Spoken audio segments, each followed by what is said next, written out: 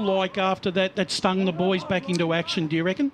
Yeah, a little bit. Last year I guess it was completely different in terms of we sort of got to about round 14 or 15 with that before we lost to Norwood. But I sort of felt that those wins we could sort of pick it apart a little bit more. I don't think the personnel was the issue at that time. Yeah, there were some guys that you would consider that are important players, but it was more just our execution of some things and ability to defend. And we've been better since that. And the boys, to their credit, they've been doing 3 nights and all the extra stuff. So it's the drive has been good from the playing group in terms of trying to succeed and go further. I know we've always spoken about the main players, but there's some young blokes that are really starting to make a name for themselves at Vermont. Jack O'Keefe, Charlie Young, James Crikers, 3 of those men are actually playing in the side today.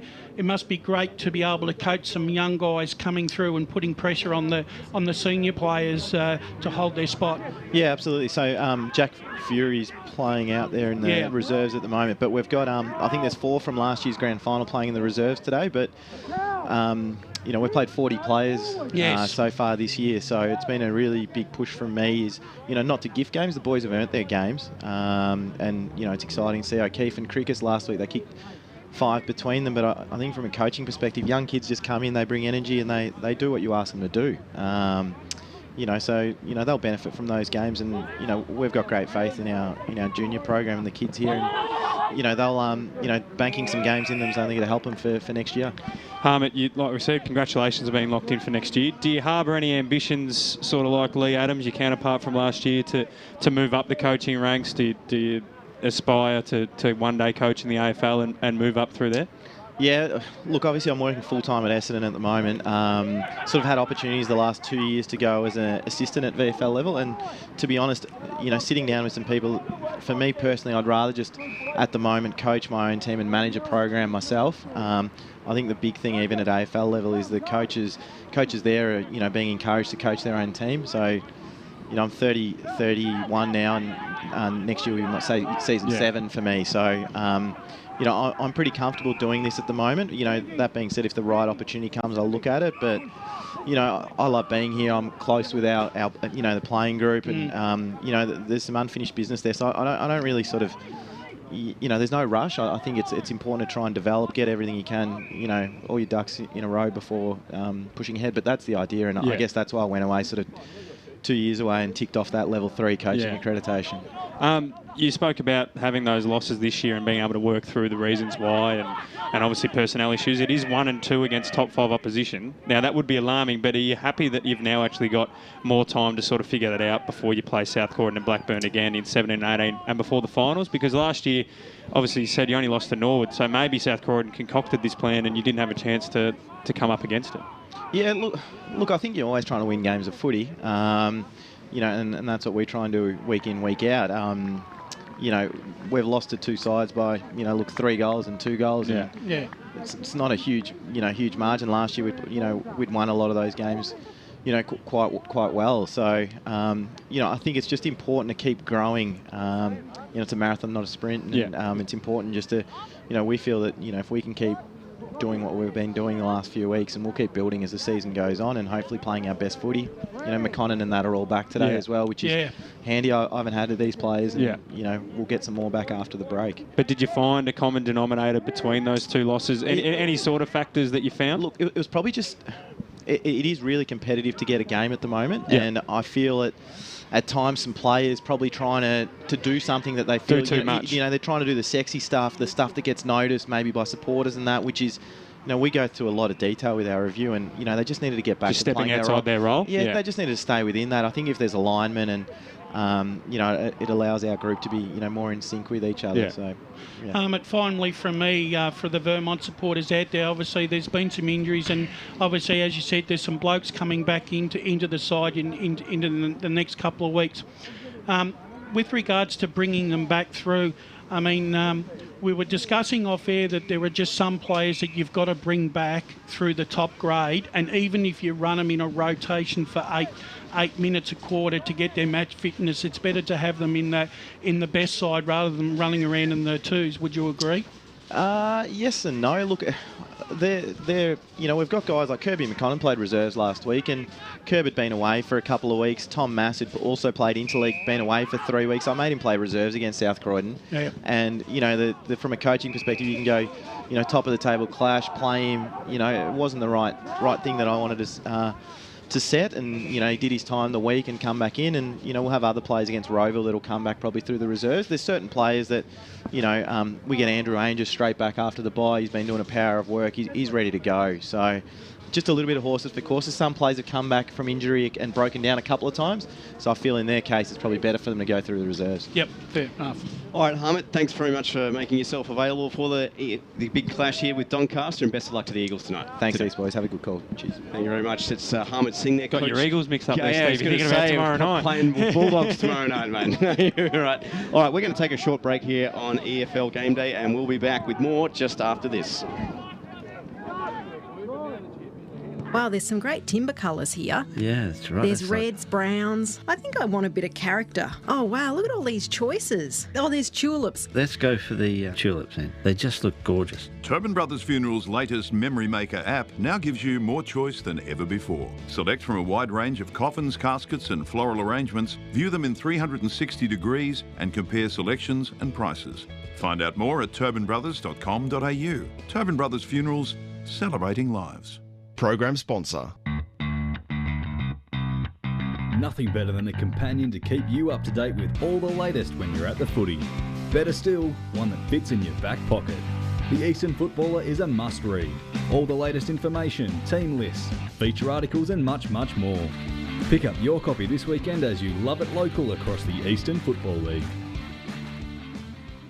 G'day, Billy Brownless here from The Footy Show. KFC Almost Footy Legends is back in 2018 and we're searching for the best highlights from local footy. Head to 9now.com.au/AFL Footy Show and upload your entry for a chance to win $35,000 cash plus a year's supply of KFC. Program sponsor. If you have ideas on how you want to be celebrated and you don't express them with others, they won't know. So you may not always get what you had in mind. Yeah. I'm just thinking for my parents. I wouldn't want to do something that they wouldn't have wanted. And I don't know if they've put these plans in place. Even simply, do they want to be buried or cremated? Yeah. Have an open and honest conversation with your loved ones and start pre-planning your funeral today. Find out more at tobinbrothers.com.au. Tobin Brothers Funerals, celebrating lives. Program sponsor. Join the Eastern Football League media team for full coverage from 1 p.m. every Saturday. The team dissect each of the 22 senior matches on the warm-up.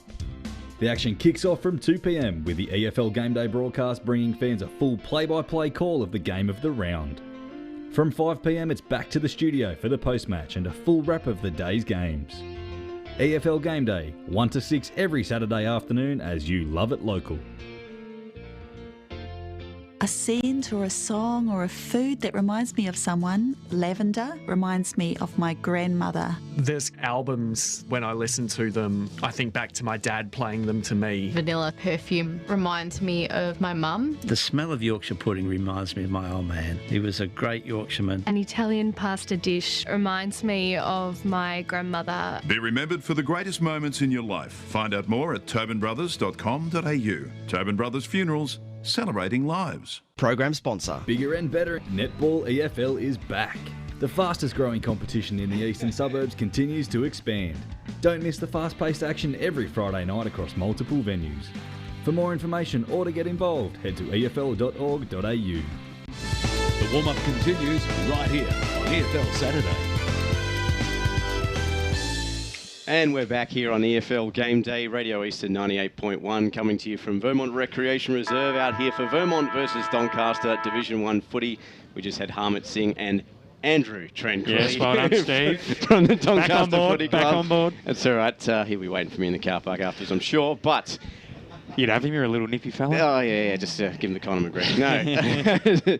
So, into more serious matters, obviously a split round in Division 1 as we progress through. Look at the rest of the EFL, starting with Norwood and South Croydon. Brash, we'll go with you first. Yeah, interesting. An interesting game set down at Mullum this afternoon. The top side coming off South Croydon coming off a narrow loss on the last kick of the day.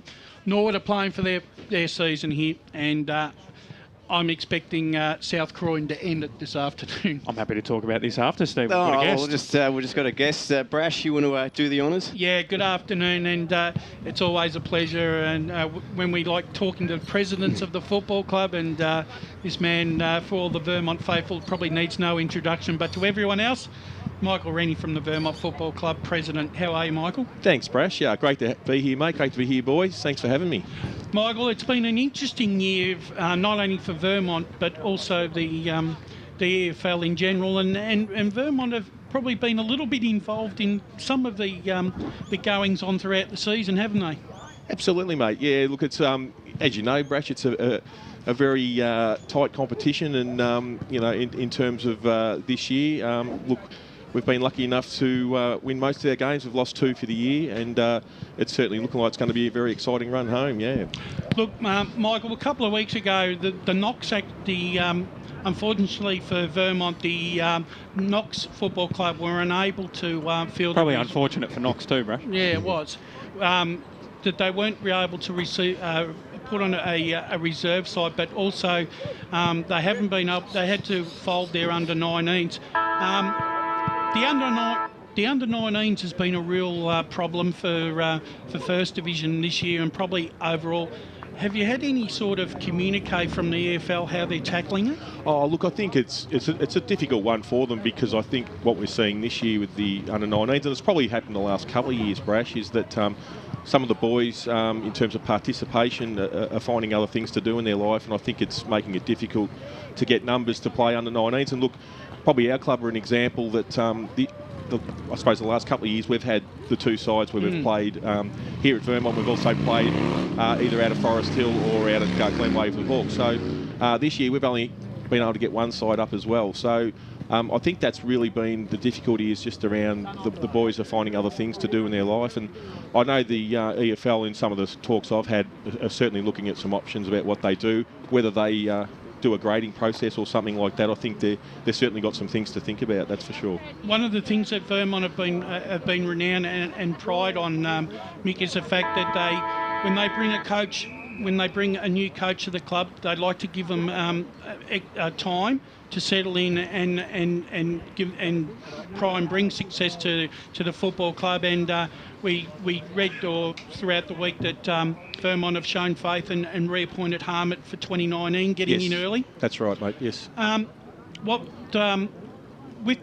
you're looking at a coach, and I know from the fact that you've got to do your due diligence, was it a fact that that you wanted to make sure that you got that most important job out of the way even before the start of next season? Oh, look, I think with that situation, I think you're always talking to your coaches just in terms of how they're going, and I know we've always pretty focused on what's happening in 2018, but you've always got to have an eye to the future, and certainly in our discussions with Harmett, there have been some talks about next year, and he came back and indicated to us that he was keen to go on, and we were certainly keen for him to keep going on as well. So it was one of those decisions. Brash wasn't too hard in the end anyway. That's good. Enlighten us, Michael, on the process that goes through there. So obviously Harmett, being the incumbent, probably has first dibs at it, and he's going quite well. Is it a matter of him going, I'm keen, and you going, yep, you're on? Or is there or do you have to go to a board of Vermont hierarchy and say, look, we want to put through a process? And yeah, look, I think, as I probably just said, that we have those discussions with the coaches, and then certainly to go through the ratification process. We do talk about it at committee level, and certainly get that ratification process done through committee anyway. Yeah. So. And then also off-field, how's the club looking? Of course, there's so much about the on-field, and we all know enough about that, but I'm sure the club's going well. You're developing relationships with the community and the junior football club as well? Look, we certainly are, and I mean, look, probably the change for us this year has certainly been the introduction of the women's footy, and we've really embraced that. Our junior club through Clint Wheeler have taken on the role of looking after the women's footy this year, but we've certainly had them involved up here at the senior club quite a lot, and that's been working really well. So we've been really pleased with how that's going. We've still got our netball team playing on a Friday night, and a couple of those girls are also playing in their women's team as well. So it's been really exciting to embrace that, and I know all football clubs are going through that now, where we're really trying to ensure that we've got that diversity with the women's football, the netball, and of course the men's football. And the culture's going well, that all those different subsections feel comfortable to come together for functions. Obviously, some functions might not be good enough for the juniors, Brash. Different functions, of course, for different strokes. But I'm assuming all of them can feel comfortable to come all to the club at one time. Absolutely, and that's what we try and do here. We've always got functions going on where it's good to have the men's and women's players up here enjoying each other's company and having a good time. That's for sure. All right, Mike, thanks for joining us here on EFL Game Day, and best of luck to the Eagles this afternoon. Thanks, boys. Enjoy your call. It should be a ripper game. It should be. Cheers. Thanks, guys. Should be indeed. All righty. So as we get set for the rest of Division 1, as we were... I'll just, as we'll continue on South with that game. Yep. I know I just said that I think South Croydon will probably end Norwich finals chances this season. But one thing I wanted to add was it's good to see Darren Stewart back in the side. He's a favourite footballer of mine from Norwood. I think he offers a lot. He can play tall. He can play in the ruck. I think his best position centre half forward, and when he plays centre half forward, that really does help Lee Williams in a big way. It takes a bit of pressure off him and allows, and probably in the fact that Darren Stewart takes one of the opposition's best backmen, that helps a little bit in the structure for Norwood. But I think South Croydon, they'll be probably stinging a little bit after getting done just on the siren last week. Yep. They're a proud club. They're going really well, and I just think that they're going just a little bit better than Norwood at this stage. Matt? South will win it. Norwood probably going to do what they did last year. I think they'll probably make their run too late to sneak into finals, which is a disappointment for their list, but it also speaks volumes about the depth of the EFL in general and the division itself. And of course, a special mention, we mentioned it during the week, but Paddy Bowden, of course, having to step aside at the end of this year due to family illness up in the NT, which is not what anyone wants to hear about anyone's family. So we wish Paddy and I think it's his old man, all the best for the future. And I'm sure the Norwood Footy Club will try to pull something out of the hat for this year, but I'm tipping South Croydon. I know I think the top 5 is done and dusted for the year. It's just going to be about swapping positions. Yeah, well, I'm going to South Croydon. I mean, last time they played 64-point win to the Bulldogs. We saw that one, didn't we? Zippy King lit them up. But moving on to North Ringwood and Blackburn. Saints coming off 4 wins in a row. Yeah. The Saints or the 4 losses in a row. Sorry, Panthers 3 in a row. They wish. I'll let you go first, Matt, on this one. Blackburn are going to have to win. Well, they're going to win this because, like I said, the 5 should be settled. But like you said, they've also got a pretty tough run home, the Panthers. They've still got South Croydon, Baldwin and Vermont to come. So they've got a pretty tough run, and in between there, they've got a match against Montrose, who are going pretty well. So their last month is pretty good, playing there, pretty hard. So they'll just try to win as many games as they can. They'll be looking... Now it's all about 5 teams battling out for double chance, so no one will take their foot off the gas. The Saints they started really well, they showed signs, but their depth in their list is probably not enough, and relying on probably guys who maybe aren't as fit as they used to be, which is just age. It's nothing against them. So the Saints probably running out of steam, so I expect the Panthers to get up here. I'm confident in Blackburn taking out North Ringwood at Quamby because they've had 3 in a row since their loss to Rowville that I was watching last month, and they've got a lot of their players back as well. They had a few out to injury that were really critical to their side. They had to bring some new guys through, but I know those guys are coming back into the side and being fed through again. The likes of Lukey Conker, Tyler Faulkner, a few others are back, and I think ready as well. So you said it, Matt. I think the 5's locked, having had a look at the ladder. It's all about the percentages, and Blackburn need the advantage on percentage. They need a healthy win today to probably try and push their way up to sort of 3rd or 4th. But I'm confident in Blackburn taking that. They've got the depth to be able to do it, and obviously Jake Hammond as well is coming off a huge run of goals. The only disadvantage is if Jake Hammond gets taken out of the game, who are they going to feed it to? They've got 3 or 4, but if they don't get the delivery, there could be a surprise there. But I still think Blackburn can take this out by a few goals. I think with Jake, I mean, if Jake's on fire, probably Blackburn win by 60, 70 points. Yep. If he's held, they probably only win by about 4 goals. Testament to what they did to East Ringwood last week when Jakey kicked 8. And Matt, I do agree with you on the Saints. The issue with them is at the start of the year when they were full of run, they had their best side on the park.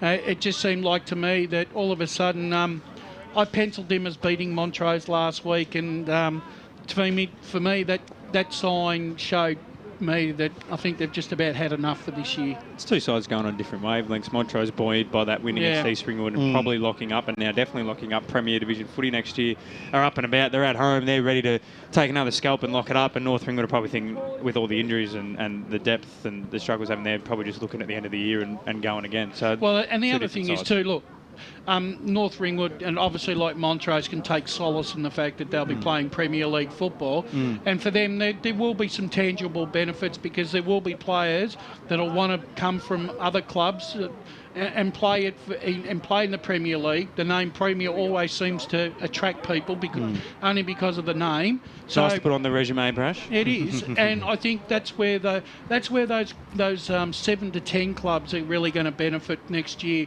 because there's going to be an influx of players, right? That's going to boost their squads. So that does it for Division 1. Split round also in Division 2 this week. Now, Bayswater and Mooralbark. Bayswater tied with Park Orchards and Wani South on 28 points. Mooralbark defeated by Mulgrave last week. They're really one of the more disappointing sides in Division 2 this year, man. Oh, yeah, Mooralbark. I think I tipped them to finish top of the ladder. So that was at the start of the year. I've been made to look a fool. During the mid-year, I changed my prediction. I still have Mitcham catching Mooralbark. Yep. I know their win against Wani South was out of the blue, but then the loss to Mulgrave is even worse. That's horrible. That was horrible. It's not. Well, first of all, well done to Mulgrave on getting that win, because they're a club who, like you said, talking about people coming to the club, it's often a club that struggles with recruitment and playing on the back oval to be behind. I think they were 6 goals down or something at half time, and they've come back and won that game, and the 41st club in the AFL this year gone down like that. But then other times they put in spirited performances like an away win against Upper Gully. So they're confusing, just as confusing as Wanturna South, who we'll talk about next. Matt, I like Jack Callanan as a footballer, right? I reckon he's a tremendous footballer. If there is a criticism with Jack, I reckon he's playing centre forward, right? And I reckon sometimes he's pushing too far down the ground to get himself into Is that a symptom of playing on a massive ground every second week? I don't know, but I think the problem being is Bayswater need him round in the forward line, and Jack's always going far and wide. It could be a sign of their midfield struggling too, because we noticed that with Nord when we've watched them and they've struggled. Lee Williams had to push right up the ground. So it's often a sign that they are missing a link man, a Tom Lynch from Adelaide sort of thing, a third marking tool that can play that role. Because Goebbels does exactly the same thing for Bowen. So when they're struggling, they'll try to influence themselves in the contest, which is a natural instinct. But in essence, it takes away from their firepower. And that's the problem when you don't have much firepower. And the thing is, because if Callanan's not up there kicking goals, and then you're relying on McInerney by himself. I mean, it's a bit of a tall order. I think Bayswater. They'll win today. They'll get away with a win today, Steve. They do that, and then they can make a dent on 5 and 6 below them in the race to the finals. Yep. So moving on, last of the split round, or second game of the split round, I should say, Lilydale and Wani South. We know which way you're going, Matt, for 11 and 2. Lilydale. Wani South, for mine, I tipped them to make the 4. A little bit disappointing this year, in my opinion. They've been hot and cold. I reckon 3 times this year I've written them off, and due to the luck of the draw, or Croydon's probably resurgence has probably helped them as well, because they've knocked over Park Orchards and Bayswater in consecutive weeks, and now all of a sudden they're equal on points. You wouldn't want to play them because of the list they've got and the recruits they made. I expect Lilydale to win, but you never know with Wani South. They could come out and win this game and then go to a Mooralbark and get hammered. So they're a bit like Bayswater, but I think it's not the cattle, it's just the intensity of how they perform, and if they can actually put a run together in this back half of the year, they should make the 4. Really, on list strength, they should make the 4. I still think Park Orchards will. But I think Lilydale will win, as we all know. But Wani South on any day could beat anyone. Yeah, that's probably the way I look at it. They're very much Jekyll and Hyde, and we've spoken to Jess Sinclair throughout the year, and there probably hasn't been a week, gentlemen, that he said they've ever had their best side on the park, and that some of the important guys that were out of that side were the young, up-and-coming blokes that can run them through the lines, and and obviously with getting continuity back into guys that have missed lots of football, that's probably where Wanturna South is at the moment.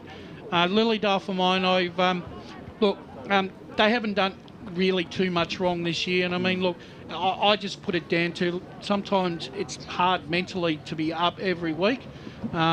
and I think they got jumped a little bit last week and probably just found it a little bit of a bridge too far to get back in the competition. Depth's been tested recently, and they go straight to the 19s. Their reserves aren't very strong. So that will be good in the long run, because I think, Trent Elliott, I think, debuted last week for them straight to the 19s. So in the long run, that'll be good. But short term, if they were to get ravaged by injuries, that could really affect them. But yeah, like you said, Brush, sometimes you just have a blip. And Park Orchards, on the other hand, were raring to go after a bad slump. Yeah, that's a problem. You cop them some sides on a 2-game losing streak who just all of a sudden are desperate to get a position or try and maintain their position, and then you just get jumped. And if you're just off that 5%, or you're out, you lose a quarter. You can't get back into it. I don't think it'll worry them too much. No, I think it'll be a close game though. I think the Dales probably get home by 3 goals, Matt.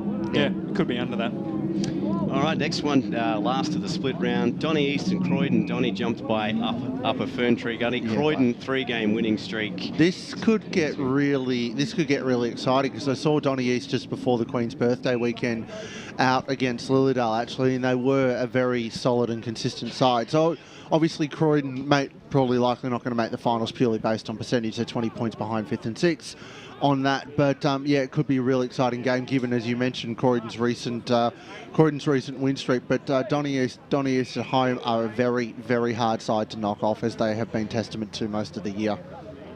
Yeah, look, Croydon, I reckon we saw the re-emergence of the Croydon Football Club last week. Some of the young guys that they've introduced into the club this year has really reinvigorated the not only the group but the club.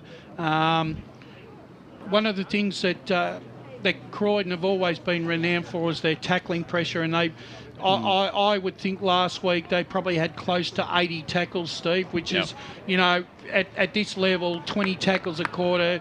There's no reason why you when you're doing that, working that hard, you should win a game, and that's exactly what they did. Mentally, they got themselves back into the contest, and I reckon it's always good when you're 4 or 5 goals down and you've got to get back in the contest. They did it within the first 12 minutes of the second quarter, but then and then they went on with it. They didn't go back in their shells and say, "Oh no, we've just done enough to keep with them." Croydon are playing with freedom, Brush, because basically they're in the ultimate sort of no-win. Well, they're in. I'm trying to think of the word, but they can't lose at the moment, really. Like, obviously they can lose, but for their supporters in the club, they've steered off the possible relegation with ease. They've now knocked off 2 sides that are fighting for top 4. At the moment, from now on, everything's a bonus, and they can play whoever they want. They can play however they want, because no one's going to care, because they've done what they were supposed to do. And at the moment, they've got Donny East now, Upper Gully in the last round, but in between that, they've got Mulgrave, Mooroolbark and Warney South. You could easily say them winning 3, maybe 4 of those games. And all of a sudden, they do make finals, but for them, they're going to play with that freedom. Like you said, they didn't take their foot off the gas in that second quarter and onwards, because it didn't matter if they lost. Some teams often get in front, and then they just sort of, it's like, oh, that was such a big effort. Now let's tighten up and make sure we don't lose, defend. But they were like, well, who cares? We'll just keep doing it. And they've got that freedom, and that's the most dangerous team to come up against when you're trying to make the finals, like Warney South will in a couple of weeks, because they'll be playing with this nervous, we've got to win, and Croydon will go, we don't care. And Doncaster East for mine, look, I think they'll win. I think they will win today. Sorry, disclaimer. I think Doncaster East will win. I just think that, it was a real Dow struggle against 2 top 4 sides last week, and Upper got over the line. Obviously, I thought that Doncaster East had the better scoring, goal-kicking prowess than what Upper have, but Upper Ferntree Gully have proven that they've got the ability to shut down any attack when they need to, Steve. All right, so moving on to Division 3, only division with a full set of fixtures. Might have to fly through these. Yeah. Now, Waverley Blues and Scoresby. Scoresby can't seem to put a foot wrong. Waverley Blues jumped by the Dockers last week. Scoresby will win this. Their side, their forward line is very good. After Scoresby jumped Heathmont just after the Queen's birthday weekend, I was there by 3 goals. You knew they had something special brewing all year, but you knew that was probably the moment where they really stamped something. It's a massive ground out there at Waverley, but Scoresby should take the chocolates here quite easily. Yeah, look, they're very much a blue collar team. Scoresby, no airs or graces. They all go out there and do the job that's been assigned to them by Scotty Goldsworthy. And look, they've proven that when they put a side away, they're doing it in the first half. Yep. And I think Waverley Blues, they kicked 28 goals one week and then 4 goals the next. I find it hard to read the form lines on that side, and I'm going for the more side that shows the more consistency, and that's Scoresby. All right, on to the next one. For mine, the game of the round, the Jets and the Hawks, Heathmont and Baronia, third place, fourth. Absolutely game of the round, this one. I think Heathmont, I'm bullish on Heathmont. I think when they get their we saw them a couple of weeks ago out at Ringwood Brash, and they've still got so many injuries, but they played pretty good footy. They got overrun. Baronia, I've seen them twice now live, and I just don't see it. I don't think they're fit enough. I think Heathmont, if they've got their running boots on today, they will absolutely tear Baronia apart on the outside. Look, and no doubt Baronia will win this game because I'm not watching Brush. But I just don't see. I think their midfielders aren't fit enough. They're all carrying a little bit. And that's no fault. Like, that can just be their body types and stuff like that. But Heathmont, on the other hand, are young. They're full of legs. If they're starting to get players back, they'll win this game. And I saw them against Scoresby as well when Scoresby took them out. They do have a very good side, and it's out at Heathmont's ground. So I do think it's going to be a very, very good game. But yeah, Heathmont should take that, and wouldn't be surprising if they take it out and gain a wide margin in the second half. I don't think I'm tipping Baronia, but not with the greatest confidence that I probably would have had in a few weeks ago. The only reason why I'm giving them the edge is the fact that Heathmont are coming off the bye, and Baronia had that game last week.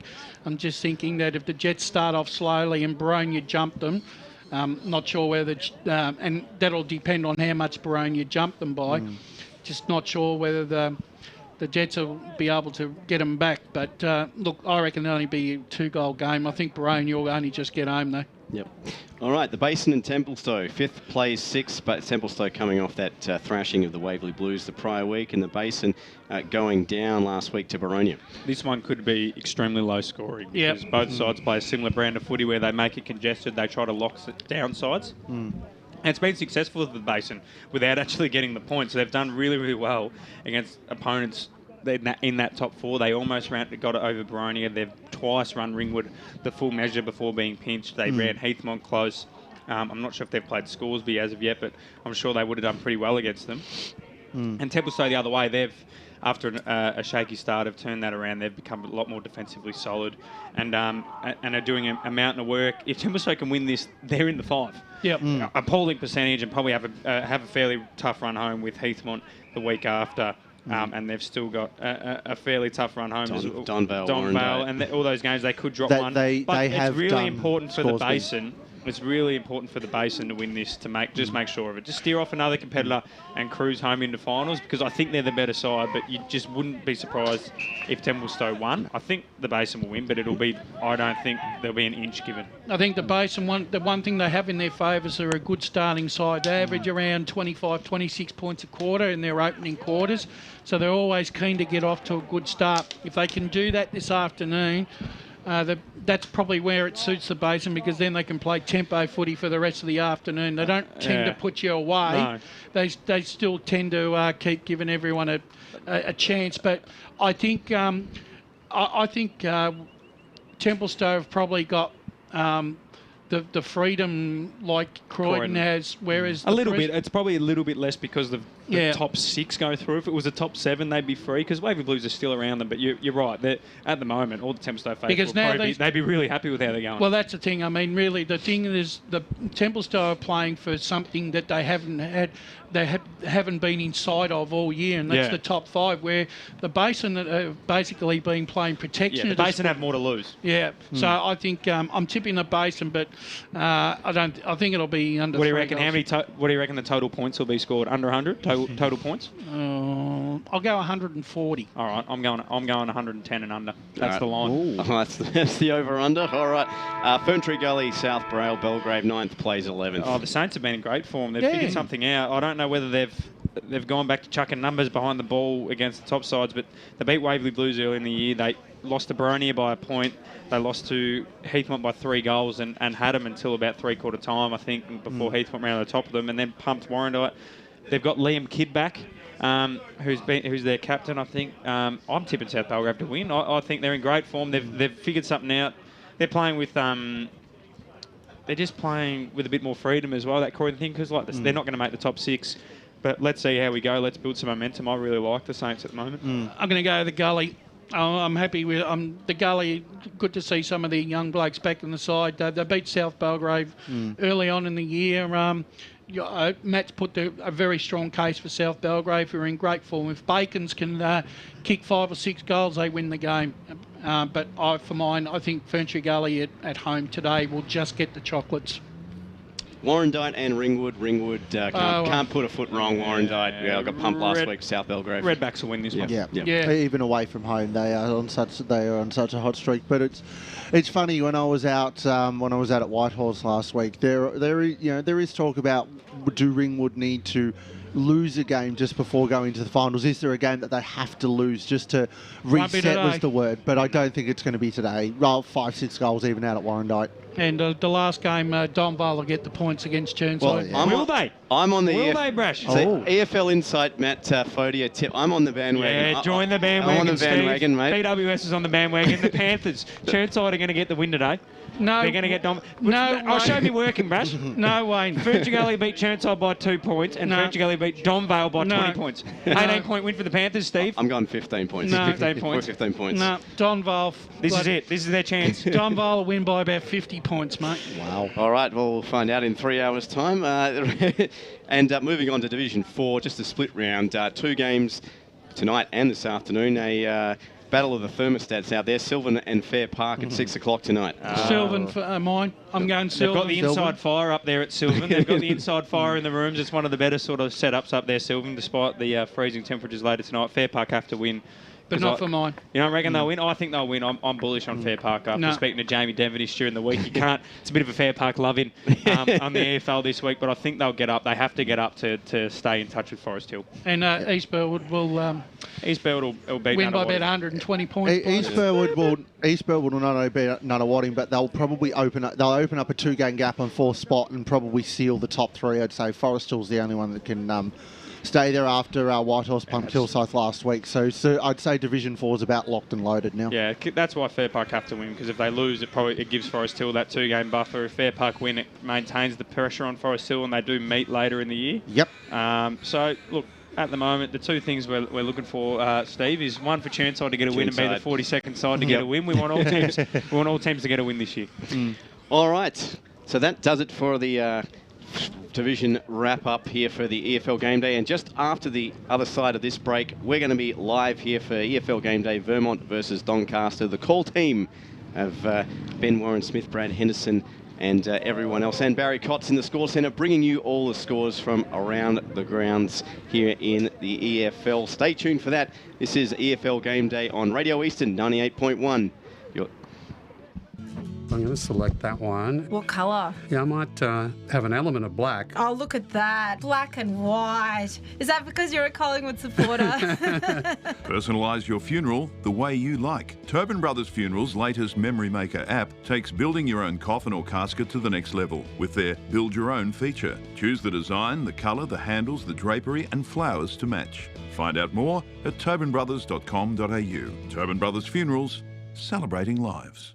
Program sponsor. For the best EFL rap on radio, don't miss EFL Sunday. From 10 till 12 every Sunday morning, the EFL media team bring you all the final scores, goal kickers, best players and ladders, following a big round of EFL footy. The gang talk to the biggest names from across the league each and every week.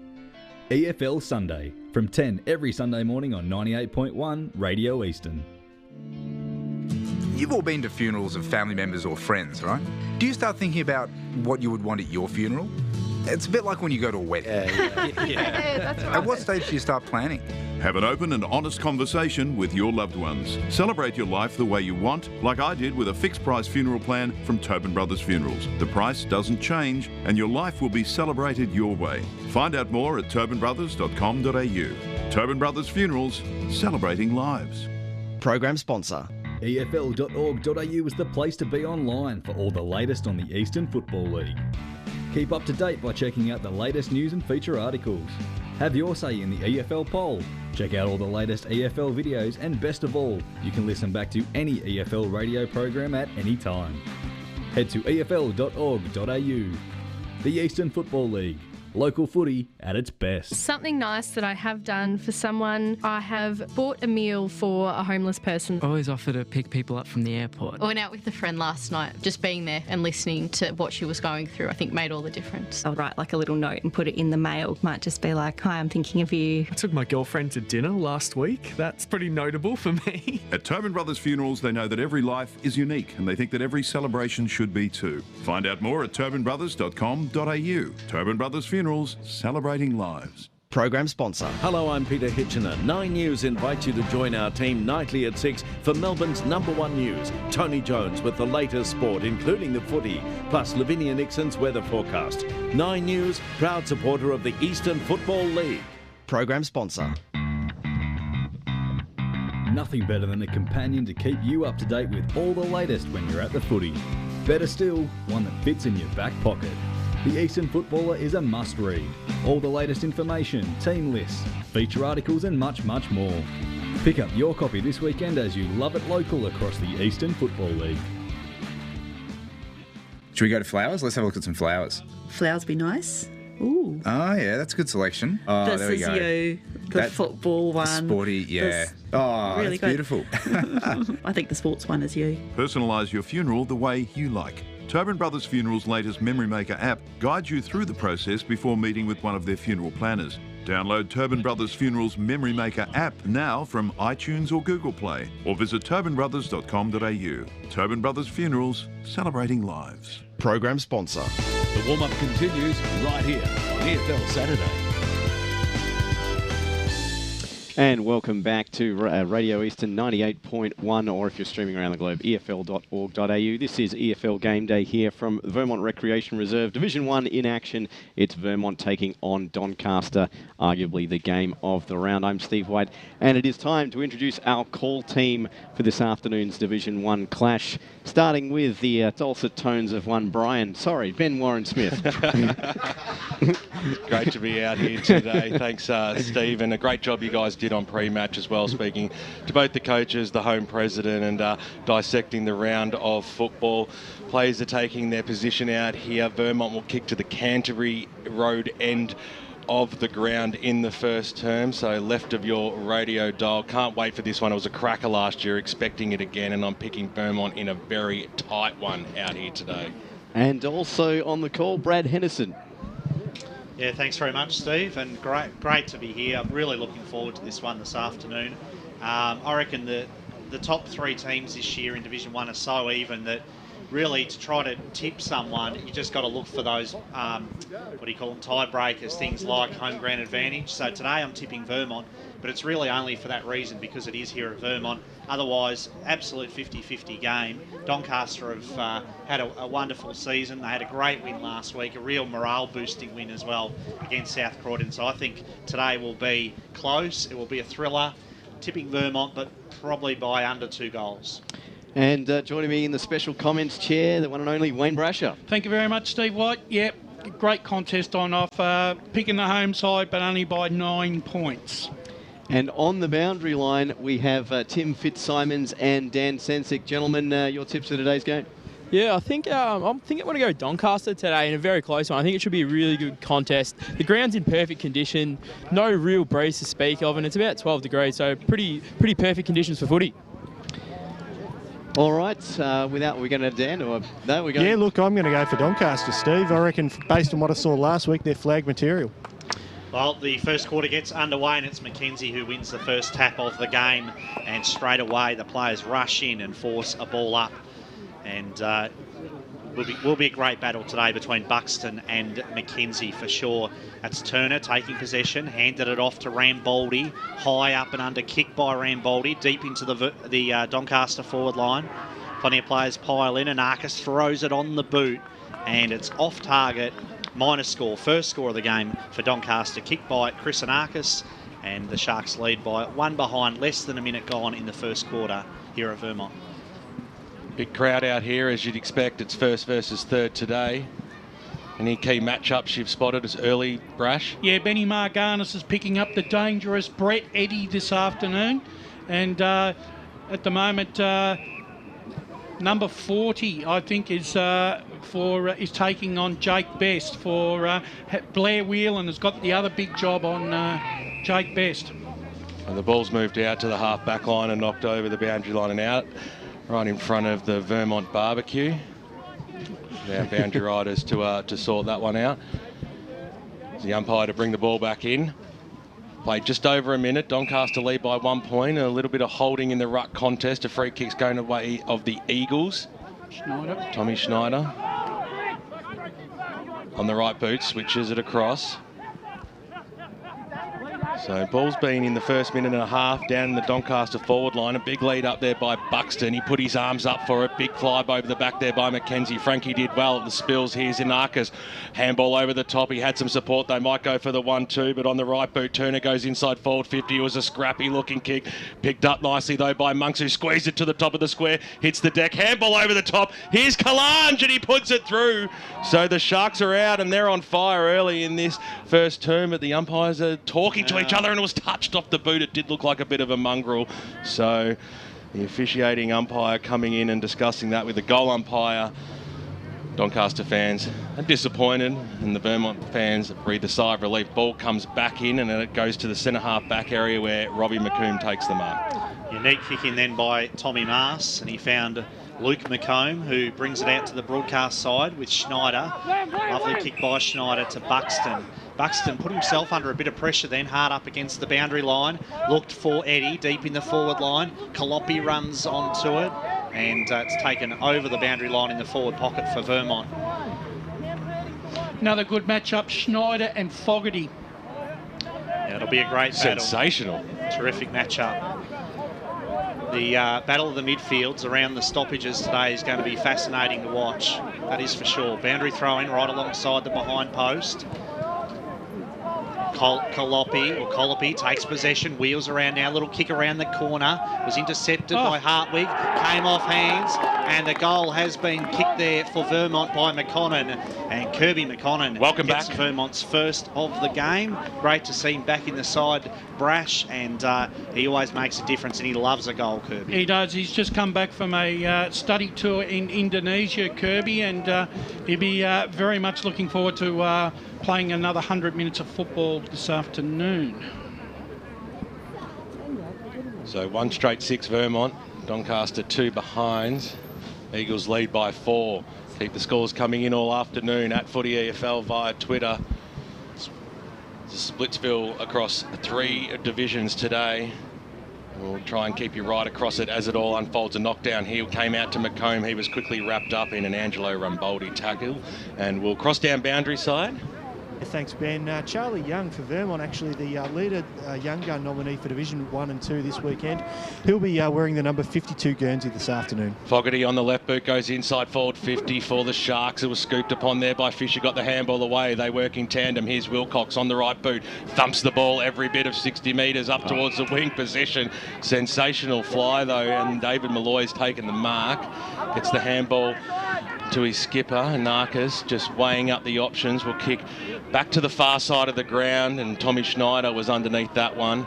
Had big Frankie McKenzie lingering over the top, but took the mark, just poked it up in the end. That wasn't too great. Greenwood got the handball back. Now it's Wadley. They're going backwards to go forward here, the Eagles. They'll want the switch here. Wilcox does so. Switches it across to Mars. It needs to sit up for him. It does that. This way, that way. Little handball back. They've still got the numbers. They just need to hit a target, and they've coughed it up. It's gone straight down the throat of Todd Vanderhaar for Doncaster, and they'll look to reload from half-back. They will indeed. Vanderhaar measures his kick. It was a good pass. He found McKenzie, who dished off the handball to Finnan. Finnan, under pressure, gets his kick in, right to the goal square. They compete. Alessi runs onto it. Can he keep it in play? Breaks the tackle of Staples. Got the little handball to Monks, then on to Coleman. Nice. Coleman had his kick smothered initially, but he went in again and he kicks the goal. Great goal there for Nick Coleman for Doncaster, and the Sharks lead now by 2 points. That was all great work there by Marcus Alessi. Kept it alive, broke 2 tackles, found the open man, and straight through the middle it goes. Spot on. So the Bendigo Bank scoreboard. Well, it's certainly entertaining early in the piece, 5.5 minutes. Doncaster have had 3 scoring shots, Vermont just the 1. The Sharks lead by 2 points. Ball coming back into the middle now. So we'll have a restart by Dan Beard, the best in the business. Little leg came up there, free kick given away, that time by Buxton. Advantage paid, goes inside forward 50, but it's been cut off there by Wilcox, who's had a bit of the football early, got the short pass on. Greenwood takes the mark, still in that defensive zone for Vermont. Look to go out to the wing position. The lead came out from Kalopi, but it was a scrappy one, so it was nicely done there by Vanderhaar. Got it away to Schimmelbusch, who got it to Anarkas. Snaps around the body, Anarkas, can he curl it through? It had too much curl in the end and just went through for 1 behind. That's their 3rd on the Bendigo Bank scoreboard. The Sharks, they lead by 3 points, 1-3-9. Vermont 1 straight 6. Alex Greenwood dodged the bullet there because his kicking and decision-making was very sloppy coming out of that half-back line. Vanderhaar read that really well. Howard brings the ball back in to half-back. Short passes on to Purdy. Purdy's handball was effective. This is a good chain of handballs by the Eagles. Up towards Eddie now, traps the ball. Forced onto his left foot, fires at the goals, but he's put it out of bounds on the full. So free kick will go to the Sharks in the back pocket with Todd Vanderhaar. First real opportunity for Brett Eddy in this game so far, but wasn't able to make good of it. Short pass to Hartwig, back into the Doncaster team this week. Hartwig's kick to half-back. Monks was the target, and it was fisted to the boundary line right in front of the scoreboard here at Vermont Reserve, which shows Doncaster leading by 3 points. 1 goal, 3. Vermont 1 goal so far. Boundary throw in. No one really got a hand to that throw in, and it was a strong tackle applied then. Another ball up. So Buxton looks like he'll go up against maybe Schimmelbusch here this time in the ruck. Fisted away. No one really able to get a clean possession. McComb shot it out in the direction of Schneider, but there was plenty of Sharks there to intercept. Handball came away from Pascoe. Strong tackle applied. Malloy came in hard. And Buxton there with a very strong tackle on Fogarty. And he was going nowhere, so another ball up. First time in the game that it's really been quite congested. It was a pretty open sort of start to the game for the first 6 minutes or so. At the moment, it's a hotly contested footy. No one can get a clean possession, and again the umpire comes in and says, I'll ball it up. Well, this will be suiting Doncaster at the moment. Vermont like to run and gun and get that outside run going. They're not getting that at the moment. Tapped down nicely then by Conway, got it to Anarkas, then on to Hall. Finishes up with Saville. Saville's low searing kick just missed his teammate then and carries over the boundary line for another throw-in. Anarkas is getting plenty of touches early, Steve. Yep. Vermont need to tighten up. You think I'm putting a tagger on him soon? Coleman will go up against Wilcox. Coleman had the front spot knocked down nicely. Rode by Marn on the right boot. I think he's put that through. That's a goal at a contender, if ever I've seen one. 2 on the board now to the Doncaster Football Club, and they stretch their lead out to 9 points, 9.5 minutes into the first term. Just a beautiful read there off the ruck by Marn, and just at an angle, easy as you like. And Doncaster jumping out. Telling statistic, inside 50s, 7-2 in favour of Doncaster at this stage of the game. Yeah, their set plays are a lot better at the moment, Doncaster. They really are maximising their inside 50s.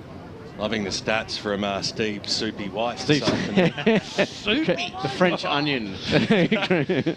Big fly that time by Conway. Came straight into the arms of Schneider. Got it away. Buxton on the left boot. Kicked it around the body up towards the half-forward line. Bounced wrongly away from Best. And now it'll be Whelan from the Sharks just to wind around and get it out of that danger zone. Kicked it into the middle. Using his body well. There was Anarkas on McComb. Ball spills out. Anarkas goes after it again. He's brought to ground and will have a bounce just outside the centre square here. Far side of Vermont Recreation Reserve, 98.1 Radio Eastern all afternoon and streaming live around the globe, efl.org.au. Congested footy, but who else but Chris Anarkas just to barge his way through and earn himself a free kick and another chance for Doncaster to go forward.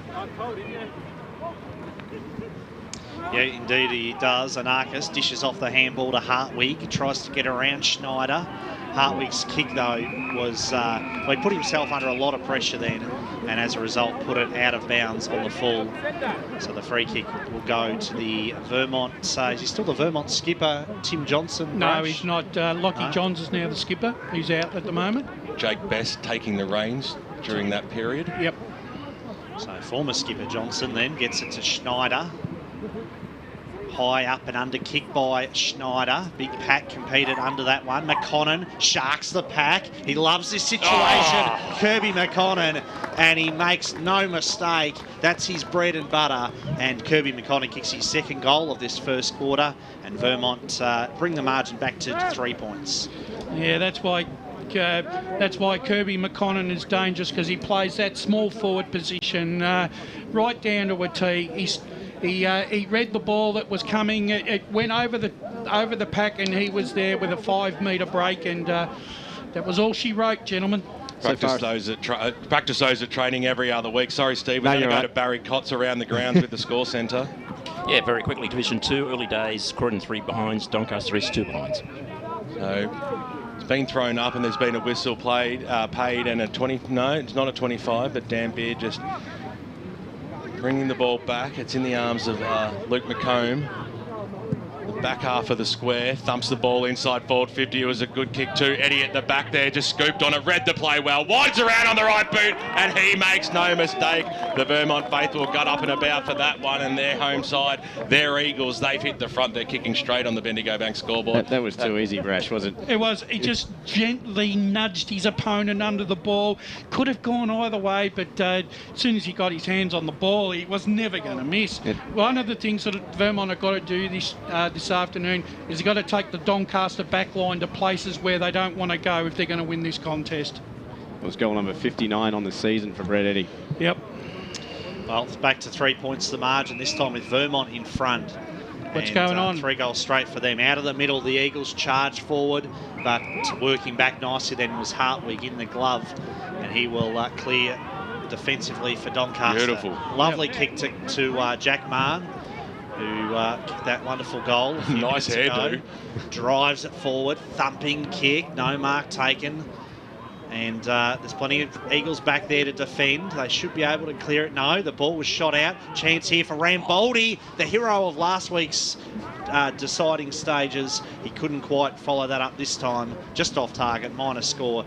Doncaster 2-4-16. Vermont 3 goals. Let's cross down to the boundary with Tim Fitzsimons. It's Dan here, Brad. Marcus Alessi's just come onto the ground for Doncaster. He kicked 3 goals last week for the Sharks in a crucial win for the club. I think it looks like Tim Johnson might be manning him up in defence. Well, the kick went towards the Buxton area, and Boldy was there. Schneider had him quickly wrapped up, and we'll have a bounce 70 metres out from the Doncaster scoreline, trailing by 2 points. 14 minutes tick over. Footy AFL all afternoon. Matt Fodia working feverishly on social media, and Barry Cotts around the grounds. We're keeping you up to date. There's no doubt about that. Well, let's cross to Barry. He's got some scores coming through. Yep, Division 3, early days again. Chirnside Park, 2 behinds, 2 points. Donvale, no score. Well, Matty Fodia's Panthers are looking pretty good at this moment in time. It'll be short-lived. To bring the ball back in, around centre half forward here for the Sharks. Comes out, and Narca's had enough curl on it to keep the ball alive. It was a 2-on-1 situation. Nicely fisted over by Joey Fisher for the Eagles, and over she goes for a boundary throw in, 35 metres out from the Doncaster goals. 6 scoring shots to 3, but the 3 scoring shots are leading because they're kicking straight the Eagles. They lead by 2 points. Umpire to bring it back in. Wilcox will go up in the ruck this time against Monks. Went over all players. Little handball, look away handball, in fact, came out, but Kalan scooped on it on the right boot. Kicks it right towards the top of the goal square, where Alessi might have been held there. Free kick to Charlie Young, I reckon. Or even went the other way. We can see it on the replay here, but you can tell what colour undies Brush is wearing this afternoon. Oh, well, it's there. It's right in front of you. Have a look. on the right boot now. The kick goes out towards the half back line. Free kick. That'll be a free kick to Doncaster as well. It's okay, Brush. You don't have to make good on the situation. Doncaster. Kick goes inside forward 50 now, and there's another free kick there. It's all happening. Clash of heads, I think, there. Yeah, there certainly was. Picking himself up pretty gingerly was Fisher, and I think he might be the recipient of this free kick. No, Joey's made of strong stuff, mate. He'll be right. No, Vermont again just trying to hit a target. And they do so now on the right foot. Kalopi goes out wide. It was a good stretch out there for Jack O'Keefe, who took it just inside the paint. He's going to switch it back. Sam Wadley, now they'll go back again. So back to the top of the goal square here, Vermont. They're looking for the switch. Kick goes out. Wilcox is still inside the arc here, so they've made no ground in the last 4 possessions. Smart kick, though, to Carey, who was out in front, takes it on the second bite. Yeah, Lachlan Carey, former Magpie from Scoresby, brings the ball up towards the wing. Big push out then by Mackenzie, and the free kick will go to Buxton. So Liam Buxton swings onto that left foot, drives it forward. Plenty of holding on then in the contest between the two number 7s, McGarnis and Eddie, and the free kick will go, as it often does in that situation, to the defender, and Ben McGarnis lays it off for Sia Cavallis, who's a beautiful user of the footy, rarely wastes a kick, and he finds his teammate there in Turner. Josh Turner just pokes it very short. Kick out towards the wing, Rambaldi the target. Wadley did well in opposition. Good contest. Dishes the handball along the ground to McCafferty. Sia Cavallis did really well to Anarchis, hard up against the boundary line. Anarchis bounced the kick to the wing position where Finnan was the target. Little handball was shot underground there to Mackenzie. Mackenzie cast in the role of a rover briefly. Greenwood's handball was intercepted by Anarchis. He's on fire. Anarchis, a kick, a lovely pass to Alessi. And Marcus Alessi, too far out from goal still. He'll hug the boundary with the kick. No mark taken. Nice work there by Wilcox. Didn't panic, gave off the handball. High up and under kick to Purdy, and Cam Purdy safely holds the mark. And Vermont will, they dodged a bullet then and they'll steady once more. The kick will go up towards the Eddie direction. He had 2 players to beat. Benny McGarnis over the back. He created the spoil. Came in James C. Cavallis. Out wide now they go the Sharks. I'll just want to slow this down a touch. And it'll be Doncaster. Fife. Through Fife in the number 13 Guernsey this afternoon, up towards the half-forward line. I'm loving how players are paddling it forward. They're trying to keep the ball alive, diving on it. Jackie Mann, who kicked a perler already in this term, sits on it and will have a bounce 55 metres out from goal. Let's go down boundary side to Tim Fitzsimons. Yeah, Tom Mass for Vermont came off looking a bit worse for wear. He was in that contest there with Joe Fisher. He looked to be nursing his lower right shin, so it might be a bit of a lower leg injury, but we'll see how he pulls up. Well, the kick's gone from the stoppage to the top of the goal square where Alessi was in position A, and he's taken the mark. Yeah, it looks like a goal coming up here for Doncaster. So Marcus Alessi. It was a good kick to position there too. Fancy boots, and he's certainly been presenting in this first term as well. We're crossing the 19-minute mark. I better get my sunglasses out, I reckon. Drop punt, go for a goal, makes no mistake. So on the Bendigo Bank scoreboard, they regain the lead, the Doncaster Football Club, on the eve of time on EFL game day in the first term. 3-4-22 to 3 straight 18. Let's go around the grounds with Barry Cotts on the score centre. Division 2, Croydon 2-3-15 to Doncaster is 2 behind 2 points. And Lilydale 1 behind to 1 Turner South. No score at this stage. Inside 50s 11-4 in favour of Doncaster. Tackles Vermont 13-10. Well, back in the middle, 4-point lead for Doncaster after that last goal by Marcus Alessi. High up and under kick looking for Kalange, but was fisted away from him.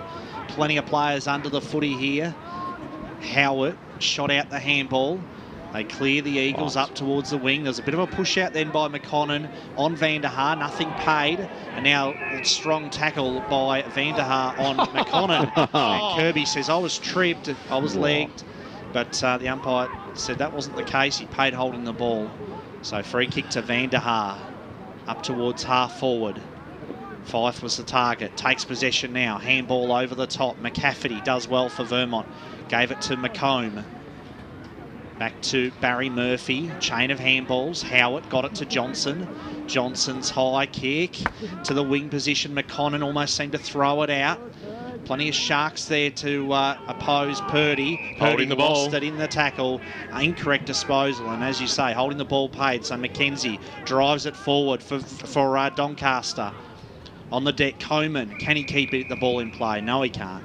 over the boundary line, and a frenetic passage of play sees the score still remain, though, with Doncaster leading by 4 points. Loves to fly in the contest, doesn't he? The big man Nick Coman for the Sharks. Goes up in the ruck that time, but in the front spot there was Purdy. He got the knockdown. It's pretty close to the boundary line here. Another free kick has been paid. Not afraid of using the whistle this afternoon. 9-7 in favour of Doncaster free kicks. There you go. It's 16 free kicks paid in the first 20 minutes of football, which is definitely quite high. It's high intensity though. McCafferty takes the mark down low, switches it out. Howard will use the left boot as always. Goes out to Wilcox, had a bit of the football, kicks it up towards the wing position. The big fly is going to come from O'Keefe over the back. It was knocked away from him at the fall. The ball, Kalange was there. O'Keefe went after it again and gave him a nice little hip and shoulder over the boundary line. And our true centre wing position, or just forward for Vermont out here at Vermont Recreation Reserve. We hope you're enjoying the broadcast. We're certainly enjoying calling this opening term. It's the Sharks leading by 4 points as the umpire brings it back into play now. Nice knockdown that time there by Purdy, who didn't have the height advantage on Mackenzie. Hands and knees. Players hit the deck, and we'll have a bounce. Let's go down to Dan Sensick, boundary side. Yeah, guys, one of the officiating umpires today, Tim Phillips, I don't know if you saw it, but a video of him went viral during the week of him taking quite a tumble into a stoppage in last week's game. So let's hope he can keep his feet today. Thanks very much, Dan. We'll just hear from Barry Cotts quickly at the school centre. Yeah, it's Division 3, the Basin 117 to Templestowe, 1 behind 1 point. And Donvale 117 to Churnside Park, 4 behind 4 points. Thanks very much there to Barry Cotts. Schimmelbusch takes possession. He's well tackled by Purdy, and it will be a ball up, Brash.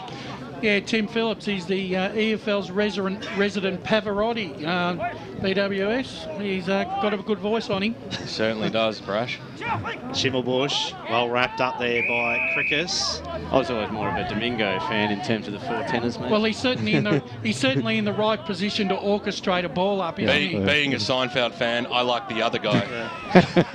Mackenzie. Maestro.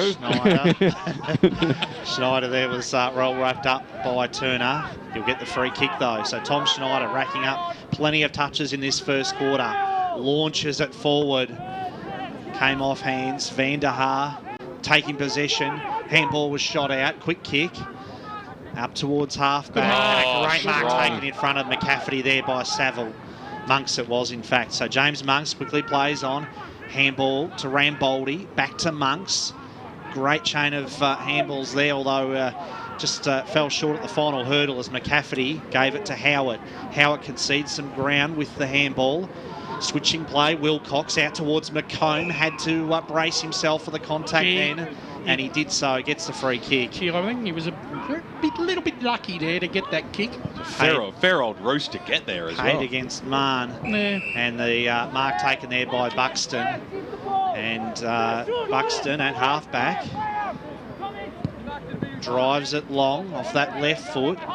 To no one in particular. It was a poorly directed kick, and Ramboldi was back there to safely pouch the mark and clear once again for Doncaster. So Ange goes in towards the middle of the ground, and they might have a bit of a run on here because Marn spotted out a teammate out wide, and now the Sharks are off. Going back in towards the middle of the ground. Here's Hall on the right boot, switches it, kicks it to the top of the goal square. Coman's there, who's going to be front and centre. Nicely done there by Staples, back in the side, got it back. Mast shrugged the tackle, got the handball away to Buxton. That was good play. A linking handball by him, and they move it out wide. Here's McComb on the right boot. He'll poke it over the top, looking for Purdy, who plucked it in magnificently with the one hand. Almost thought he was off there, but he'll go back. Realised probably Chris Anakis was on the mark, and he wasn't going to take Anna's boy on as he drives the ball up towards the wing position now. There's a big pack 2-on-2 situation there. Hartwig got the knockdown and eventually comes out. Saville intercepted the handball. They're very desperate here. Nicely done there by Wadley. Handball over the top. It was picked up though by Malloy. He got dispossessed, and then a bit of holding has been paid, and you can hear the Vermont brethren filthy. And a free kick will go the way of David Malloy, just inside the defensive arc here.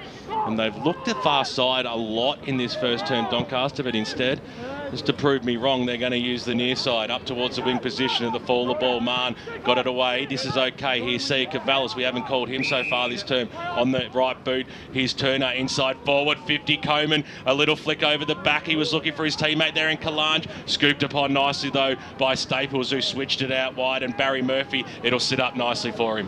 Does indeed. He's got a bit of room to move. Xavier Barry Murphy. High kick up towards the wing. Bounces into open space. It's all Doncaster through Ramboldi. Off a step, Ramboldi's kick. Coleman got a fist to it. Kalange there working hard. Hasn't really been able to exert an influence on the game so far, Jake Kalange, even though he's been involved a lot. Let's go to Barry Cotts around the grounds with the score centre. Division 2 at Bayswater, 2 goals straight, 12 leading Middlebark, 1 goal straight, 6. Boundary throw in. Buxton against Coleman. Coleman was sharked nicely then by McComb. Luke McComb's kick hugging the boundary and taken over the line then by Hartwig. I think Vermont have used a hell of a lot of real estate in this first quarter, but they're really not getting enough value for their time in possession. Well, they've been good once they've got it inside 53 straight goals, so they haven't been wasteful in that regard. Purdy makes a great mark. That's a good mark. He took a good one a couple of minutes ago, and he's topped it then with that one. He's taken 3 good grabs in this quarter, Cam Purdy. We know from his days when he was at East Ringwood, Brash, that he can certainly kick a goal or two. Very handy forward when he does play forward. Last one-hander was in the right hand, this one in the left hand.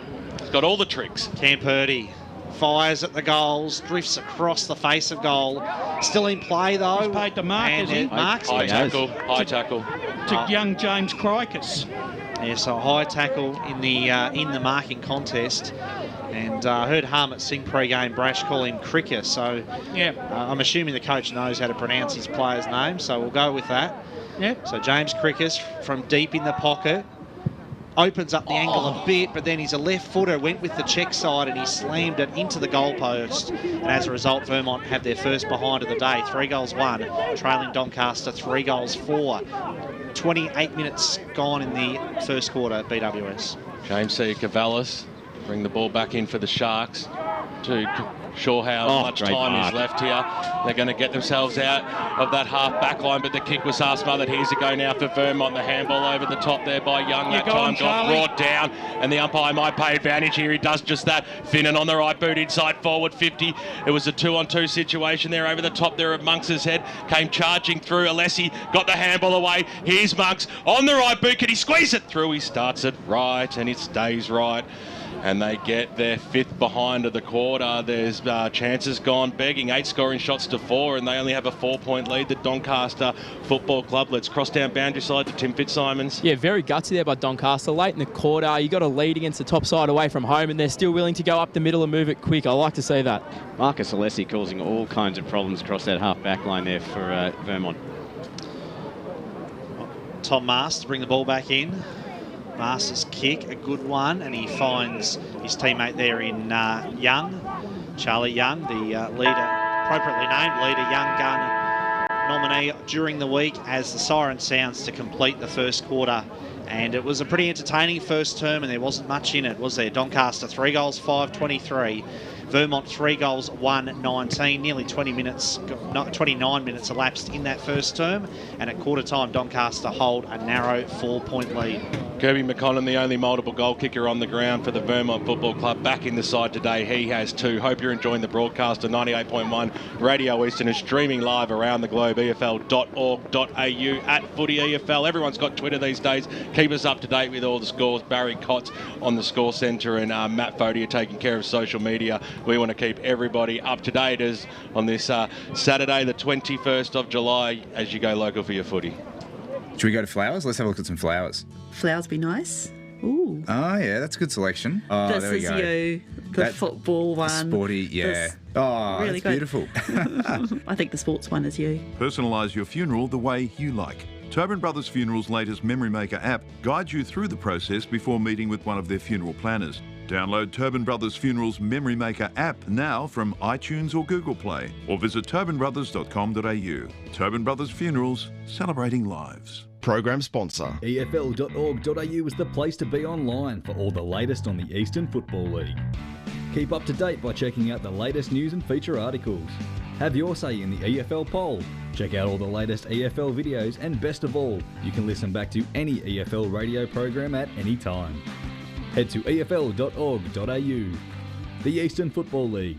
Local footy at its best. The only thing I would think about is who I'd be buried next to. I mean, that would matter to me. Well, that's pre-planning because you'll need to get the plots next to each other. Yeah, that's true. They're good conversations to have, aren't they? Because they give you a reference point if you've had no clear instruction or conversation. Have an open and honest conversation. Celebrate your life the way you want, like I did, with a fixed price funeral plan from Tobin Brothers Funerals. The price doesn't change and your life will be celebrated your way. Find out more at tobinbrothers.com.au. Tobin Brothers Funerals, celebrating lives. Program sponsor. Go live and local every Saturday for EFL Game Day. Can he bring the house down, Robbie? They go charging into Division 2. Stutter step, now sends it on its way. This one's going to go long. And straight through, Jeff. Pass. Gee, that was poetry in motion, to use the cliche. Braden Cross, come at the moment, come at the man. EFL Game Day, 1 through to 6 Saturdays on 98.1 Radio Eastern. I'd like to take this opportunity to thank Mum for everything she's done. My brother's been having a pretty rough time. I'd like to reassure him that it'll be okay. I'm sorry that it ended up badly and we didn't remain friends. I was pretty tough on my brother when he was younger, and I'd like to apologise to you now, mate. It's never too late to apologise, forgive, or say something you've always wanted to say to someone. So reach out and tell a loved one what they mean to you. Visit tobinbrothers.com.au. Tobin Brothers Funerals, celebrating lives. Program sponsor. Bigger and better, Netball EFL is back. The fastest growing competition in the eastern suburbs continues to expand. Don't miss the fast-paced action every Friday night across multiple venues. For more information or to get involved, head to efl.org.au. Hello, I'm Peter Hitchener. 9 News invites you to join our team nightly at 6 for Melbourne's #1 news. Tony Jones with the latest sport, including the footy, plus Lavinia Nixon's weather forecast. 9 News, proud supporter of the Eastern Football League. Program sponsor. efl.org.au is the place to be online for all the latest on the Eastern Football League. Keep up to date by checking out the latest news and feature articles. Have your say in the EFL poll. Check out all the latest EFL videos, and best of all, you can listen back to any EFL radio program at any time. Head to efl.org.au. The Eastern Football League.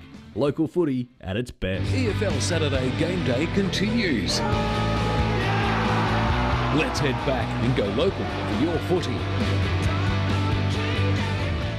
And welcome back to EFL Game Day here at Vermont Recreation Reserve, where it is the Sharks, Doncaster 3-5-23, leading Vermont 3-1-19. Let's go to Barry Cotts in the Score Centre, Barry. Yes, let's check some scores of other games in other divisions this afternoon, and let's turn our attention to Division 2, some scores filtering through.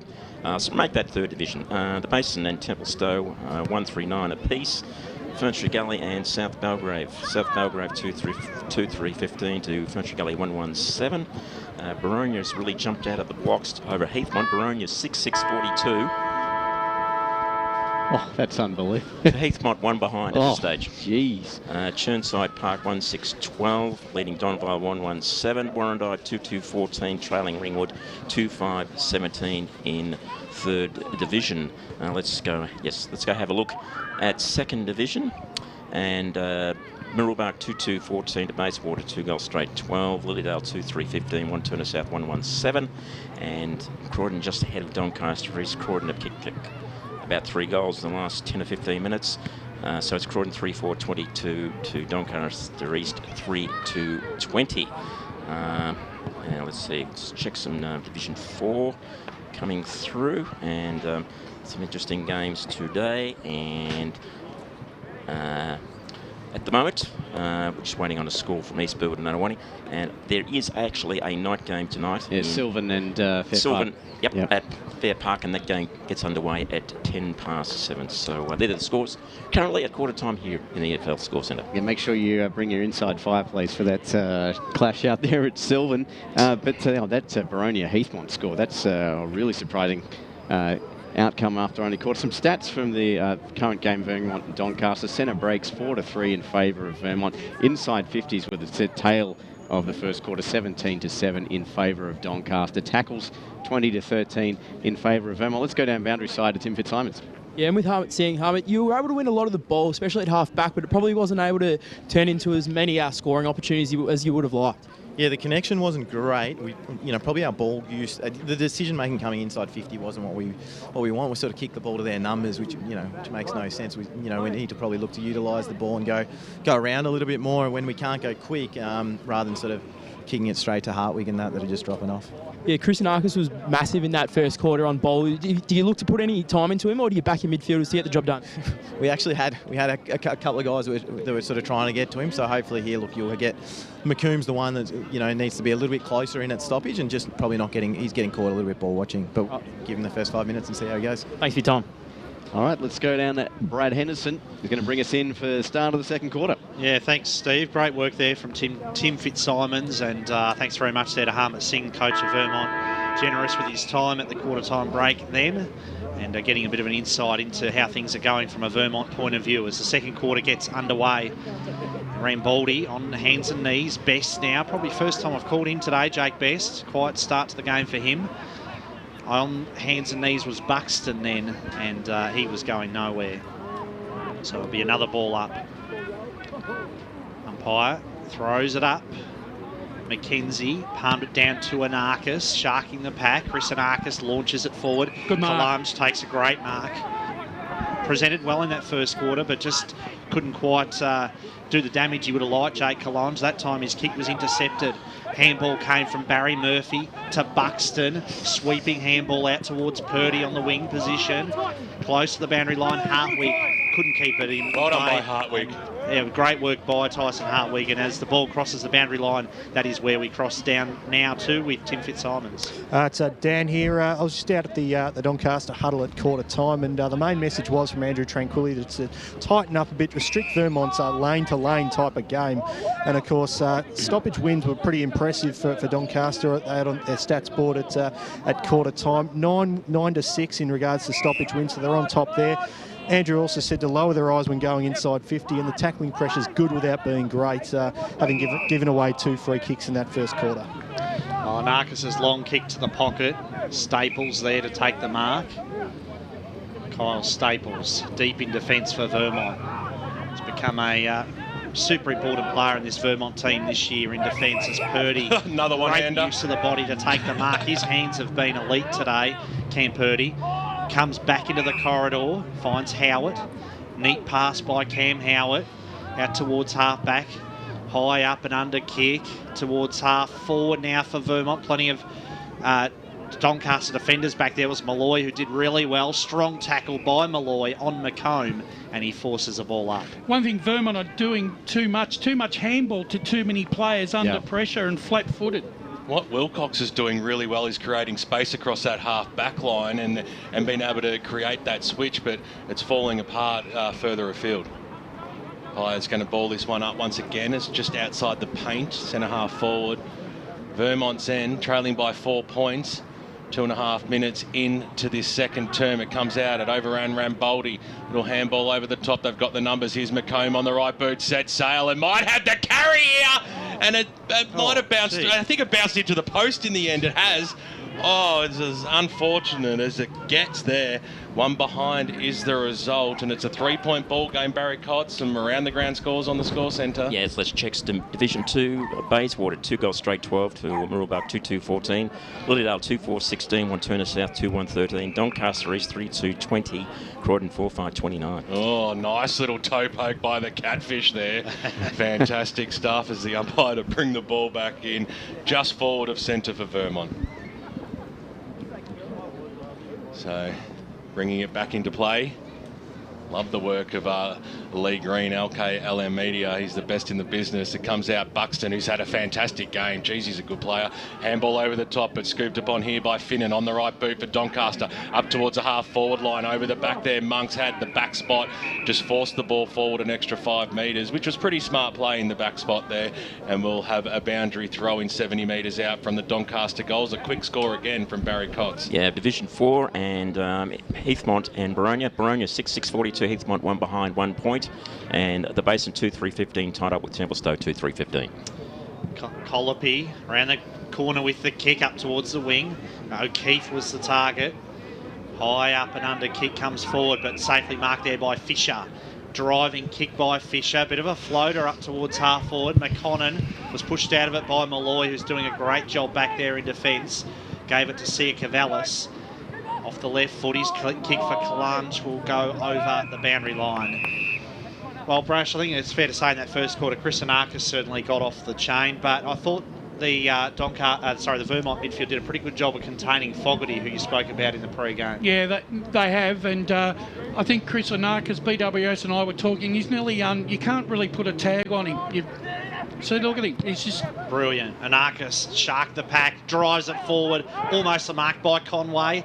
Gives the don't argue, farms off the handball to Mahn. Mahn backpedals to Finnan, onto Conway around the corner, fires at the goals, but he's off target. And a minus score then for Doncaster, but a great build-up by the Sharks.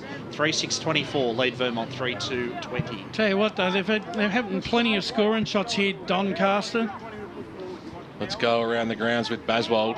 Yes, Finchley Gully, South Belgrave. South Belgrave 2-3-15, Finchley Gully 1-1-7, Ringwood 2-5-17 to Warrandyte 2-14, and Chirnside Park 1-6-12, trailing Donvale 1-1-7, or leading 1-1-7. So the kick goes out. Vermont just trying to get it out of that danger zone. A series of handballs finds into the arms of Wadley, who had a little bit of time, kicked it up, poked it up forward, looking for Carey, but the boundary line beats him, and over she goes for a boundary throw-in. 98.1 Radio Eastern all afternoon, right through till 6 o'clock, and EFL.org.au around the globe. At Footy EFL, keep the scores coming through, and we'll keep you up to date with all those around the ground scores as they unfold. I think the wind might have got hold of that boundary throw-in, and we'll go for the old take two. I think we were looking for that Chirnside Park Donvale score, looking still pretty good. I think the wind's playing havoc. There's a lot of snap, crackle and pop in the headsets at the moment in the caravan. I know that Bruce will be back soon to sort that situation out as the ball hits the deck. It came out, Schimmelbusch couldn't handball it over the top, but it came out now. Here's Carey, did okay, goes after it, picked up by Greenwood.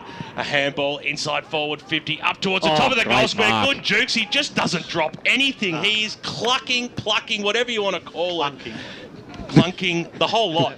Give it to him. It doesn't matter. Send it his way. He is absolutely dominating Cam Purdy. He's tugged up against the boundary line, but deserves a goal for the first quarter and a half that he's played. Steps around, shoots for goal, and he puts it straight over the goal umpire's head for his first of the afternoon. And once again, we have another lead change here. Vermont regain it by 2 points. Let's cross down boundary side to Tim Fitzsimons. Yeah, Tom Mast for Vermont, who came off in that first quarter with that lower leg injury. He's probably played the last 15 minutes or so, but he's just come off again limping, and it'll be interesting to see what they can do, if they can get him back out there or not. Yeah, thanks very much there, Tim Fitzsimons. Saw that, yeah, he was pretty slow to come off the field. Doesn't look to be in a great way, so that would be a loss for Vermont. Very good user of the footy, Tom Mast, smart player. Umpire throws it up in the middle. 2-point lead for Vermont. Schneider with the handball over his head, which often gets paid a throw. Wasn't that time. Greenwood, little handball to a teammate. Great tackle. Umpire says play on. Van der Haar working hard on hands and knees there against Greenwood. It'll be a ball up. Handballing to someone standing still, you can't do that. Tackle counts reversed. Doncaster leading 7-3 in this quarter. They were 13-20 behind in the first. No one really got a clean hit out that time. High up and under kick. Doesn't really travel very far. Schimmelbusch was camped under it. Hartwig, who's had a really good first half, strongly tackled there by Purdy. And he too has had a great first half. Let's go around the grounds with Barry Cotts on the score centre. Yeah, Division 3 Chirnside Park and Donvale. Donvale 2-1-13 to Chirnside Park 1-6-12. Thank you, Baz. Umpire tosses it up. Buxton won it down to Schneider. He goes to ground. Quick kick around the corner. No mark taken. Greenwood did really well. Got it to Cafferty, but the umpire says that was a throw. Incorrect disposal. So the free kick goes to Sia Cavallis, who switches out to this broadcast side where Rambaldi was the target. Well done. Good tackle. Little handball from Rambaldi was effective. High tackle on Hartwig. That was pretty crude from Luke McComb. And the free kick goes to the left footer. Been a good pick-up from the Essendon Football League, Tyson Hartwick. Very short kick to Finnan. So Jesse Finnan, true half-back position here. Weighs up his options. Just goes very short to Saville. James Saville in the long sleeves. He's a left footer as well. He'll swing it up towards half forward. Driving kick. Plenty of Sharks back there. Conway competed well. Handball came from McCafferty to Johnson. Johnson had it spent before acceptances. Off the ground by Hall. And Jake Hall, gee, he made the most of a pretty small opportunity then. Socketed off the ground, kicked the goal. And Doncaster lead by 4 points. That was great pressure there from the Doncaster forwards there, Brash. Yeah, it was. And the thing was, Vermont were their own worst enemy there. They had 3 around the ball. Yeah. And they still end up losing possession and have a score against them. McCafferty's handball to Johnson just had too much purchase on it for him to just reel it in and take off. They're just trying to do too many nice things, Vermont. Get back to the basics and try and hit your targets more cleanly. High to throw the ball back in. I feel a conniption coming on as the handball goes out wide. Doncaster going forward again. Coleman, he got dispossessed. Nice play. Here's Kalopi. Here's a go now. Purdy out wide on the left boot here from Greenwood up towards the half forward line. Went straight on the chest of Crikers, who dropped what he certainly should have taken. And over the boundary line it goes for a boundary throw in. I'll let him know about it too. 50 metres out from goal. Barry Cott's around the ground. Some more scores filtering in. Yes, Division 2, 12-winner mark of the second quarter. Bayswater 4-2-26 to Mooroolbark 2-2-14. Bayswater looking to get back on the winners list today. Comes out, here's McConnon, tricky, Dicky, he loves these ones, and the goal away! He's absolutely sensational.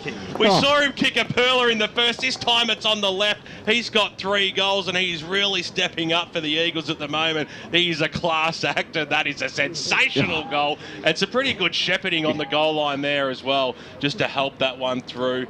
Vermont, they lead by 2 points again. Another lead change. Yeah, and with both Eddie and Jake Best having no impact on the game, it's probably just as well Kirby McConnell's been able to get off the leash.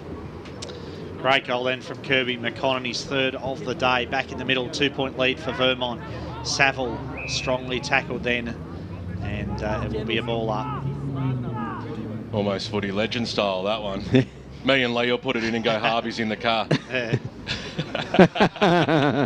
Strong tackle there by Wadley on Saville. The tackling's been good by both sides, I will admit, this afternoon. They really are making the tackle stick. Almost dead even, 30-28 in favour of Doncaster. Well, Buxton went with the big double fister volleyball style. Got What's it to going on here? Crickus. There's a free kick coming back to Buxton. Hands it off to Wadley under pressure. Wadley got his kick in quickly. Eddie got hands to it, slipped through his fingers. Goes in hard again, Brett Eddie. Close to the boundary line, working hard. Then the ball was shot out to Johnson. Tim Johnson. High kick, drifts across the face of goal. Good defence there by Hartwig with the fist, but Fisher was at the fall of the ball, got it to McCafferty, and he was well tackled. Great work from the Sharks, great gang tackling, and they force the turnover as Sia Cavallis comes out of defence for Doncaster. And he kicks it up towards the wing position. Here's a go. Courage certainly shown there by Young. And players charging towards him. Looks like Buxton's injured, just coming off the ground here. Keep a close eye on that one, our boundary riders, as they go back into the defensive zone. Wilcox has to use his opposite side, but he's got the neat skills and finds Staples. Just across the half back line, grandstand side. Kick goes up now. A little bit of a push there on Purdy, and that's the only reason why he didn't mark it, because he marks everything, especially today, as the short passes on. That's okay. Here's Cam Howard. Wind around on the left. Kicks the centre half back, McCafferty. Takes the mark. To go out towards Schneider. Bit of an early Schneider, but needs to get himself probably a little bit more in this game. So kick goes, risky business, but he had the skills to spot up the target in the hyphen Barry Murphy, who will switch it out wide again, and now Young takes off on the right boot, spears the pass up towards centre half forward. He was looking for Wadley over the back of his head. It goes scooped upon by Kalopi on the right boot. Kalopi, that's a sensational kick. He had the poise and the direction, and it goes through for a goal, and it's the biggest lead for this afternoon to the Vermont Football Club on the Bendigo Bank scoreboard. It's 8 points, 14 minutes into this second term. 38 plays 30. Yeah, Jordan Kalopi, new to the club, new to Vermont this year, has had some good games. Has been playing that loose half or that half forward run type game, and has been bobbing up in recent times with some goals. So Vermont is starting to see some return from him throughout for now BWS. Back in the middle, thanks Brash. He's played almost every game, wouldn't he, of Kalopi? Seems to be in the side from week to week. It's been a regular. Any stats that matter in this second term, Steve White? Tackles dead even, 9 apiece. Inside 56-5 in favour of Vermont. And that proves Brash's point about the fact that both teams are tackling really well in this contest. That's a pretty crude tackle by Mackenzie. No free kick paid. And there's another strong tackle applied on Fisher as we cross down to the boundary with Dan Sensi. Well done. Yeah, thanks, Brad. Liam Buxton just came off the ground limping. He's got that left calf muscle heavily strapped, and also on that same leg he's got the left foot heavily strapped too. He's just receiving some more attention there. Thanks, Dan, as Wadley comes out of the middle, drives it forward. Over the head there of Malloy, drifts across the boundary line. McConnon looming large every time the ball hits the deck. I'll tell you what, they have the midfield have not been able to deliver the ball into Vermont's spearheads very well. Wadley had 10 metres there and couldn't even hit a target. He's either got to do that or go for goal. So Eddie going up in the ruck this time for Vermont. Palmed it down to McConnon. He was immediately set upon. Eddie throws it on the boot, and it's his first real... he did kick a goal in that first quarter, but he's had few opportunities, Brett Eddie, today. He's kicked 1 goal, 1. On this occasion, it was a bit of more of a kick in hope than anything. Let's go to Barry Cotts around the grounds with the score centre.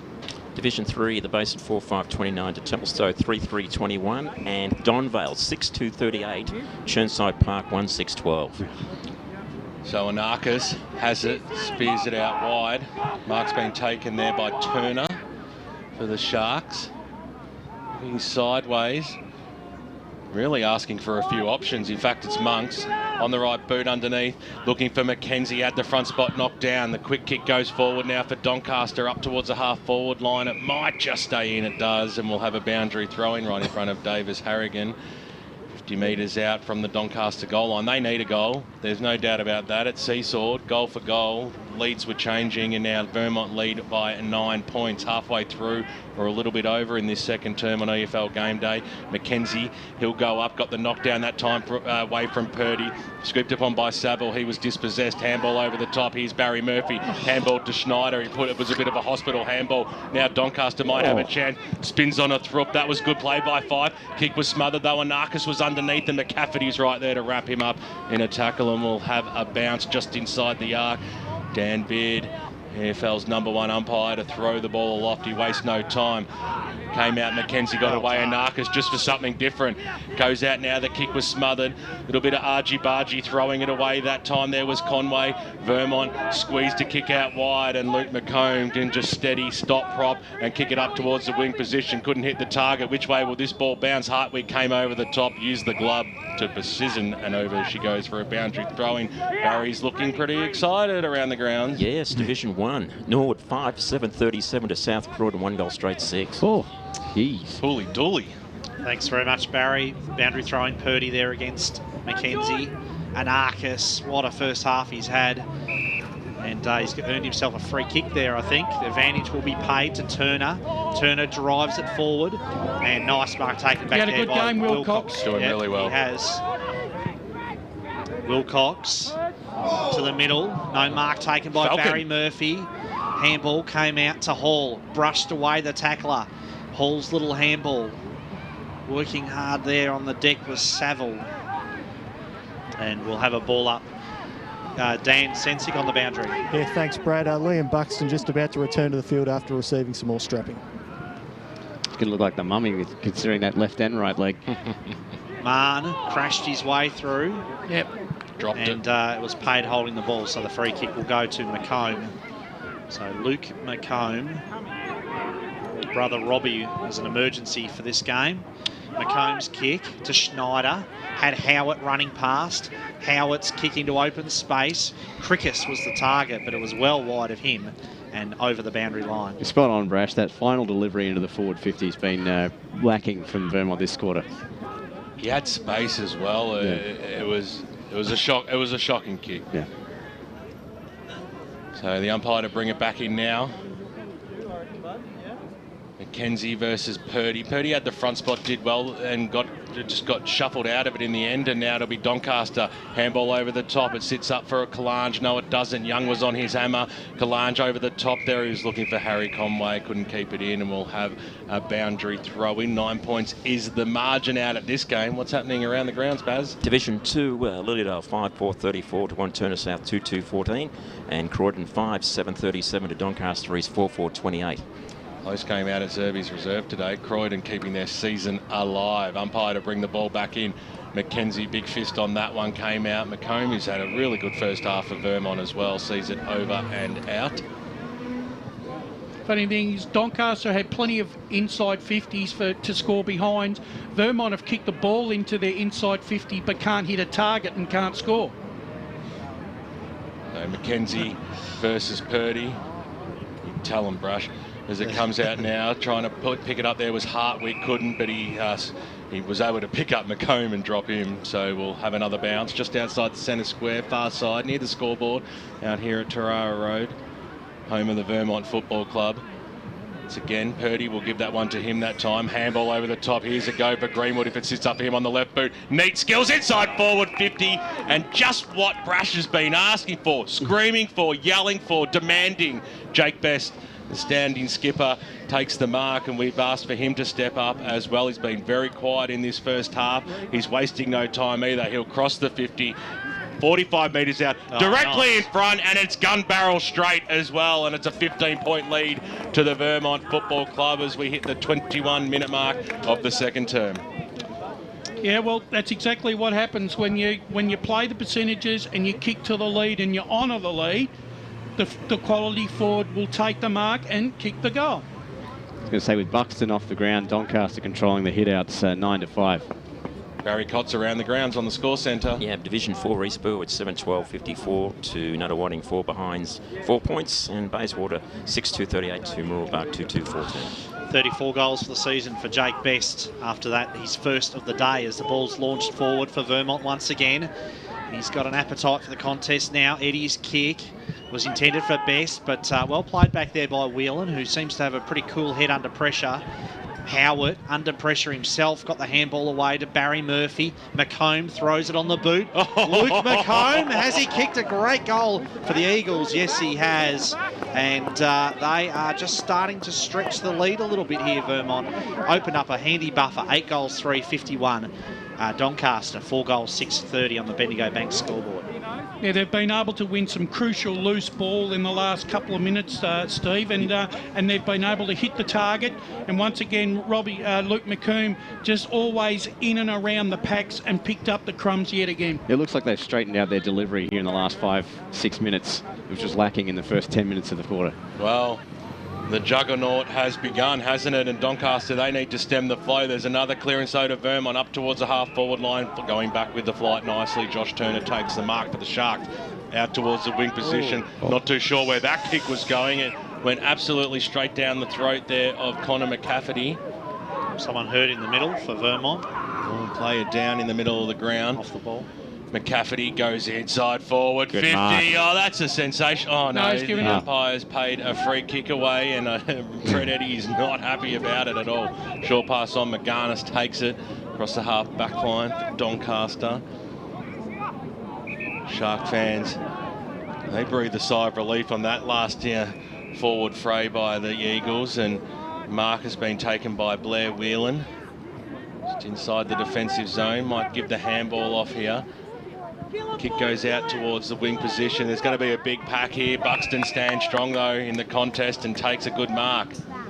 Cross down boundary side shortly, but Buxton goes back. McCafferty has had a bit of the football, especially in the back back half of this quarter, switches the play back into the defensive zone. Kyle Staples, it didn't hit him, but he had enough time to pick the ball up, squeeze a pass away. It was heart in the mouth type situation, but Ringwood's done well, but scooped upon there. The kick was smothered, and Arcus, which way can this one bounce? Will it have the legs? It won't. I don't think it got touched just in the nick of time.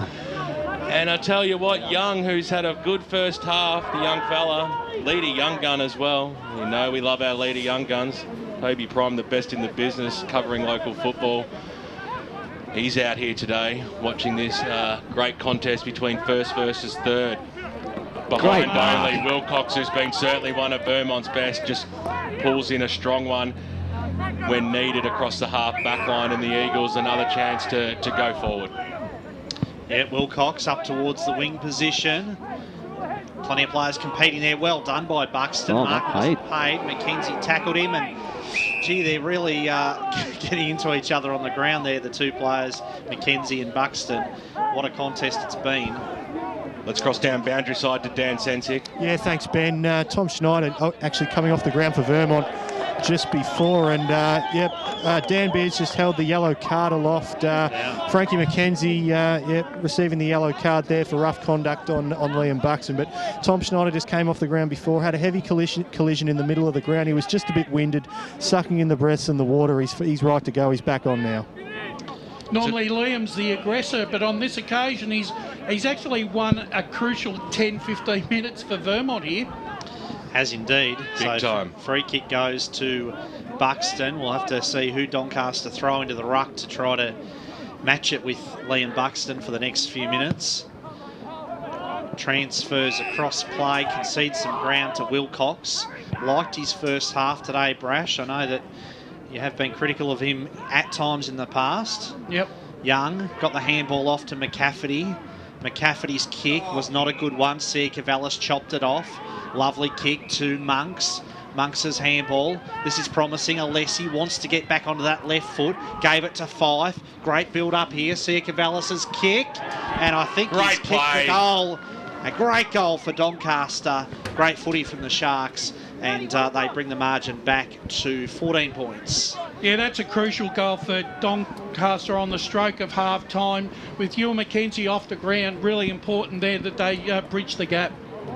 Barry Cotts around the grounds with the score centre. Yes, quickly in Division 2, half-time Bayswater 8-3-51 to Middlebuck 2-2-14. It's all happening here, and certainly down boundary side.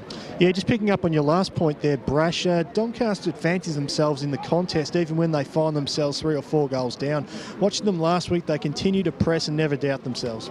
Well, they'd love to get 2 in a row here. I thought Coleman would be the man to go in the ruck, and they've done just that. A little fresh air shot by Wadley to no avail. Goes after it again. The umpire's paid a free kick. Going to go the way of Doncaster here to Nick Coleman. So, never seen Nick's socks down ever in his playing career as it goes up towards the half-forward line, over the boundary line and out of bounds on the full, I think. Yep, free kick 7 apiece for this quarter. And a blood rule to boot as well. So Barry, not sure, no, we'll go to Barry at half-time with those important around the ground scores. Keep them coming in, of course, at Footy EFL via Twitter. Just waiting for Charlie Young to make his way from the field with the blood rule, I think. Was it Charlie? Yep. So he's come off. He's had a great first half as well. Been really impressed with him. It's a 14-point margin to Vermont. Tim Fitzsimons is boundary side. Yeah, it's actually Joe Fisher there with the blood rule just above his left eye. He would get that patched up and he should be on shortly. Young looks sore as he comes off though as well. He's limping. Keep an eye on that one. So here we go. Oh, I thought you were about to take it away, Brush. I got excited as it goes up towards sort of the half-forward line, but not really for Vermont. We'll call it even Stevens. Can't be too long left in this first half. 28 minutes are ticked over right now. 14-point lead to the home side. The top of the table, Vermont Football Club. Coming in, McGarnis got a flick on it. Anarchis went after it. Handball out wide. And now on the right boot, it'll be Finnan up towards the half-forward line. Strong mark there by Monks. He was in the back spot, but he read the play nicely there. 2 kicks from home. Monks is going to go towards the direction of Conway instead. Abraham Boldy was there. Almost caught one high. Here's Conway. Stab around the body. Conway hasn't got enough curl to come back. It doesn't. Well, the Shark fans, they got up with delight. But I'll take a point instead of no score. 13 points is the margin deep into the second term out here, and Vermont holds sway 51-38. Cam Howitt to bring the ball back in for Vermont. Dying stages. Nearly 29 minutes have elapsed in this second term. Carey's driving kick up towards the wing. Buxton set himself, couldn't mark it, but gave the handball off to McConnon. McGarnis he's the handball away. The kick there for Kalange. Ball hits the deck. It's a hotly contested footy, this one. The handball shot out by Alessi to Schimmelbusch. McComb dishes it off nicely. That was good footy from him. He's been good, McComb. Kick up towards half forward. Colopy runs onto it, got a good shepherd from Barry Murphy. Colopy's kick, looking for his teammate there in Best, who's come alive in the second half of this second quarter. Really good effort there by Whelan to get, he was one step behind, and just to get that extra bit and to lunge and to create the spoil, then bring it to ground was fantastic. Forced the ball up, and he's had a good first half, Blair Whelan.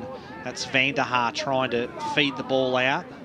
Schimmelbusch had it in his hands, but was immediately wrapped up. Let's cross down to Tim Fitzsimons on the boundary. Really important there for Vermont. They've got Fisher, Young, and also Mars off the ground. Three very important defenders. So they're good to hold up there, and now they've got a chance to kick a goal late. Yeah, I think they'll be happy to hear the halftime siren sound pretty soon, because as you heard then from Tim Fitzsimons, three wounded Warriors on the bench at the moment for Vermont. They do hold a 13-point lead. But at the same time, it'd be good to have a bit of a blowout, 15-minute break. Fogarty's been really quiet for Doncaster. Yes, he's certainly been shut out of the game so far today. Umpire tosses it up. Schimmelbusch throws it on the boot. High kick. Well done there by O'Keefe. Great courage, stood his ground and took the mark. So Jack O'Keefe launches it forward for Vermont, but the siren sounds to complete a terrific first half of football here at Vermont Reserve, and it is the Eagles leading 8 goals 3-51 to Doncaster 5 goals 8-38 on the Bendigo Bank scoreboard. For Vermont, Kirby McConnon has kicked 3, and for Doncaster, all single goal kickers for the Sharks. 5 of them they have. So a 13-point lead to Vermont at halftime. An entertaining first half on EFL Game Day. We hope you're enjoying the broadcast of 98.1 Radio Eastern and streaming live around the globe. EFL.org.au. We'll come back. Plenty of great games as you go local for your football around the eastern suburbs this afternoon. And Barry Cott's on the score centre. He'll keep us all up to date with those across to the 9 News Centre as well. And then we all set ourselves and look and get excited about what this second half of Division 1 football is going to show in the next hour and a half. Stay tuned. We'll be back. Decided to go with the mahogany with gold handles on the side and white roses. I think that should look really elegant. I like how you can see it all. Tobin Brothers Funerals' latest Memory Maker app gives you more choice than ever before. With the app's newest Build Your Own feature, you can now personalise your own coffin or casket. Choose the design, the colour, the handles, the drapery and flowers to match. Download Tobin Brothers Funerals' Memory Maker app from the App Store or visit tobinbrothers.com.au. Tobin Brothers Funerals, celebrating lives. Program sponsor. EFL.org.au is the place to be online for all the latest on the Eastern Football League. Keep up to date by checking out the latest news and feature articles. Have your say in the EFL poll. Check out all the latest EFL videos, and best of all, you can listen back to any EFL radio program at any time. Head to EFL.org.au. The Eastern Football League. Local footy at its best. G'day, Billy Brownless here from The Footy Show. KFC Almost Footy Legends is back in 2018 and we're searching for the best highlights from local footy. Head to 9now.com.au/AFL Footy Show and upload your entry for a chance to win $35,000 cash plus a year's supply of KFC. Program sponsor. Go live and local every Saturday for EFL Game Day. Can he bring the house down, Robbie? They go charging into Division 2. Stutter step, now sends it on its way. This one's going to go long. And straight through, Jeff. Pass. Gee, that was poetry in motion, to use the cliche. Braden Cross, cometh the moment, cometh the man. EFL Game Day, 1 through to 6 Saturdays on 98.1 Radio Eastern. If you have ideas on how you want to be celebrated and you don't express them with others, they won't know. So you may not always get what you had in mind. I'm just thinking for my parents. I wouldn't want to do something that they wouldn't have wanted. And I don't know if they've put these plans in place. Even simply, do they want to be buried or cremated? Yeah. Have an open and honest conversation with your loved ones and start pre-planning your funeral today. Find out more at tobinbrothers.com.au. Tobin Brothers Funerals, celebrating lives. Program sponsor. Go live and local every Saturday for EFL Game Day. Can he bring the house down, Robbie? They go charging into Division 2. Stutter step. Now sends it on its way. This one's going to go long. And straight through, Jeff. Pass. Gee, that was poetry in motion, to use the cliche. Braden Cross! Cometh the moment, cometh the man! EFL Game Day, 1 through to 6 Saturdays on 98.1 Radio Eastern. I'd love to make more time for my loved ones because they really deserve as much help as I can give them. Because they mean the world to me. Because eventually they won't be around anymore. Because I don't want to miss out on watching my brothers grow. To show them that I value them. I don't want to regret later on just being too busy. Apparently a very common regret is that people feel like they didn't make enough time for loved ones. Tell those you love what they mean to you. Visit tobinbrothers.com.au. Tobin Brothers Funerals, celebrating lives. Program sponsor. EFL Saturday Game Day continues. Let's head back and go local for your footy. Radio Eastern 98.1 EFL Game Day. Barry Crotts here in the Score Centre, and we're here at the Vermont Recreation Reserve where it's half-time, and it's Vermont's 8-3-51 leading Doncaster 5-8-38 in a very interesting first half. No doubt it'll be a very interesting second half. Let's check some scores around the grounds today of games being played.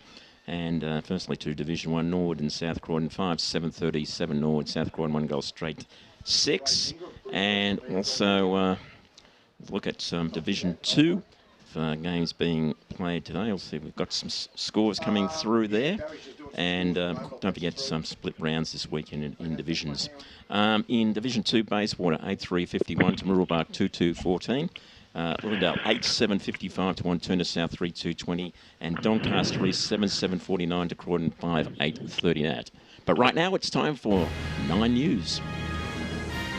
And we say a very good afternoon to a man who's very well known here at the EFL media team. A blast from the past. It's Braden Ingram. Good afternoon, Braden.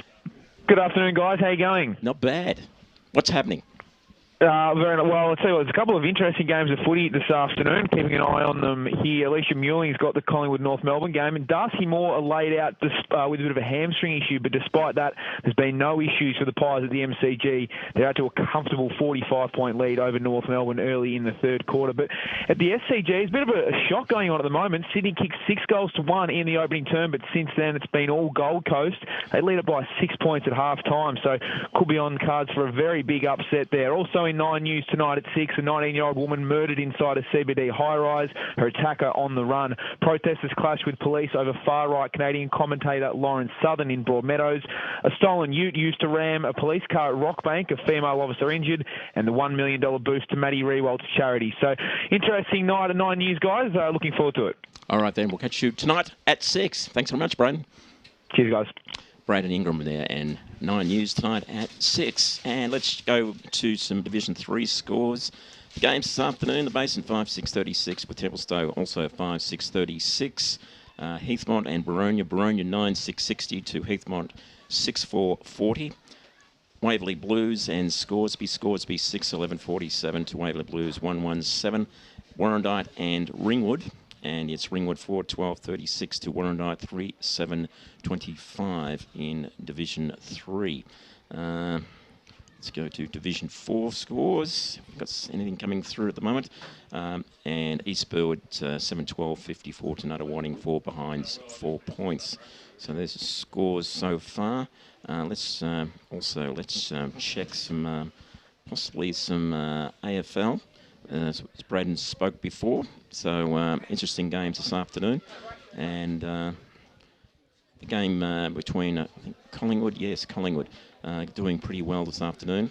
They were also well ahead in their game there, and as well Western Bulldogs 4-3-27 to Brisbane Lions 3-3-21. And also we've got another Division 4 score. South Belgrave and Ferntree Gully. And Ferntree Gully 4-1-25 is trailing South Belgrave 4-7-31. So this is some of the scores. We'll get some more scores through from around the grounds a little bit later on. But, some interesting scores there. I was a bit worried with that Heathmont Baronia score. 20 points. The differ was 6 goals straight to 1 point at one set. Yeah, so they've really turned it around, which is nothing unusual for Heathmont this year. They've been sort of in the gun for a while, but they've come back. Also with the Templestowe Basin result, I mean, fifth playing sixth there, dead even at half time. Yep. It's also the Churnside Park roughie that we picked in the pre-games turned to dust pretty quickly, as Wayne Brash is going to remind us of later in the broadcast. But just some quick statistics from this Vermont-Doncaster game. It's 8-3-51 Vermont leading Doncaster 5-8-38 at halftime. Inside 50s 18-27 in favour of Doncaster. Tackles 38-27 in favour of Vermont. Contested marks 17-18, almost dead even. Doncaster with the one edge. And free kicks are dead even, 17 apiece to both Vermont and Doncaster. Hit outs 12-7 in that last quarter in favour of Doncaster. That one was when Buxton was off the ground. So with Mackenzie off the ground now as the recipient of a yellow card, going to be interesting to see how Coleman handles Buxton. Certainly indeed, and I think it's a game that's too hard to predict in the Sorry, I second almost half. caught you on the hot with the party pies there, Barry. I just swallowed the party pie just in time to come back. No, I'm just saying it's going to be a difficult game to predict in the second half. Yeah, look, definitely that Doncaster needed that late surge, but for Vermont found their stride, particularly in that last 5-10 minutes after some pretty poor delivery, but they ran away with it in that last bit of the quarter there, Brash. Yeah, they did, and I think it was a little bit of a slow grind, really, Steve. Yeah. You know, they were just working it. Their disposal into their forward 50 hasn't been the best for their forwards, but they were just kicking goals at, little steady intervals, and then next thing you know, they're 21 points up. Yep. But you wouldn't, it's not a, and then an important one for Doncaster to peg it back to 14 points at half time. One thing you know about them is they're not going to go away. No, look, I think that Marcus Alessi's been, for mine, one of the better players for Doncaster. He's caused some problems at the halfback. He was a little quieter in that second quarter, as was Anarchis, but he did find his way back into it when he needed to. I haven't seen much. Van der Haar's been quiet. Kalanja's been pretty quiet. For Fogarty's been very quiet. Yeah, he's been almost cancelled out the whole game. Yeah, he has. And the thing is, look, you look at Vermont, a lot of their players are getting plenty of possessions of the ball. I think at times, though, I still think they tend to overdo it. I mean, look, there was some passages of play there where they really were just wax lyrical, Steve. Yep. They're taking the ball off the halfback and then trying to do a ring around the rosy and try and wax up, possessions to try and get the switch going. The switch for mine, it's not about getting 5 or 6 blokes involved. It's about making a decisive play and opening up the game with a long kick to break the game open. But, I mean, at this particular stage, it's proven the right panacea for Vermont. They've had to go the long way about it. I mean, look, Kirby McConnell has been the leading forward on the ground, with Jake Best and Brett Eddy really having very little impact of the game. So, I mean, look, we're talking about there's actually key players for both sides that are not contributing. And so I think that's probably why it's making for a good contest. I think Wilcox has had a fantastic game at centre half back. I think Cam Purdy's done extremely well around the ground. And Luke McComb around the ball as well, and Kirby McConnell, they're probably Vermont's 4 best players leading into half-time. I agree with you. Alessi has done some very, very nice things.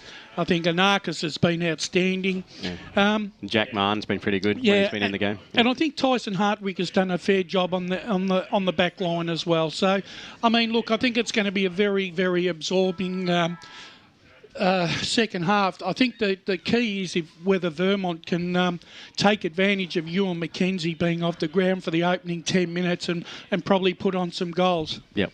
All right, so we'll take a quick break here at Radio Eastern on EFL Game Day. It's Vermont 8-3-51 leading Doncaster 5-8-38. We'll be back just after the break. Don't go away. Wow, there's some great timber colours here. Yeah, that's right. There's That's like- reds, browns. I think I want a bit of character. Oh, wow, look at all these choices. Oh, there's tulips. Let's go for the tulips then. They just look gorgeous. Tobin Brothers Funerals' latest Memory Maker app now gives you more choice than ever before. Select from a wide range of coffins, caskets and floral arrangements, view them in 360 degrees and compare selections and prices.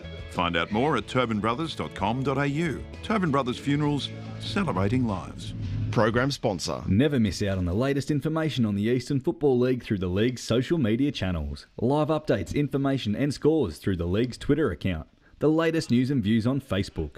Don't miss EFL Game Day or the Match Footage Hub on YouTube. And all those happy snaps on the league's Instagram account.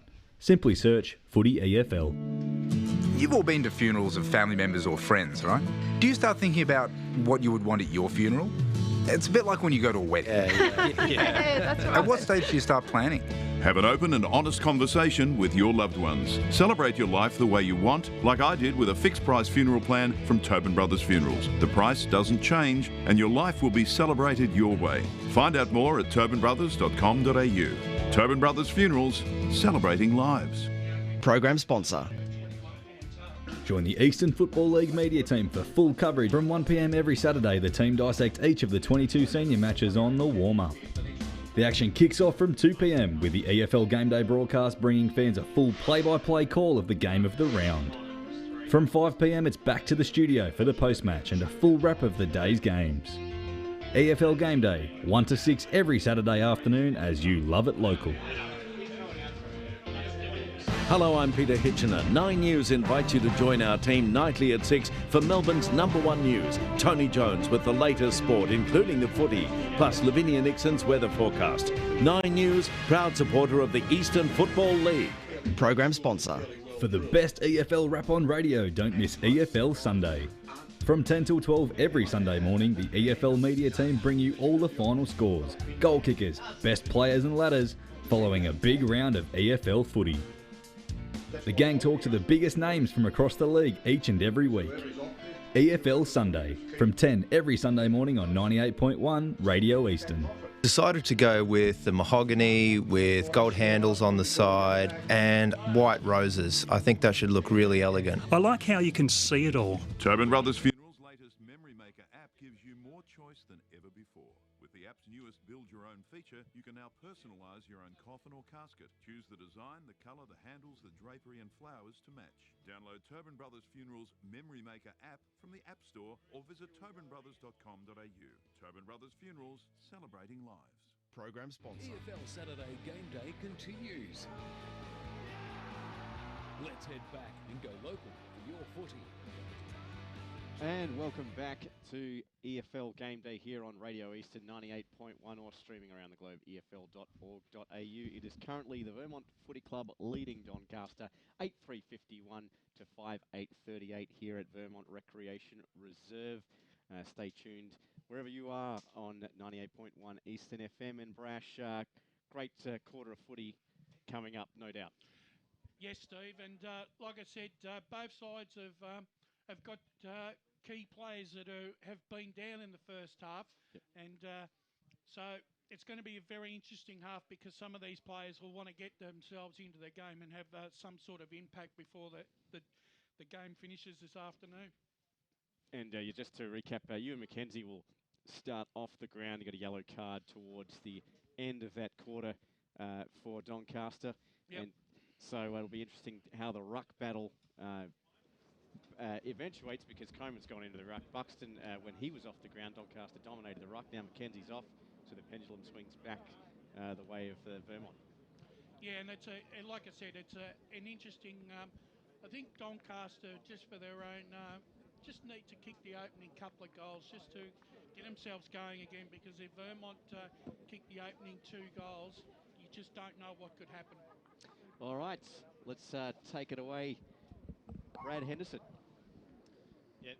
Yeah, thanks very much, Steve, for that. And we are just about to get underway in the second half here at Vermont Reserve. Hopefully the listeners can hear us. I can't really hear myself at the moment, but we'll keep working away on that as the first quick kick comes out of the middle. Schneider drives it forward for Vermont, and McGarnis worked his way back nicely there to take the mark. So McGarnis measures the kick, and he finds Sia Cavallis, who's got the number 12 on his back. He had the 21 in the first quarter. Changed the jumper. Sia Cavallis hugs the boundary with the kick, and it's out of bounds on the full, so free kick will go to Wilcox. In fact, Cam Howard to take the resulting free kick for Vermont. Interrupted start to the season for Cam Howard, but he's working into some good form in recent weeks. His kick there was intended for Eddie, but it was punched away another from poor him. kick Yeah. into the forward 50 there. Yeah, their entries haven't been great, Brash, today. Some of the forward 50 entries. A bit un-Vermont-like, you'd almost say, as Purdy goes up against Hartwig in the ruck. Handball was shot out to Rambaldi. Rambaldi gave it back to Anarchis. Handball over the top. Close to the boundary line there is Saville in the long sleeves, and he's taken over the boundary line. 13-point lead for Vermont. 8 goals, 351 to Doncaster. 5 goals, 838. So, handball shot out there by Johnson. McCafferty drives it forward. Van der Haar got the fist. Bit of holding on. Sia Cavallis, well tackled by O'Keefe. Great tenacity and desperation shown by the young man, Jack O'Keefe. And he'll be rewarded here with the free kick for holding the ball. One of the young up-and-coming future stars of the Vermont Football Club, Jack O'Keefe. Really good tackle there. Worked extremely hard to keep that ball in the forward 50, and finally he's been rewarded for his effort. So Jack O'Keefe, this will test him on the boundary. Difficult shot at goal. Not an easy kick. See Cavallis there on the mark, trying to put him off. It's a pretty good effort. He's done well. Summed it up beautifully then, Jack O'Keefe. And he's kicked a great goal then for Vermont. That just stretches the lead out to 19 points. 9 goals, 357 to Doncaster. 5 goals, 838. Yeah, probably not what Doncaster wanted, Steve. The opening goal against them in the third quarter with McKenzie off the ground, as we've highlighted. Yeah, and look, just as a beautiful check side, almost a check side kick there from O'Keefe, tight angle, and as you said, momentum firmly with Vermont at the moment. So back in the middle, Buxton palmed it down to Schneider. Strong tackle, and that wasn't appreciated. Oh. It was a very heavy tackle on Schneider, right in the middle of the cricket pitch area. And Schneider's, you saw his head sort of bounce off the turf, and he straight away put his hand to his head. It hurt him. And it was Finnan there who applied the tackle. So Schneider goes short to Howard. Actually, I wouldn't think... I'd pull Tommy off for just a couple of minutes, I'd reckon, just to check him out. Howard's kick. Sia Cavallis, the handball. Wadley got it to McComb, then on to Greenwood. Greenwood's high up and under kick. Purdy set himself. He's marked everything that's come his way today. Was fisted away from him that time, though. Whelan got it to Hartwig. Hartwig's kick traverses across to the half-back line. Rambaldi led Howard to the ball then, but Howard just waited back and summed it up pretty well. Got the handball to Wadley. Wadley's kick was smothered. Wadley goes in again. He beats 3 or 4 tacklers, and I'm not sure what the free kick's been paid for there, because they paid it for dropping the ball. I'm a bit perplexed by that, because he actually tried to attempt to kick it. Tried to kick it, and I thought he probably just got a little bit of foot on it, but that was he wasn't ever really tackled, so that was a harsh decision. Conway got it to Anarchis. Beautiful pass to Alessi. Marcus Alessi goes short. Didn't quite hit the target, but Finnan ran onto the ball. Drives it forward. Kalonge takes the mark. Great work there from Jake Kalonge. And Doncaster have a chance here to try to work their way back into the game. This will bring the margin back to 13 points if Kalonge can kick the goal. It was that engine room of Anarchis and Alessi. As Alessi comes right off the ground, that was the catalyst of that. And that's what they've got to do more of. Those two guys are going to take the scruff of the game by the scruff of the neck here in the third quarter. Most definitely. So Jay Kalonge walks in, measures the kick, makes no mistake. and it kicks the important goal there for Doncaster. That's his first of the day, and it brings the margin back to 13 points. Yep, that's an important goal to answer there for Doncaster. That's still in the contest. It's one of those things, Steve. You make a mistake in this game this afternoon, the ball's going to be quickly turned over. You're going to be punished. Yeah, the transition from both teams is good. It's just that final delivery, but it seems that Vermont have worked it out. But we'll see how that evolves given the next quarter and a bit. 13 points is the margin. Apologies if you're struggling to hear us. Just turn the volume up. We've got a few technical issues in the unicorn at the moment, but nonetheless, the ball's in the middle of the ground. Handball over the top that time by Anarchis. We'll try and get as close as possible. It comes out wide. Good tackle.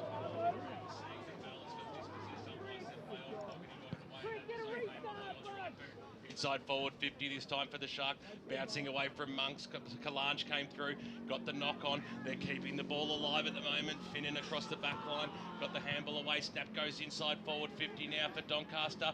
Up towards the forward pocket. The Eagles did have the numbers. They created the spoil.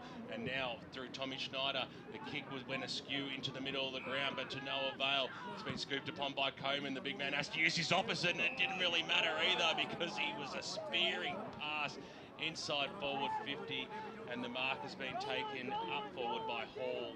And I reckon he might go back and back himself in from here. Yeah, once again, you've got to, when it's your turn, that was a poor kick by Tommy Schneider then.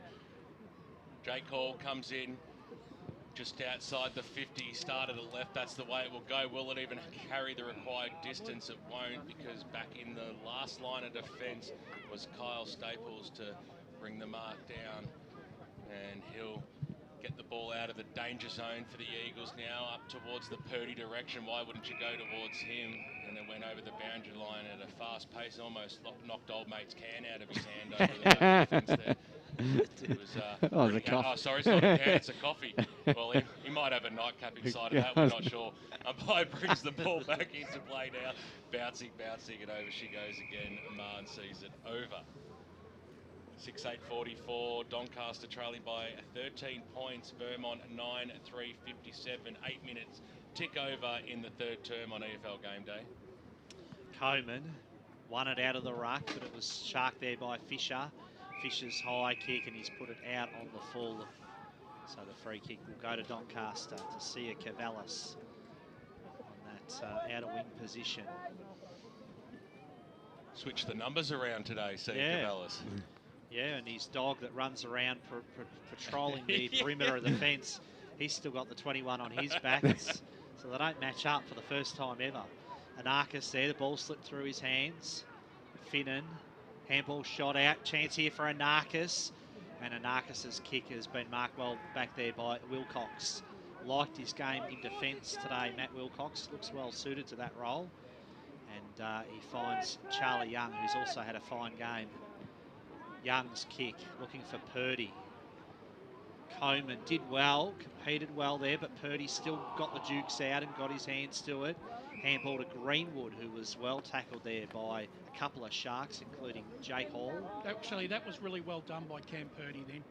It was indeed.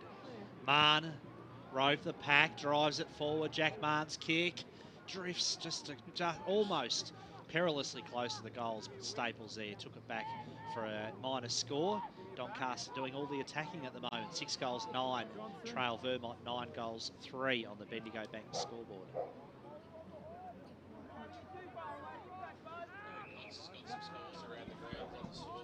Yes, Bayswater 10-3-63 is leading Middlebark 5-2-32. Lilydale 8-7-55 to 1-2 in the South 4-5-29.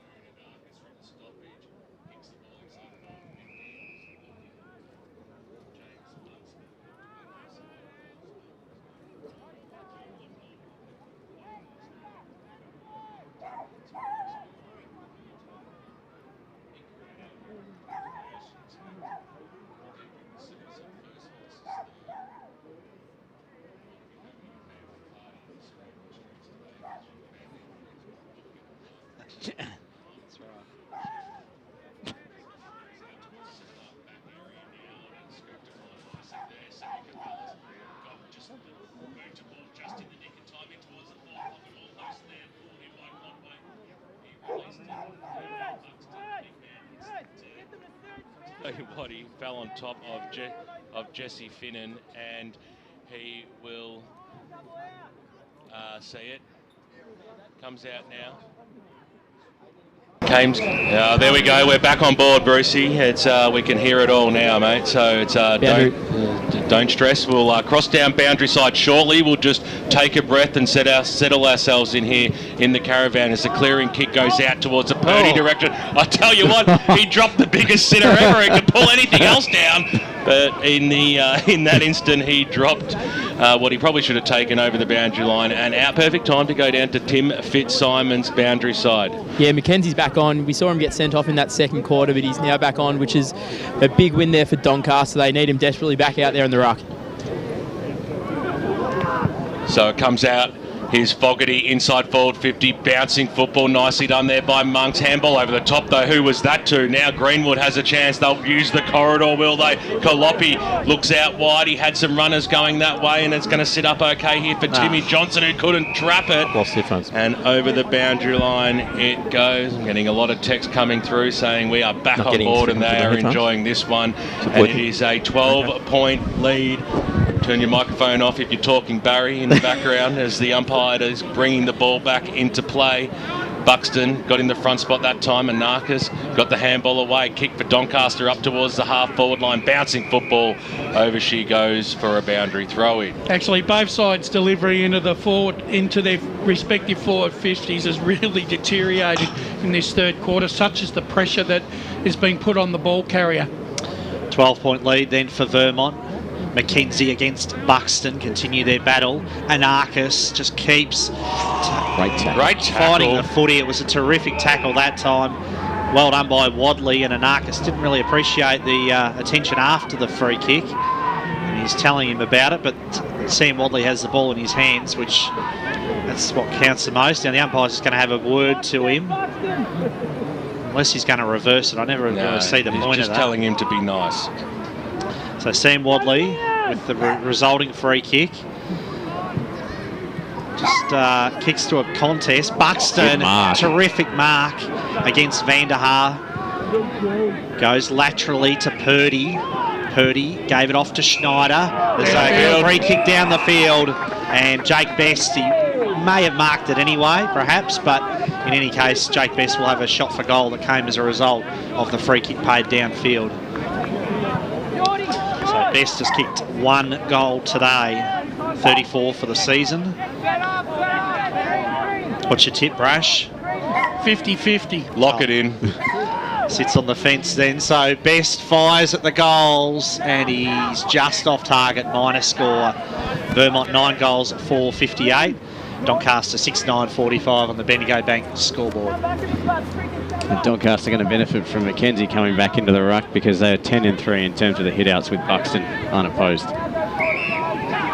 50-50, Brash. He's kicked 34 goals for the year. The last one was, as I called it, gun barrel straight. Yeah, well... Bit pessimistic there, old mate. Well, the ball goes over the boundary line. If you look at what he kicked last year, it was sort of like something... And he actually kicked more points than he did goals last year, and he's done the same this year too. 13 points is the margin. He had 68 last year, I think, in 19 games. Comes out, trying to trap it. There was Anarchis, Frankie Mackenzie down low, scooped upon by Lockie Carey. So behind his and Buxton average for season 2018. 14 and a half minutes into the third term. We're all set for an epic finish. Let's hope so. Anarchis again from the stoppage. He's with the amount of prizes he's got from us on EFL Game Day. He could open his own tool shop as the umpire comes in to restart play once again just outside the centre square. Mitre 11. So the restart, Buxton, big slap by the left hand, got it away. Came out Seeker, Vallis got it to Ramboldi, got it to Anarchis. Some household names for Doncaster, goes inside forward 50, looking for Monks, who used his body well. Can he keep the ball alive unless he was there for support? Paint beats all players, and we'll have a boundary throw in 30 metres out from the Doncaster goal line. Let's go to Barry Cotts around the grounds with the score centre. Yeah, Division 1, Nord 910-64, South Croydon 139, Blackburn 8856, North Ringwood 3422. Norwood South score Croydon is amazing. We've talked about it all year, Brash, haven't we? Their best football is unbelievable. Consistency's been their problem. Yep. Geez, aren't they? Haven't they turned up against the Premier of last year today? It was 64 points the other way. Was it round 5 or 6? Yeah, that was a horrible game. I remember that one. Yeah. Baz? Yeah, Division 2, Bayswater 8-3-51 to Mooroolbark 2-2-14, Lilydale 8-7-55 to Wanturna South 3-2-20, Doncaster East 7-7-49 to who are they playing today? Croydon, yep, 5-8-38. Close game out there at Zerby's. Fogarty took it from the stoppage, snapped around the body, it went across the face and out of bounds. Boundary throwing 20 metres out from the Doncaster goal. Wilcox palmed it down. That was good footy from Vermont. Out of defence, McKenzie got hands to it. Maganis throws it on the boot. Safely marked though by Colopy to Barry Murphy. Greenwood putting himself under pressure. And a great chase from Josh Turner. Holding the ball. Free kick goes to Turner for Doncaster. Got to make him pay with that. Nice kick to Vanderhaar. So he just switched to the outer side. Vanderhaar's short pass to Saville. James Saville, left footer. Let's see what he can do with this one. He's going to put it to the pocket. 2-on-1 in the end. Favoured Doncaster, but plenty of hands in there to force a boundary throw in. Plenty of players as well. The whole ground's basically in that forward 50 for Doncaster. Correct. 13-point lead for Vermont. 9-4 to 6-9. Wilcox did really well. You're going again. Greenwood, he's held onto the footy and good tackle there by Fogarty. And, well, he probably didn't have a prior opportunity then, Alex Greenwood. No, it was a fair call. But he has been caught with the footy. He's had a bit of a mixed day, that's for sure. Greenwood for Vermont. Nice work there by Buxton. Really good. Down to Colopy. Quick kick out of defence by Fisher. Malloy did really well. Backpedal with the handball to Hartwig. Hartwig somehow extracted it to Saville. On to Turner. This is a great build-up from Doncaster. Jack Mahon, little underground handball for Fogarty. Goes in hard again, Mahon, but he's well wrapped up by McCafferty. And the pressure is intense at the moment from both sides. Yeah, nothing clean. There's no clean football about here. No space, is there, to move in? It is a small ground, of course, Vermont, and you see it when you get two good sides against each other. There's just nowhere to run, nowhere to hide.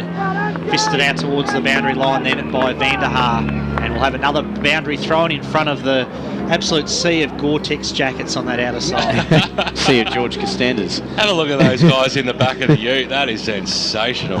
As the umpire throws the ball back in now, McKenzie got it down. Fogarty will be the first player to meet the football. Got it away, Rumboldi on the right boot up towards the half-forward line where it's been trapped by McCafferty, and he takes the safe mark. Short passes on, that's okay. Fisher on the right boot squeezed it into the middle. He put Colopy under a lot of pressure, and Narcus was there just to pick up the pieces for Doncaster. His kick was smothered straight into the arms of Schneider. Little look away handball in the end. Doncaster and Narcus again on the right boot. Chris Anarkis set sail, and Chris Anarkis puts it through. And the skipper for the Doncaster Football Club gets them back to within 7 points on the Bendigo Bank scoreboard. We are heading into time on in this third term.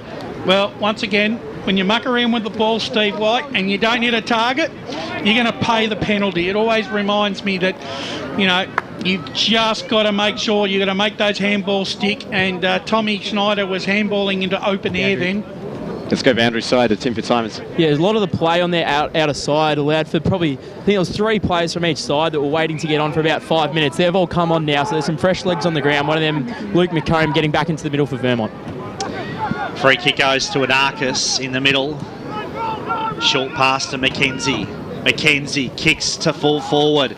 Good work by Staples. Really well done against Monks. And Staples holds the mark for Vermont. Barry Cotts around the grounds. Yeah, just score update. Division 2, Doncaster East 9-8-62 to Croydon 6-10-46. Purdy flew high, couldn't take the mark this time. Marr knocked it down to Finnan. Floating kick to the pocket. They compete. Turner, shark the pack beautifully, and that's a great goal for Doncaster. Josh Turner, right place, right time, kicks his first goal of the day, and now it is back to just 1 point the margin on the Bendigo Bank scoreboard. So 2 quick moves inside 50, and it's 2 goals for Doncaster. Yep. And now we're a 1 point ball game. That's why we came out here today. We expected a close contest. It's first versus third. And it is Vermont with the 1 point lead. And we talked about earlier, Crash, Chris Anarkis has started to come alive again here in this third quarter. Yep. Umpire Dan Beard throws the ball up. Mackenzie got the knockdown. They're trying to stream forward here. Little Topo comes out the way for Vermont, so the kick goes inside forward 50. It bounced away from Eddie that time. First play to meet it there was Will, and little handball over the top to Hartwig, who had a little bit of space. Winds around on the left boot, got a lot of purchase up towards the Mackenzie direction. He couldn't quite take the mark. Hitting the deck there was McCafferty, brought to ground. All was fair in Love and War, and we'll have a bounce just outside the centre square here. True centre wing position by Tim Phillips to restart play here. A little bit of holding from both ruckmen in that contest. It was called play on. Hitting the deck there was Jack Mahon, and he wasn't going to get pinged also, so we'll have another bounce. Barry? Yes, certainly indeed. The Basin in Division 3, 7-11-53 to Templestowe 6-7-43. South Belgrave 4-7-31, Percher Gully 4-1-25, and Heathmont and Baronia 9-11-65 to Heathmont 6-10-46. Churnside Park and Donvale 12-4-76 to Churnside Park 4-12-36. Waverley Blues and Scoresby 9-14-68 to Waverley Blues 2-4-16, and finally Warrandyte and Ringwood, it's Ringwood 4-12-36 to Warrandyte 3-7-25. Angelo Ramboldi kicks it up towards the half-forward line. Saville was in the front spot. It was knocked away from him. Here's Hartwig in the middle. If he can just get the ball to sit up for him, he can get the handball away. Good pressure here by the Eagles. Here's McConnon on the right boot. Inside forward 50. You play out in front, you'll get the mark, even if it's called short. And Jakey Best will kick from 40 metres out directly in front. He needs to kick this goal just to give Vermont a little bit of momentum back, because the last 5 minutes have belonged to Doncaster. They've controlled the clearances and the stoppages around the ground. Kicked it behind earlier. He shoots towards goal, and he's pushed it to the right-hand side. That's 2 gettable goals that Jake Best has missed. They could come back to hurt them here. So it's a 2-point lead to Vermont, 9-5-59, Doncaster 8-9-57, 98.1 Radio Eastern at EFL.org.au, right around the globe. Here's Hartwig to bring the ball back in. Yeah, he goes pretty well straight down the middle. No mark taken. Mackenzie palmed it on beautifully to Collonge, to Saville. Sweeping handball intended for Turner. Fisted away. Ramboldi got it to Conway, and Conway there taking it to the boundary line. Gee, they moved the ball really well then, and very quickly out of that back line there from the kick-in, Steve. Well, I think he had a better option going to Anarkis on the run than rather than going to Collonge over the top. But, exactly. Yeah. So 2 points to lead. 24 minutes coming up to gone in this third quarter. Mackenzie won that tap. Goes in again and is well wrapped up. Good strong tackle there by Colopy. Throws it up. Not expecting a long quarter either, Brad. No, it's been 1 goal for Vermont, 1 goal 2 in this quarter. Doncaster have kicked 3 goals 1. So it was a 13-point deficit at half-time. It's a 2-point lead now for Vermont. McCafferty dives, despairing dive, and he safely held the mark. Great mark. McCafferty goes very short to Howard, Cam Howard, usually a good decision maker. Rarely bites off more than he can chew, and this is no exception. Just a little short pass to McCafferty. Back to Howard. So they're just sharing it at the moment. Cam Howard. Left footer, of course. Plenty of whistles going on in the background there. There's a mark taken. Diving mark in front of McConnon, and the mark safely held. I don't know what that other whistle was for. No, I didn't know that. I heard a whistle as well. Not sure what that was for. So the kick comes forward. Great mark. Terrific grab there by Monks. And James Monks will go back and line up for his first goal of the day. Certainly presented. So he's usually a pretty good kick of the footy, long kick, and he's backing himself in from here. This will put the Sharks in front if he can kick this. James Monks unloads right to the line. Plenty of players back there. Came off hands. think that was Turner who threw it on the boot, and the Vermont players are saying it was touched. What's the decision? Goal umpire and field umpire conferring. They want the boundary umpires to come in now and have a four-way workshop about it. I reckon they're going to give it a goal. I reckon it's a goal. I can't see how it was touched. That's been given a goal then to Turner, and he's got his second goal of the quarter. We'll watch that one on the replay with interest. Josh Turner, Vermont. No one touched it, but there's plenty of hands all around it. You wonder how nobody was able to get a finger on that one. Good call by the goal umpire. And the VAR, really well done. So Josh Turner gets his second, and Doncaster hit the front here at Vermont Reserve. And Vermont have lost their way in the last 10 minutes.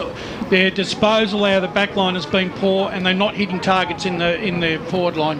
Well, it's been a 29-point turnaround because Vermont led by 21. Now they trail by 8. The handball forward. Here's Howard on the left boot. Inside forward 50. They need to get a score before the siren. Handball away. McConaughey got stripped of the pill by Seeker. Balance. Good play. Doncaster still under pressure. Howard kicks to the top of the goal square. But Tyson Hartwig, the gloved one this afternoon, back in the side. He's been solid as a rock, there's no doubt about that. Just chips the ball over. They'll be happy to suck up any amount of time that they like as Whelan in the back pocket takes it.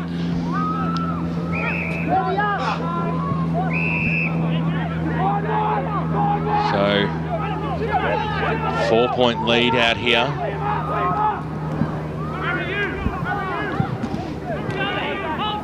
Bit confused by the score at the moment. Our screen says something, the scoreboard says something else. Doesn't matter. Anarchis goes forward, inside forward 50. He goes good kick, and Monks takes the mark. We saw him not make the distance from a little bit closer only moments ago, so he knows he just has to spot up the target. He was going for Kalanch. It was a 2-on-1 situation. It was silly in the end. Wilcox, who's been great this afternoon, takes the mark. Sam Wadley.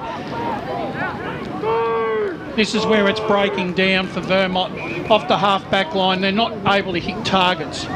So the kick goes out wide, and big fly there by Jordan Kalopi. That was a great mark too, and he wants to waste no time, gets the handball over. They need to use the corridor here, the Eagles, and that's the way that they're going to go.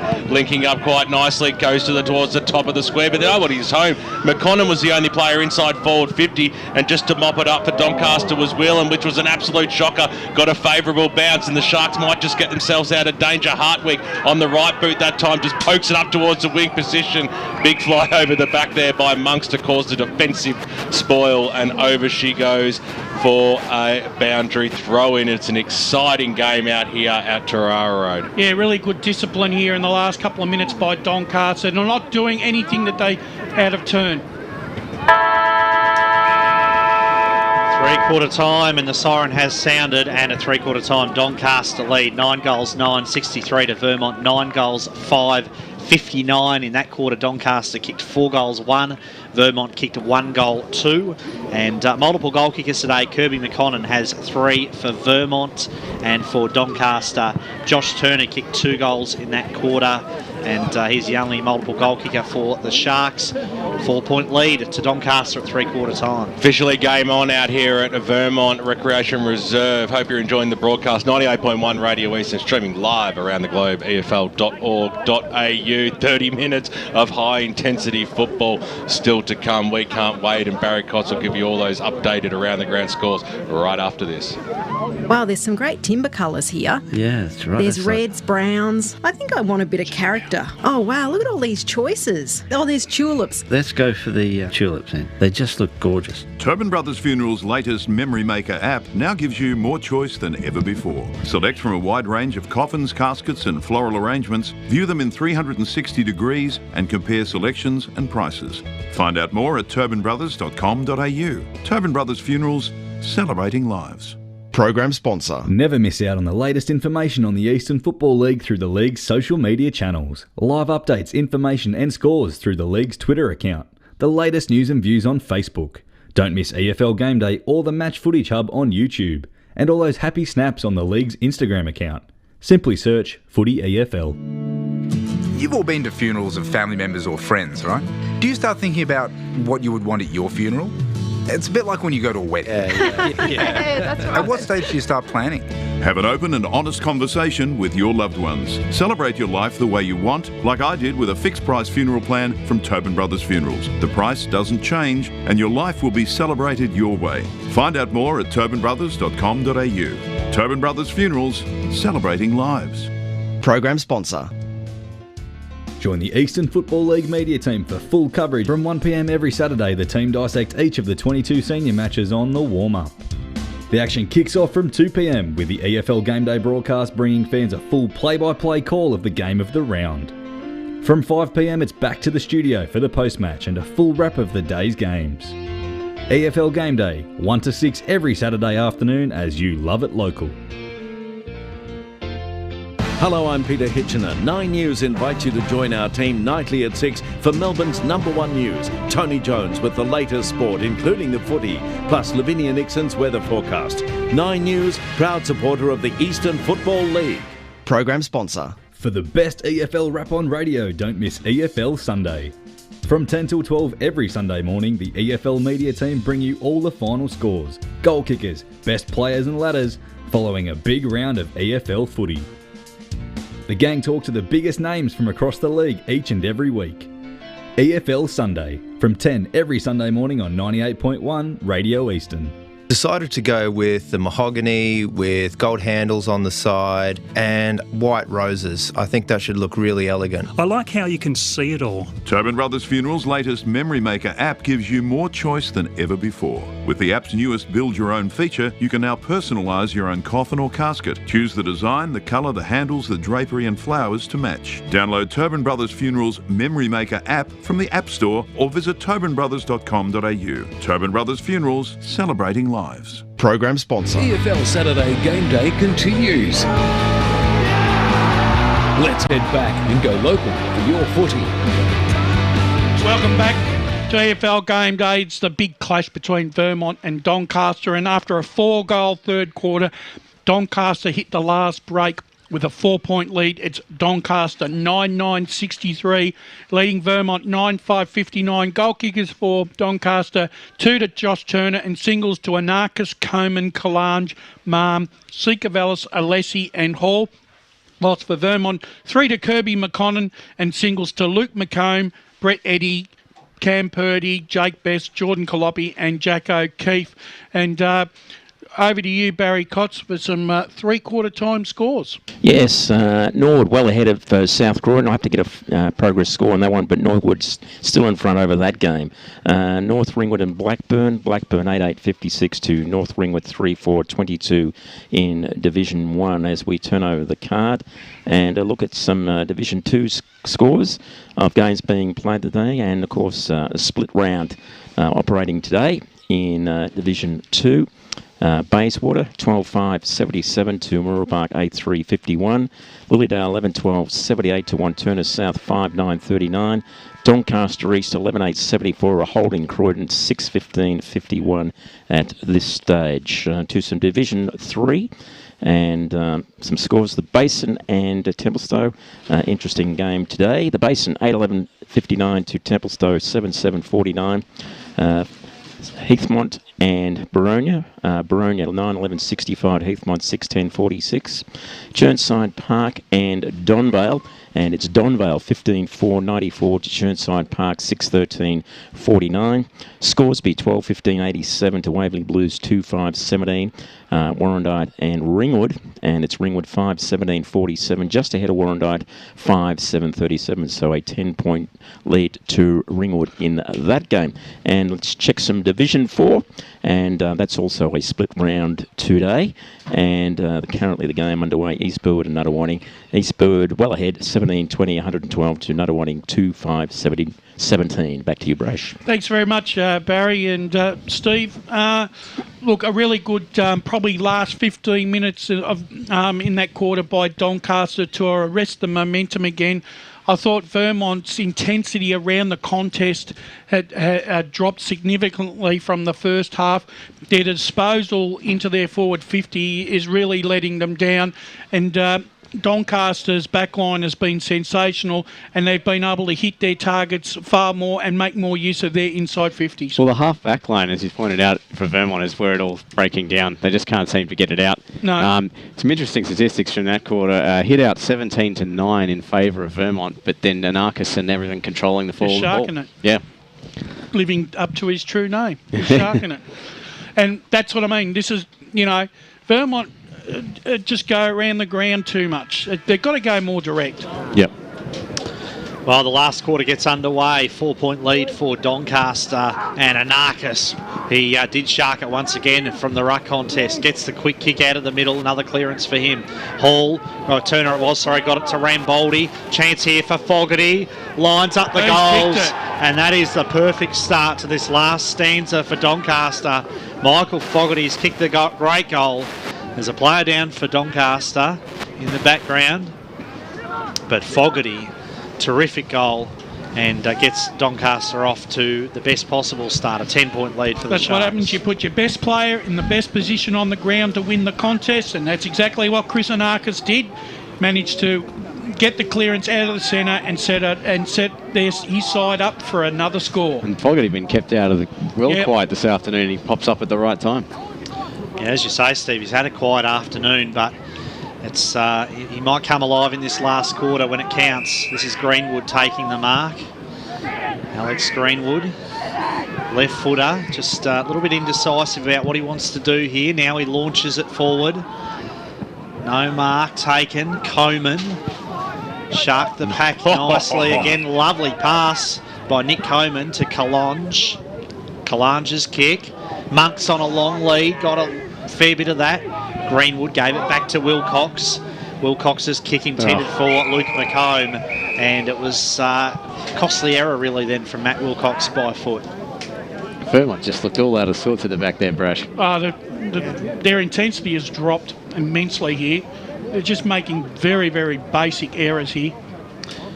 Cross down to the boundary shortly. Boundary throw in, Wilcox.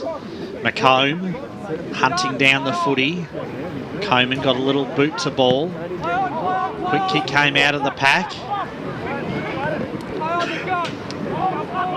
McConnon takes possession. He's wrapped up. We'll cross down to the boundary now.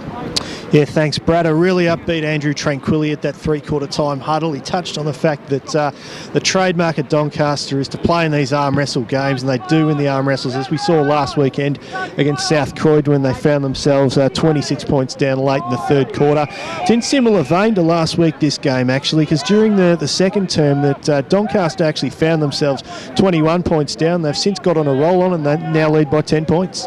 Oh, maybe Dan Sensic is Doncaster's lucky charm as the ball's been brought back in. It's down their end of the ground over the boundary line, and out she goes for a boundary throw-in. Let's cross down very quickly to Tim Fitzsimons. Yeah, I was at Vermont's huddle there with Harmit Singh. He was pretty animated. He wasn't too happy with their transition play. He thinks they can transition a lot quicker, a lot more instantaneously, and they need to really kill the ball in their defensive 50. Too many times they've allowed goals from stoppages when they could have easily killed the ball. He really wants to see what his team's about in this last quarter and see what they stand for. Kick goes inside forward 50. Coming out was the Kalange, who takes the mark in the long sleeves. Him and Saville today wearing the blue sleeves. And I tell you what, if he puts this one through, they lead by 10 points.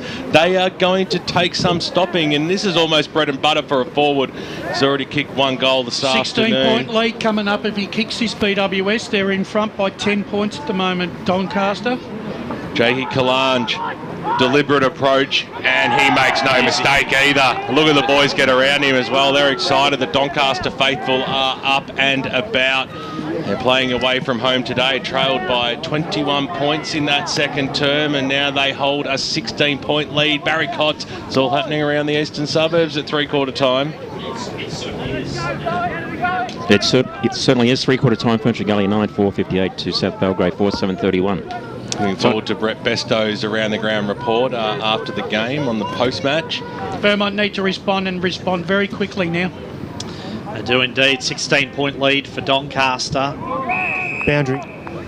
It's crossed down. Boundary side to Dan Sensic. Yeah, thanks, Ben. Last weekend's hero, Angelo Rambold, he's actually off the ground at the moment, getting some work done to that right shoulder. Just a bit more strapping, I think. Thank you there, Dan. Eddie out of the middle, throws it on the boot. Strong tackle by McConnon. Released the footy. Crickus throws it on his boot and it heads out towards the boundary line. I think it might have bounced just inside the field of play. Malloy's little underground handball was ambitious and it was taken over the line. Might get one of you boys on the boundary, Dan or Tim, to find out who the number 61 in this last quarter for Vermont. He's got the head bandage and he's got the number 61 Guernsey. Might be Joey Fisher. Might be on the money there, Brash. Boundary throw in. Mackenzie against Buxton. Boundary. Cross down to Dan Sensick. Yeah, thanks, Brad. It's actually Joe Fisher wearing the number 61 jersey. Correct. So Wadley now with the free kick. Sam Wadley has not troubled the scorers today. This will test him right on his distance, you'd think. He's backing himself, which is what they have to do at this current stage. I have a feeling it might be one of those kicks that's going to land right on the line and get picked off by the defenders, but time will tell. Here's the kick from Wadley. Gives it all he's got. In fact, he's hung it out just to the left in striving for the extra distance. He sacrificed a little bit of accuracy and a minor score there for Sam Wadley. 15-point lead for Doncaster. What do Vermont need to do, Brash? They've got to change something up. What would you suggest? Open up the forward line and start going a little bit more direct rather than trying to go around the flanks. Kenzie takes it across the half-back line, so Frankie's just going to poke it up towards the Hall direction. Big fly over the back. He couldn't pull it down. Wilcox was there. He got the first handle on it. Almost thought it was a Michael Batista moment. I got excited as the ball hits the deck, and we will have a ball up. True centre wing position right in front of our boundary riders this afternoon. Umpire Tim Phillips throws the ball aloft now. Buxton got the knockdown that time, almost got a push in the back. There was Wadley and Arcus was in there. Pius said all was fair, let's do it all again. You know, maybe they're going to look at, like they've done here, put Eddie on the ball, try and get him into the contest. They've got to try and get some momentum going back their way. Barry Cott's around the grounds. Yes, indeed. Nord 69 to South Croydon 55. Oh, they're coming home, aren't they? The doggy Shimmerbush across the half-back line. A relatively quiet game by his standards. He has. Matty, stalwart of the Doncaster Football Club, an absolute legend, there's no doubt about that. Buxton, a double fister in, stolen by Hartwig though, just scrambled a kick, tried to go for purchase and distance. Really strong tackle out there by Conway, released the football. Doncaster still working it forward. Luck's a fortune because it's in the arms of Anarchus, handball over the top, they've still knocked the ball on. First play to chase after it out there was Johnson, couldn't quite pick the football up, he goes after it and after it again, then ducked into the tackle. Alessi was over him, and the umpire comes in and says it was okay. Dan Sensick, boundary side. Yeah, thanks, Ben. Angelo Ramboldi was back on the field about 10 seconds after receiving some treatment to that right shoulder. He was taken down in the tackle now, and he hasn't moved since that last contest there. The trainers are around him now. He's in a world of pain. Yeah, thanks, Dan. Play has stopped. An opportunity to go around the grounds on the score centre with Barry Cotts. Yeah, Division 1, Blackburn 12-12, 84 to North Ringwood 4-4-28. Division 2, Bayswater 12-5, 77 to Mirrabbark 8-3, 51. Lilydale 11-12, 78 to One Turner South 5-9, 39. Doncaster East 11-8, 74 to Croydon 6-15, 51. To Division 3 and Heathmont and is trailing. It's 9-11, 65 to 6-10, 46. The Basin 8-11, 59 to 7-7, 49. Ferntree Gully and South Belgrave. South Belgrave 4-7, 31 to Ferntree Gully 4-1, 25. And also Churnside Park 6-13, 49 is trailing 15-4, 94 Donvale. Yeah, I think we need a few updates on some of those scores because they haven't moved since half-time. I don't think the Heathmont changes, Looked like he, just seeing it out of the corner of my eye as the play was going on, it looked like he, Ramboldi hit his head very hard on the ground as he was tackled. Let's cross down to Dan. Yeah, Brad, he definitely hit his head when he was taken down in the tackle there. Purely incidental contact there, but he, as you mentioned, he has not moved. They're just loading him onto the stretcher now, and one of the trainers is on the phone. Looks like he was calling an ambulance. And at ground level, Dan, it's pretty, I mean, it's hard to tell from here, but it's pretty firm surface, the Vermont Reserve. Yeah, it's in really good nick. I did walk it the other night, and it is very hard in places, Brad. Yeah, it is. It's held up really well in the winter conditions too. A lot of grounds at this time of year get very heavy underfoot and muddy, but yeah, this Vermont ground's held up really well, and it's quite a firm surface too, as you mentioned too, Brad. So that would have impacted on the collision there too. You know, so I mean, Vermont now really have to start. They're going to have to dig really deep here because 15 points. It's in the Doncaster's inside 50, and Doncaster all afternoon have been able to make opportunities in their inside 50s to create scoring opportunities. It's a big test. Well, a week's a long time in football sometimes. This time last week, Angelo Rambaldi was the hero in the last quarter, kicked the winning goal for Doncaster to put them in front.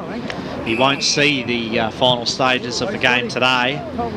He's been stretched off in this last term. So Buxton palmed it down nicely to Schneider. Very high kick by Tom Schneider. And what a mark. Gee, he judged that beautifully, Alessi.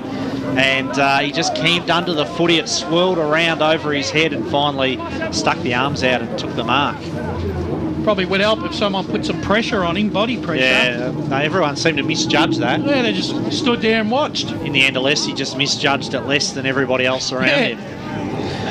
So he's kicked one goal today. That was back in the first quarter. Tell you what, the fat lady could come in and sing here. Yeah, walks in. Confident approach. Bang. Beautiful kick. Never looked like missing. He splits the middle and stretches the Doncaster lead to 21 points. 2 goals today for Marcus Alessi. Yeah, well, that's exactly what happened. Once again, Vermont, instead of going forward, went backwards in their inside 50, trying to create or manufacture a loose man and a switch, and they've been penalised yet again, Steve. Yeah, Wright. and Alessi, as we talked about again, coming when it counts. Warren Dyke within 10 points of Ringwood could be the upset of the year. Here's a go for Vermont, charging his way through with Zeddy, just trying to create something for his side, but in position A, Toddy Vanderhaar takes the mark, kicks it out towards the Coleman direction, who had the fly over the top of McCafferty, couldn't pull it down. Schneider got it to McCafferty, got it away to Buxton on the left boot, slams it inside forward 50, but to no avail. The Sharks just have the answers at the moment. They're everywhere where the ball needs to be, and Vanderhaar once again will be the player to drive the ball out of that defensive zone for Doncaster in towards the middle of the ground. Back with the flight there, Sam Wadley. You've got to pay that. Had enough of it, and he'll take the mark. And he'll take the kick, I should say, up towards the half-forward line. Buxton on the left boot. He's been really good, Buxton, today. Swings it around top of the goal square style. Scooped upon there by Colopi around the body. That's the one that they needed, the Eagles. That's his second goal. And they reduce the margin back to 15 points out here at Vermont Recreation Reserve. 10-6, 66, clickety-click. They're still trailing Doncaster 12-9, 81. And that's what happens. Sometimes you've got to make something out of nothing. The same thing that Doncaster have been able to do, but they've been able to do it more often and better, Steve White. Yeah, and Buxton's been the most consistent, one of the most consistent players for Vermont all afternoon, not just in the ruck, and he was the catalyst there. Yeah, he probably plays the true follower's position. Yeah. Harry Cott's around the grounds with the score centre. Yeah, score update, Churnside Park and Donvale. Donvale 16-400 to Churnside Park 6-13-49. Oh. Scoresby 14-15-99 to Wadle Blues 3-5-23. Warrandyte and Ringwood close game. Ringwood 5-17-47. Warrandyte 5-7-37. Bit going on at the bottom of that pack there between Schneider and Fogarty after the tackle. Umpire throws it up. Tap one by Buxton. Strong tackle then on Schimmelbusch by Schneider. 15-point lead to Doncaster. Still plenty of push and shove in the middle. Finnan there desperately trying to get to Schneider. Schneider trying to break the tag. And Wadley there on the bottom of the deck. And you're right in what you say about Buxton being a follower and Mackenzie. These two ruckmen, Brash, absolutely tireless. Yeah, they don't just roam from ruck hit out to ruck hit out and then do nothing else in between. Their mountain of work in everything is huge. I've seen so many times where they're tackling, they're getting the ball on the ground. They just do everything. Massive workload for these two today.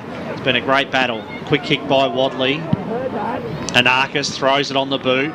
Tumbles it forward. No mark there to Monks. Good recovery though. Got it to Alessi. And Alessi, there was nothing he could do as he laid on his back, grabbed the footy and was immediately tackled. But once Johnson. again, they create a stoppage in the inside 50 to give themselves another opportunity to score.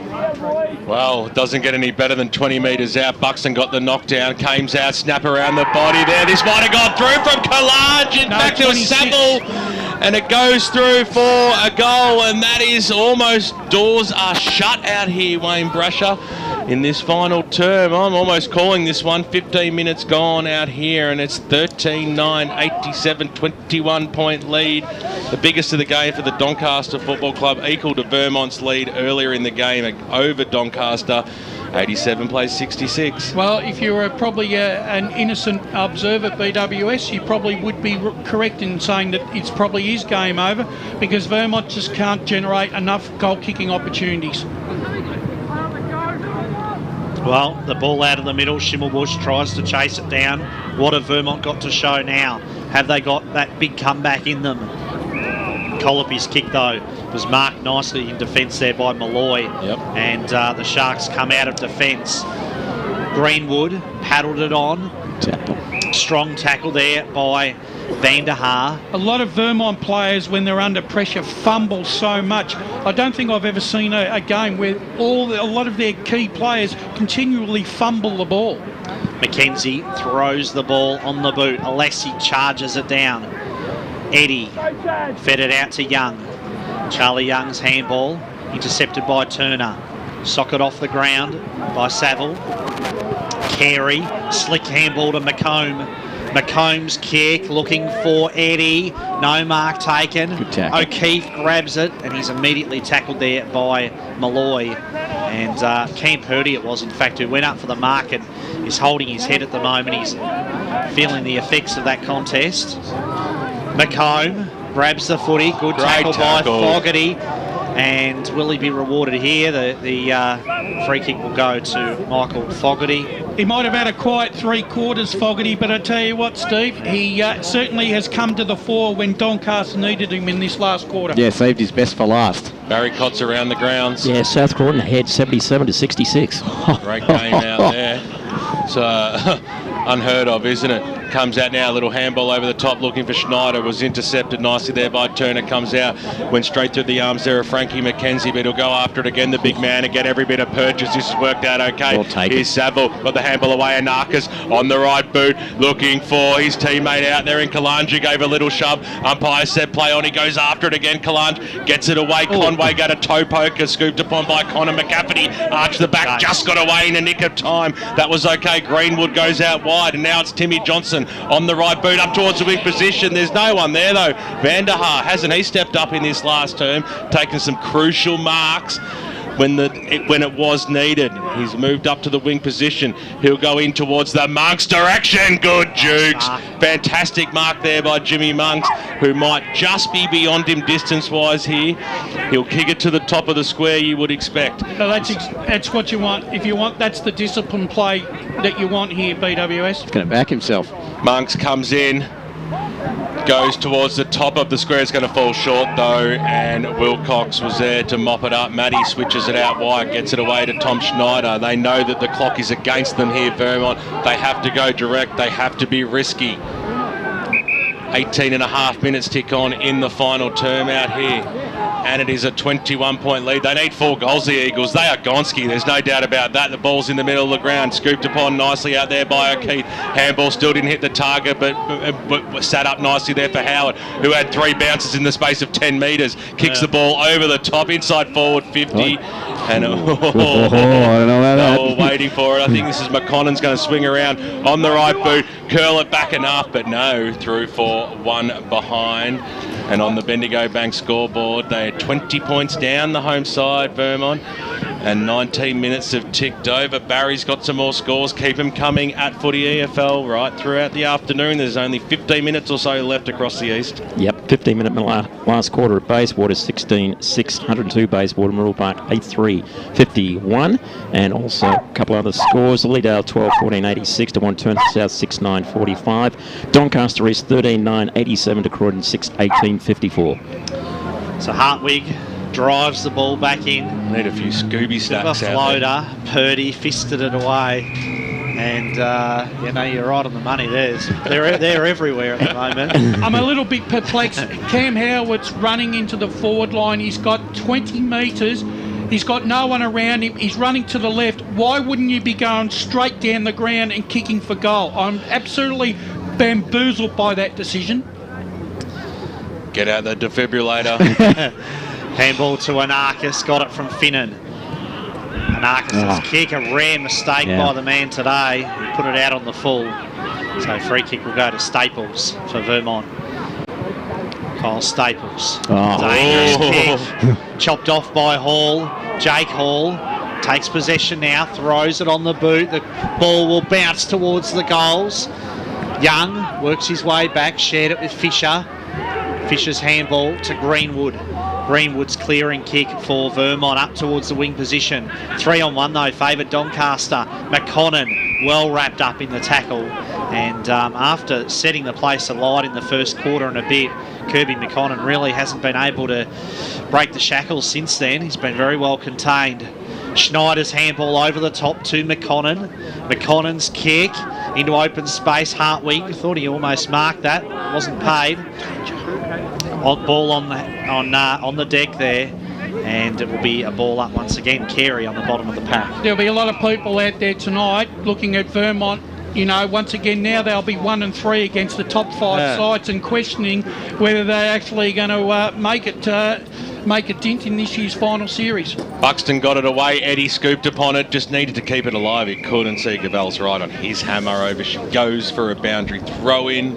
It's a fair question to ask too, Brush. I mean, 1-3, as you say, if they lose this game against other top 5 teams, it's not a good record by any means. Pye throws it in. Coleman over the top, got the knockdown. McConnon though for the Eagles, got it away. McComb arched the back, got the handball away. They're still trying to work themselves forward here. The pressure from the Doncaster side has been fantastic. Kick goes up in towards the forward pocket, eventually knocked away. Kalopi couldn't keep it in, and we've gone off air again. No, I don't know. I'm still here. Oh, my machine just needed a little bit of a rejig. It's like blowing on an old Nintendo. The old turn it off on situation, blow on the game and everything's peachy. Umpire brings the ball back into play. Buxton got the little knock on, came into the arms there of Vanderhaar. Been solid as a rock in this term, and he almost could have got pinged, but the umpire said it was okay. Ball up deep inside the Vermont forward line. Well, Buxton won the tap down. The handball was shot out then. Carey hard up against the boundary line and had his kick partly smothered. 20-point lead for Doncaster. So boundary throw in. It'll be Buxton to compete here against Coleman. Quick kick by Whelan. Turner throws it on the boot.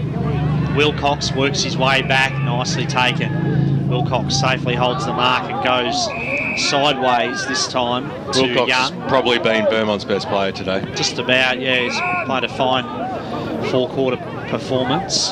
Tim Johnson, very short to Barry Murphy. So Xavier Barry Murphy from halfback drives it forward. 2-on-1, favoured Doncaster. Mahon went back to Anarchis. Anarchis to Sia Cavallis. Now with Jack Mahon. Has a bit of time to steady. Mahan's kick looking for Fife. Terrific grab there by Fife. Keep going. And he just wants to slow it down, which may not be a bad idea at this stage. Doncaster holding a 20-point lead. Anarchis. Lovely kick. Gave Fogarty every chance. Fogarty's handball to Turner. They can't lay a glove on them at the moment, the Eagles. Doncaster doing as they please. Ball into open space. Nice work by Young. It was courageous. Howard went back with the handball. Staples unloads with the kick. Again, a 3-on-1. What a mark! Kristen Argus. Wowza! That tops off his day. He has been unbelievable today, and he just caps it off with an unbelievable mark. And Arcus goes short. What a star. And Tell you what, Doncaster. he's in Chandler medal form again, isn't he, Chris Anarchis? Give him the prize already, Brash. As the kick goes up, it goes in towards the wheel and direction. Had to trap it. Little handball away. Got it to himself. Kick by Finnan. Inside forward 50. Getting back Fisher. He had good courage. Gets a handball away. Staples links up. Put his teammate McCabe under a lot of pressure. A double tackle. The umpire's not going to reward it. But geez, the pressure at Doncaster has been ruthless this afternoon. Sensational effort by them. Umpire Tim Phillips. He restarts play here. Buxton worked his way to the front, little backhander over the top, snap around the body, that time by 5, top of the goal square, Styles, Kalunj takes the mark in front. He's already kicked 2 goals for the day, and this will be the seal of the icing on the cake, the candles, the sprinkles, everything. And Doncaster, they're taking home the 4 points today. This has been a sensational effort. It has been, and they thoroughly deserved their win. Vermont have completely stopped after half-time. All the runners gone out of the game. Looks like Charlie Young's gone off injured there for Vermont. Yeah. Some of the senior players need a foot in the backside. They need to stand up when things are going bad, and they haven't this afternoon.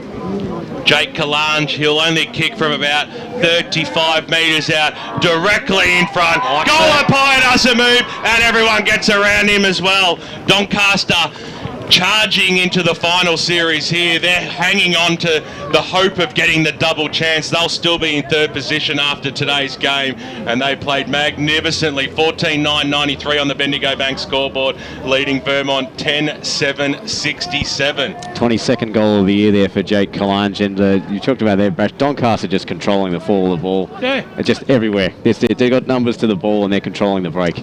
Back in the middle again, Colopy overran the footy. Finnan was well wrapped up.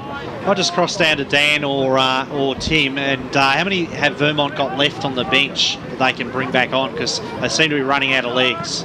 Yeah, it looks like they only have 2 left. You're right there with Charlie Young coming off a 4. He had his right knee strapped, but it was unrelated to that. He looked like he was pointing to lowering his right leg, and obviously Mars has been off since early in that second quarter, really. So they've really struggled with limited options on the bench. Yes, thank you, Tim Fitzsimons. So that hasn't helped them, but no excuses. Nevertheless, Wadley's kick, looking for best. So, I mean, the delivery into the forward line has been absolutely very ordinary. Barry Codds has got some more scores around the grounds with the score centre. Yes, the final score in Division 3, Heathmont have gone down to Baronia. Baronia 10-13-73 have defeated Heathmont 9-15-69. Way to break Steve White's heart. Yes. 4 points, mate. And Ferntree Gully 9-9-63 have defeated South Belgrave 6-9-45. Oh, comeback. Yeah, and Barry, that means Heathmont are 0-5 against the 3 teams above them on the ladder this year. They certainly are. Mackenzie there, palmed it down, quick kick by Wadley to full forward, off hands, and Arcus takes possession, has a bounce, runs his full measure, kicks to half forward. Kalonj was the target, but working back nicely was Tim Johnson, the Vermont veteran, who goes short. Short passes on to Purdy. Cam Purdy started the game in a blaze of glory, but he's been pretty quiet in his second half. Drives the kick to full forward. Almost the mark. Van der Haar got rid of it. Quick kick out in the direction of Nick Coman. And the 2-time premiership player, Nick Coman, takes a terrific mark over Crickis. And he'll just take his time. I think he actually is legitimately hurt, but he'll want to take a bit of time up here. Umpire stops the clock. Adds time on while Nick Coman gathers himself. Good to see the sock still up. One of about 8 Doncaster players who played in their 2015 premiership team who's out there today. Up towards the wing. Wadley takes possession. A little handball away. Intercepted though by Anarchis. Kicks into open space. Monks has time. Plenty of time to step and makes no mistake James Monks gets his first goal of the day. He deserved one too, didn't he? Absolutely, and it's the absolute sealer, 32 points, and they are finishing full of running, the Sharks. Let's cross down to the boundary. Yeah, Harmon Singh will be furious with that. The one thing he really mentioned in that three-quarter time speech was their transition, and they were just way too slow to react with the ball coming out. He had to wait way too much space, and their players around the ball were just standing there watching it. Well, that's what they've been doing since half-time, Tim. That's what we've been watching. They started well, didn't they, Doncaster, and they've come home like a steam train. Ball in the middle. There's still time for another goal if they want it. And on the Bendigo Bank scoreboard, they lead by 32 points, 99-67. Barry Cott's around the grounds with some more scores. Yes, the final score, Ringwood 8-26-74 have defeated Warrandyte 5-7-37. Gallant Warrandyte effort against Ringwood today, the top side, and nonetheless, you see Cavallis got the handball away to Schimmelbusch, linking up with Fogarty, kicks the ball inside forward 50. Coleman has the sit. Coleman on the second bite takes the mark. He's got a big left boot. He's going with the right that time. Kicks it into the forward pocket. That was Skewiff. Got it to Collage. He's got three. Weighs up his options. Short one. And well done there by Fisher. Wearing the Jesus headband in his second half. Changed it. He's been pinged. He should have been Gonski there. Coleman got the handball away. Here's Collage. Collage for four. Can he put it through? I think he squeezed it home. Oh, the party's down at Trans Reserve tonight. JJ Tully Drive. Get the Uber. Get the taxi. It's all happening there. That's his fourth. Bendigo Bank scoreboard. 31 minutes now in the final term. It isn't stopping either. 16-9-105 Doncaster. Vermont 10-7-67. It's been 11 goals to 2 in this second half with Doncaster, and they have seriously announced themselves as a Division 1 flag favourite today, Steve White. Indeed. 23rd goal of the season there for James Monks. There it is. Siren sounds, and it ends an outstanding performance by Doncaster. 16 goals, 9, 105, defeated Vermont. 10 goals, 7, 67. In that last quarter, Doncaster kicked 7 goals straight for the quarter. Vermont kicked just 1 goal, 2 in that final term. And to beat Vermont, well, they haven't just beaten Vermont, they've beaten Vermont at Vermont, and that's an achievement that very few clubs can claim to do.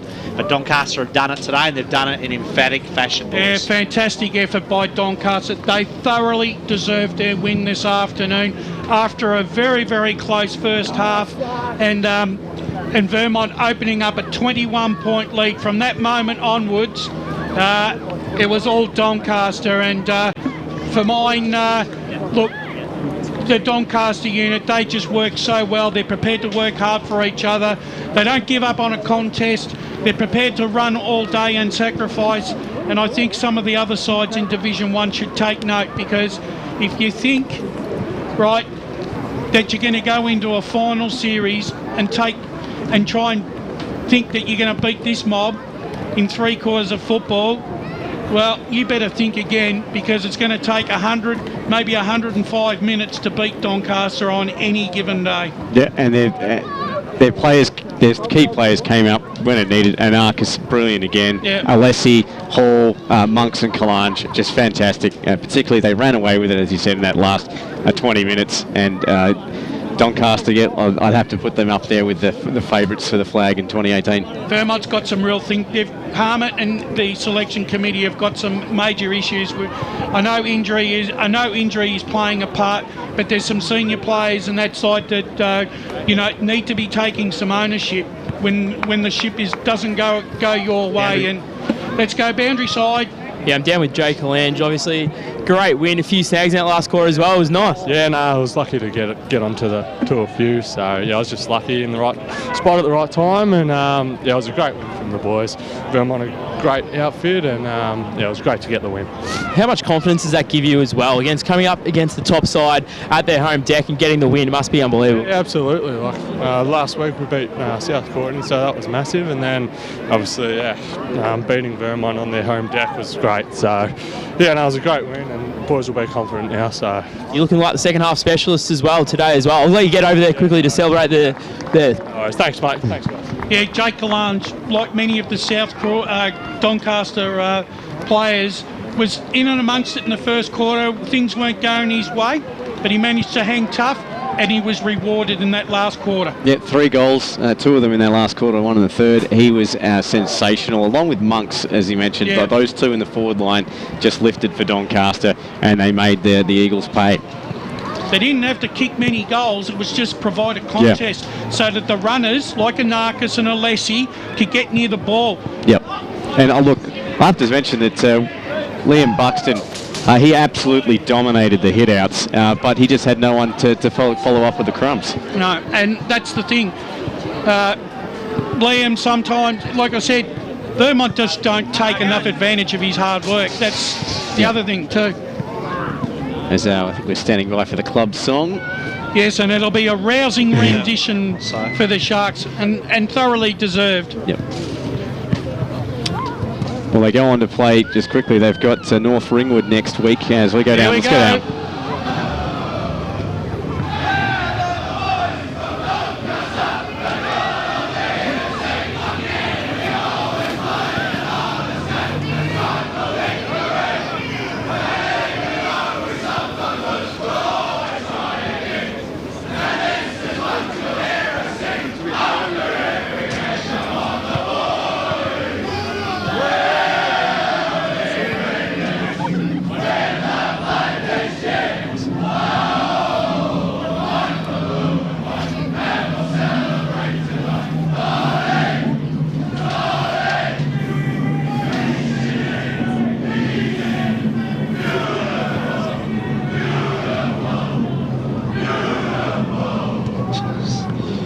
Well, there you have it.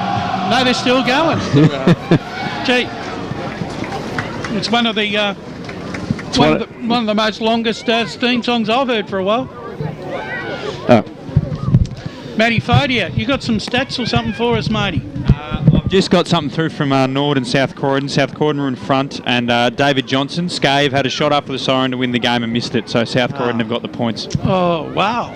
Gee, that's interesting. Gee, after they've come from 50 points down, South Croydon, massive effort. I mean, gee, that'll be that's going to hurt. That hurts Norwood badly. Yeah, that loss, particularly with the announcement of Paddy Bowden early in the week. You thought they might have lifted here because of his departure. It looked like they were going to do the goods against South Croydon because South Croydon were 1-3-9, I think, at quarter time. You know, it's interesting, Steve, that over the previous 2 weeks up into this game, Vermont had played Knox, who were in 12th position, and Noble Park, who were in 10th position, and they. And the thing is, with these bottom sides, you can afford to be, going backwards and kicking the ball backwards and, racking up, cheap possessions to create those. That loose man and switch, but you do not get that opportunity against the top sides, and Vermont once again paid the penalty for that this afternoon. Their delivery into their inside 50 was ordinary at best. I think their senior players, some of them went out of the game too quickly. Yeah. So they've got some issues. Yes, once again, they had injuries throughout the game, but they're not. It's not an excuse. I mean, that's the way the cookie crumbles in this game. And if you don't take your chances, in essence, Doncaster kicked 4 goals 6. I mean, they could have easily put the game to bed early as well. So, look, there's some, like I said, Vermont have got some work to do, and. Harmett's going to have to. He's going to have a look at the lineup, because I think there are some players there that either looked a little bit underdone, or they need to look at rejigging the matchups, because they're getting exposed in too many areas. Well, look, Cam Purdy started off really well, then he sort of disappeared for the rest of the game, particularly second and third quarter. I mean, Brett Eddy was really well held. I thought Hartwig, who was on him for a little bit, did a pretty good job. Yep. And Jordan Colopy was sort of in and out of the game. And I thought Matt Wilcox and Buxton, for mine, were really the 2 lone hands for Vermont all afternoon. Yeah, I think they did try really hard. I think I also put Joey Fisher in there as well. I mean, look, he was still trying and trying to run his heart out in the closing moments of the game. You know, look, they've got to get Lehman back into the side. They've got to get Adam Parker, who didn't play today. They've still got players to come back in. But Andrew Angel. But the thing is, they're all got to gel and they've all got to be fit at the same time. It's no point having, you know, your best players, you know, out injured and they can't have an impact. And like I said, all the clubs have injuries, but, you know, look, the thing is when you're the top side, you expect a little bit better than what they put out there today. Let's go boundary side, Tim. Yeah, it's a really nice show of support here from the Doncaster players, getting around Angelo Ramboldi, who went down, obviously, in that last quarter with a pretty bad head knock. The ambulance is here now, and all the Doncaster players getting around, showing their support, waiting for him to be taken out in the stretcher. So, it's very, very good to see after a strong win that they're getting around their team. It shows how well they're gelling together. But I think, like I said, that's what happens when you when you've got a close-knit bunch of players, no airs, no frills, no graces. This is the gracious side of this is the side of football that we don't see. You know, when a comrade goes down, this is what you want to see. You want to see mateship. You want to see camaraderie. You want to see concern. And look, I'm not saying that all the other players from every other club wouldn't do it, because we know they would. But when you see evidence of it, it always restores your faith in mankind when that happens. And it's sort of a tale of 2 weeks. He said a week's a long time. He was the hero last week, and this week he's being stretched off. So extremes here for Rambaldi. But Matt Schimmelbusch was a little quiet today, also for Doncaster by his standards. Yeah, he was. Yeah. Probably one of the very few times that Matt I even thought Benny Margana's he did a fair job on Eddie. I mean, but he didn't have many touches. Then again, Brett Eddie didn't have many touches either. No. So, I mean, they probably nullified each other. But, you know, if you ask Andrew Tranquilli, if at the end of the day, if you could hold Brett Eddie to a goal, he'll be taking it every Saturday that you can give it to him. And a quick look at the table with these results. South Croydon will now go to 44 points, although they trail Vermont on percentage. Doncaster will go to 40. Yep. And with Blackburn winning today, they'll also go to 40. Rowville will go to 5th. That's effectively Norwood's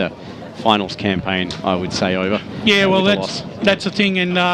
And then Baldwin playing next week. Yep, East Ringwood next week. So Baldwin are probably there's still a fleeting chance to fight for that 5th position, but they're going to have to win every game. Yeah, and then rely on other results. Yeah. When you're in that territory, it's never a good thing. It's never a certainty. But interesting shape up of the table. I mean, after this, Doncaster got North Ringwood next week. Then they've got Noble Park, Norwood, and then they close out the season with Knox at home. So they've got the easier run. They'll look. Three of those. I reckon they'll win all 4. Yeah. You know, all 4. They're on 40 points now. Yep. So that finishes them off at 14-4, which on previous seasons gives you 3rd or 4th spot. Yep. Last year, Vermont finished on top with 17-1. This year, I think it's going to be actually the way the league's going, maybe 14-15-3, 14-4 with superior percentage might get you that week off. Yep. And obviously Rover split round, so Rowville didn't play this week. They play Montrose next week because Vermont, that's their next opponents on the 4th of August. Then they have North Ringwood, followed by South Croydon, and then obviously they close out the season with Blackburn at Blackburn. So, a rough run home for the Vermont Footy Club. Well, that's what I mean. They're basically going to be playing finals footy now, really right weeks, through. And the thing is, from what we saw today, I'll tell you what, they've got to find something. They have to find something if they are going to be a series challenger this year, because from what I saw this afternoon, they look well off the mark. For a side that's sitting on top of the ladder, they look well off the mark. Brash, what's concerned me throughout the year about Vermont, even when they've been playing well, is that they've always looked to be so far from having a settled lineup. They've never been able to put it. Great to hear that, they've had, I've heard they've had 40 players play this year, and you said a few weeks ago that they've got about 36 guys who, when they make finals, will, be competing for selection. Yep. 36 guys who genuinely could play in their first 22. Yep. That's great to have that depth, but at the same time, you want to have something close to a settled lineup. And South Croydon and Doncaster, with them, you only ever sort of see one or two changes from week to week. But Vermont, we saw them about a month ago against South Croydon. I reckon there was at least 6 or 7 players different today from that team a month ago. They seem to have a lot of changes in their That's because when they've got the quality of player that they have injured, they've got to bring them back in. That's what we were discussing at the thing with Armit. With Lockie Johns coming back in and Andrew Ainger in at least the next 2 weeks. Well, what do you do with them? Do you play them in the twos, or do you play them? Were Crocker, Caney, Preto, they all played last time we saw them. Were they all out injured at the moment? Well, Crocker's not injured. He's actually gone away for the rest of the year on overseas study, so he's not there. And obviously, I didn't see. I would think that probably Brooke and they're probably in the development squad. Robbie McComb was named in Vermont's best a couple of weeks ago, and today was an emergency. So I appreciate, like we heard Harmit say, they're not gifting games to anyone, but it seems like they change the team unnecessarily some of the time as well. I know there's been injuries, but they also seem to chop and change a lot. They do, and that's the thing. As soon as they get a settled lineup, once again the injuries seem to crop up. And but the other thing, Brad, was we've always said, you just cannot blame injuries. Every club has them. Where I was a little bit disappointed in, and I highlighted the fact in the last quarter, Cam Howard's an ex-AFL footballer. He's running into the forward 50. He's got 10 yards either side. And all right, he thought he was doing the unselfish thing, but he actually kicked the ball to a player in the wrong position. Why wouldn't Cam Howard take the responsibility and go long with his kick, with the kick? Some of the decision making, the handballs under pressure, they handball once too often into too many players into trouble.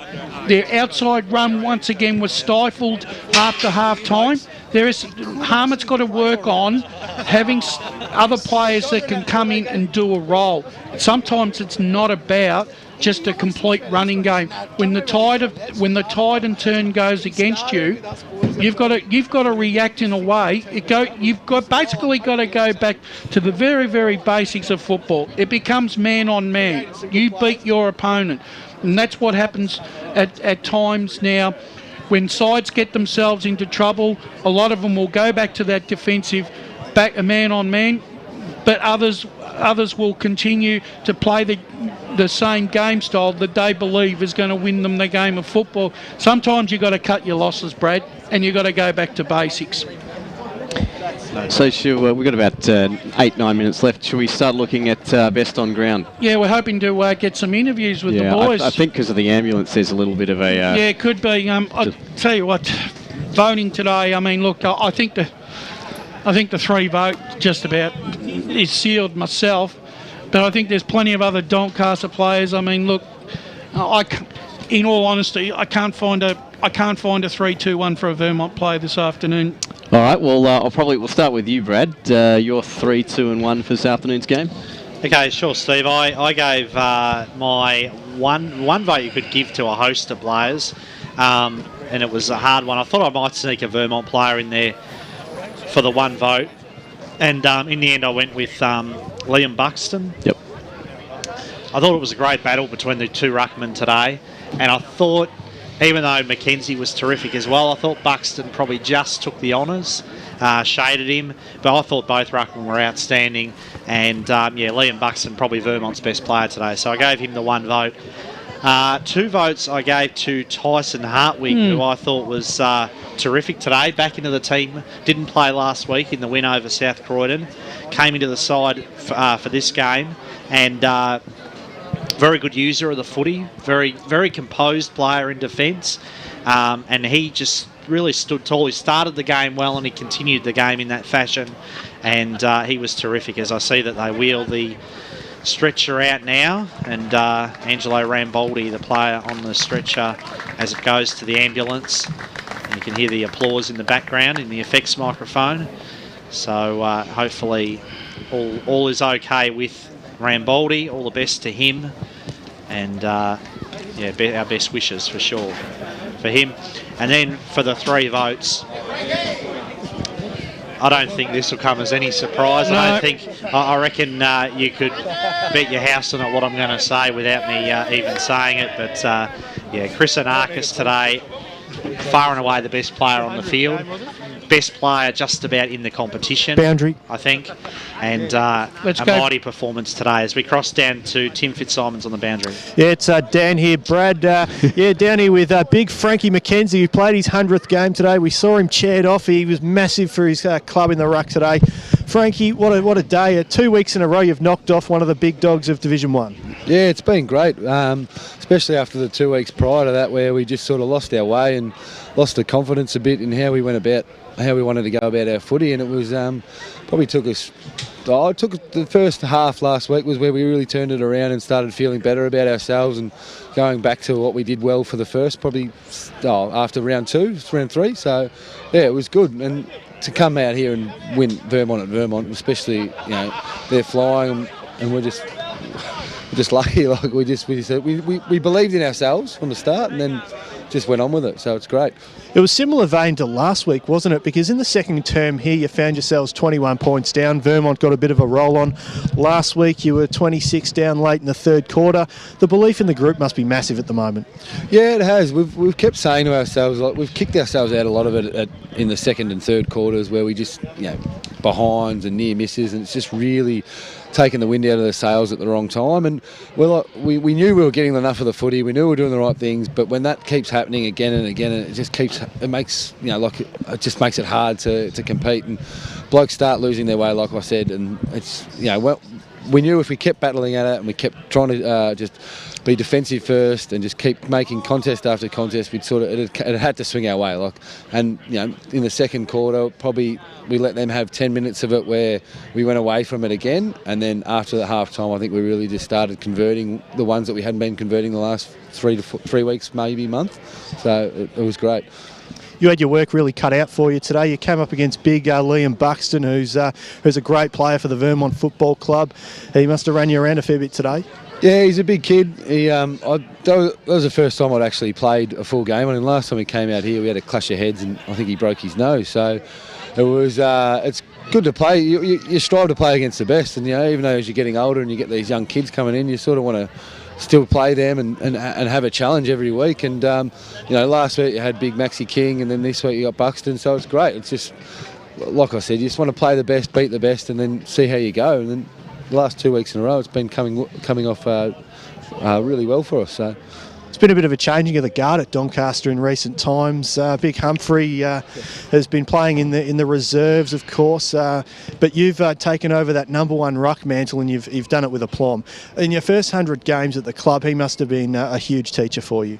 Yeah, it was just great. Like, he's such a hard player. He's probably the hardest ruckman I've ever played against, even though he was in his 30s when I got here, or late 20s. And to have that when you're going to training every night and you've got to compete against someone who's probably as good when we were in the lower divisions, was better than any other ruckman. So you're like, well, how hard is this going to be? So you had to improve to really just, as a whole, both me and Greg had it. And then the last few years I kept getting injured, and Greg thought he was going to just roll off into the distance and play twos. But he's thanked me a couple of times for giving him a couple more years, and he got to his 300th last year, so he's pretty happy about that. And it's good to see him still playing. He's just an absolute stalwart. Like, he comes in, he still doesn't miss a training, he doesn't own a pair of tights, and he's 30 odd years, 35 plus, and just you keep wondering how he does it, but he does it no questions, no qualms, just goes about it every other week. So it's been great to still have him around the club. And a lot of the young blokes don't really know how good a player he was, and even me, I got him at the later half there. So look, you don't win 5 BNFs at any club if you're not any good, and especially as a ruckman, the blokes who give votes out don't really like us. So it's good to see that he's done his bet, and he's still trying to just chime in around the club and help out wherever he can. And he did take home a few grand in the raffle the other week, so I think that's why he's hanging around still. As you would. Up to you boys in the commentary box. Congratulations, Ewan. Fantastic effort. I've got to say that the backman today, Hartwick and Benny Marganas, did a fantastic job to shut the two key forwards out of the contest. Yeah, they were great. Tyson's missed the last probably month or with a broken wrist, so it was pretty big sigh of relief when you come up against the best forwards in the comp, and you got him coming back, and Benny Muggers hit a bit of form again, and even Blair Whelan played an absolute blinder last week and this week. He's played on the two best small forwards in a row, and one goal you'll cop that when they're kicking 5 and 6 every other week, and really took the influence out of both him and Coops last week. So it's pretty fun when you got to play with these guys and they set up so well. And as a ruckman, you're playing behind the ball a bit, and you just got these blokes you have absolute faith in, just telling you where to go, and you know that they're directing you in the right spots and that they're going to do everything they can to look after you. So it's a real pleasure. You just touched on a few minutes ago about the last 2 weeks. You've probably come up against probably the two of the best ruckmen in the competition. Does that feel to you that it makes you a better ruckman and actually brings the best out of you? Yeah, you have to. Like, if you weren't up for the challenge, like, you really got to ask yourself why you're still playing footy. So, if I was happy to concede defeat every week, I'd be sitting here going, all right, let's go hang up the boots. But yeah, like, you got to thrive for those contests, and when you know you're coming up against them, you probably got to look around and go, okay, well, the guys need you, so you try and dig a bit deeper to help them out. Just because they've got their work cut out, and the last thing you want to do is let them down. So it's great. Like, and the two guys, they're two great fellas too. So it's always good to have a battle with them every week. And just quickly, you and all the players assembled around the ambulance. How is Angelo? Any news that we can tell the listeners? Yeah, he's all right. He's with it. He's just can't remember what's happened. Just a bit of concussion. Yeah, and they always take sorry, I've lost my word. They just take the long steps and just make sure he's all right before they do anything. Just they didn't want to move him with any head injuries. Yeah, that's fine. Take that. So he's all right. He was in good spirits, as best as you can be. Just getting KO'd like he did. So. All right, mate. Well, congratulations on the victory this afternoon, and Doncaster really have now announced themselves as being one of the teams to beat in season 2018. So good luck to you and the Doncaster Football Club, and we'll see you in the finals. Thanks very much, guys. It's a pleasure. There you have it, Ewan McKenzie there, the star ruckman from Doncaster. And to all the Doncaster supporters, just to let you know that Angelo Rambaldi went down. He was knocked out and taken to hospital, but all the reports are that he's okay, and he'll be back, and hopefully he'll probably spend the night maybe in observation, and they'll keep an eye on him, and he'll be back, Stevie White. He will be indeed. Looks like we're about to go boundary sign again. Tim Fitzsimons is with Tyson Hardwick. Yeah, that's right, I am. Terrific game by you today and the team. 2 weeks in a row, you've come back from a bit of a deficit and had outstanding second halves. How does it feel getting 2 in a row against probably the two top sides of the competition, apart from you guys? Yeah, well, it's definitely a great feeling. It's a bit of a confidence builder. I think the way we tend to play footy is quite blue collar, and it seems to be doing the job for us right now, where we're really focusing our efforts on pressure acts and staying in the contest with those really good teams who we see as being the top of the comp, and staying close and giving ourselves the opportunity come second half. So we've got a bit of a proven track record at being able to sustain our efforts and run over the top of teams in the end, but that only comes from the hard work early and making sure that we limit how well they can do in the first half. Yeah, your first game back after missing last week, how's the body pulled up?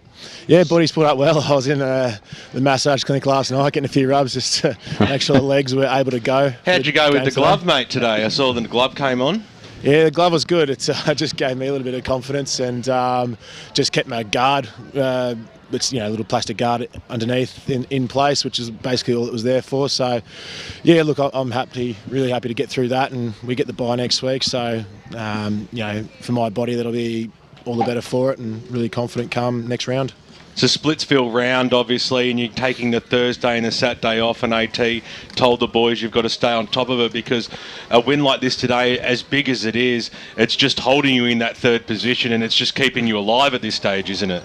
Yeah, definitely. Like, we know the top 5 and 6 spots are really tight. You know, you win one game, it's not going to break you clear of everybody. The top of the order is that close and that tight that you have to consolidate games while winning the next one and win the next one after that. So we know where we are, we know what's ahead of us, and making sure that we do get each of those next few wins to make sure we start at the top where we want to be.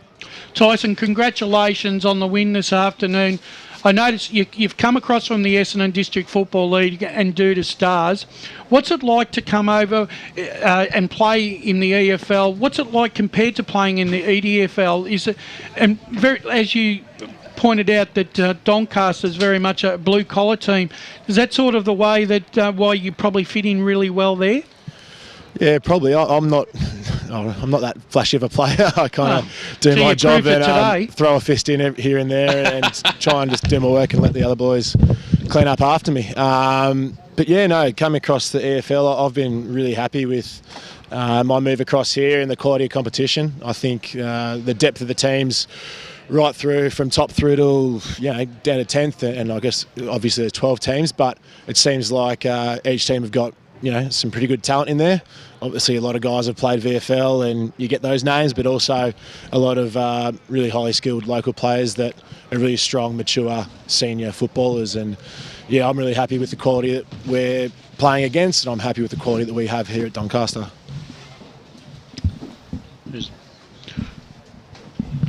One other thing for mine, Tyson. One of the things today I've noticed with Doncaster is the back six always seem to work very, very well together. Do you always sit together and training and maybe come up with a few drills together on how it can all come together? I'd like to say we have some kind of special special thing that we do at trainings, but no. I don't know, we just go out and train and do our thing, and I think we just all have that understanding.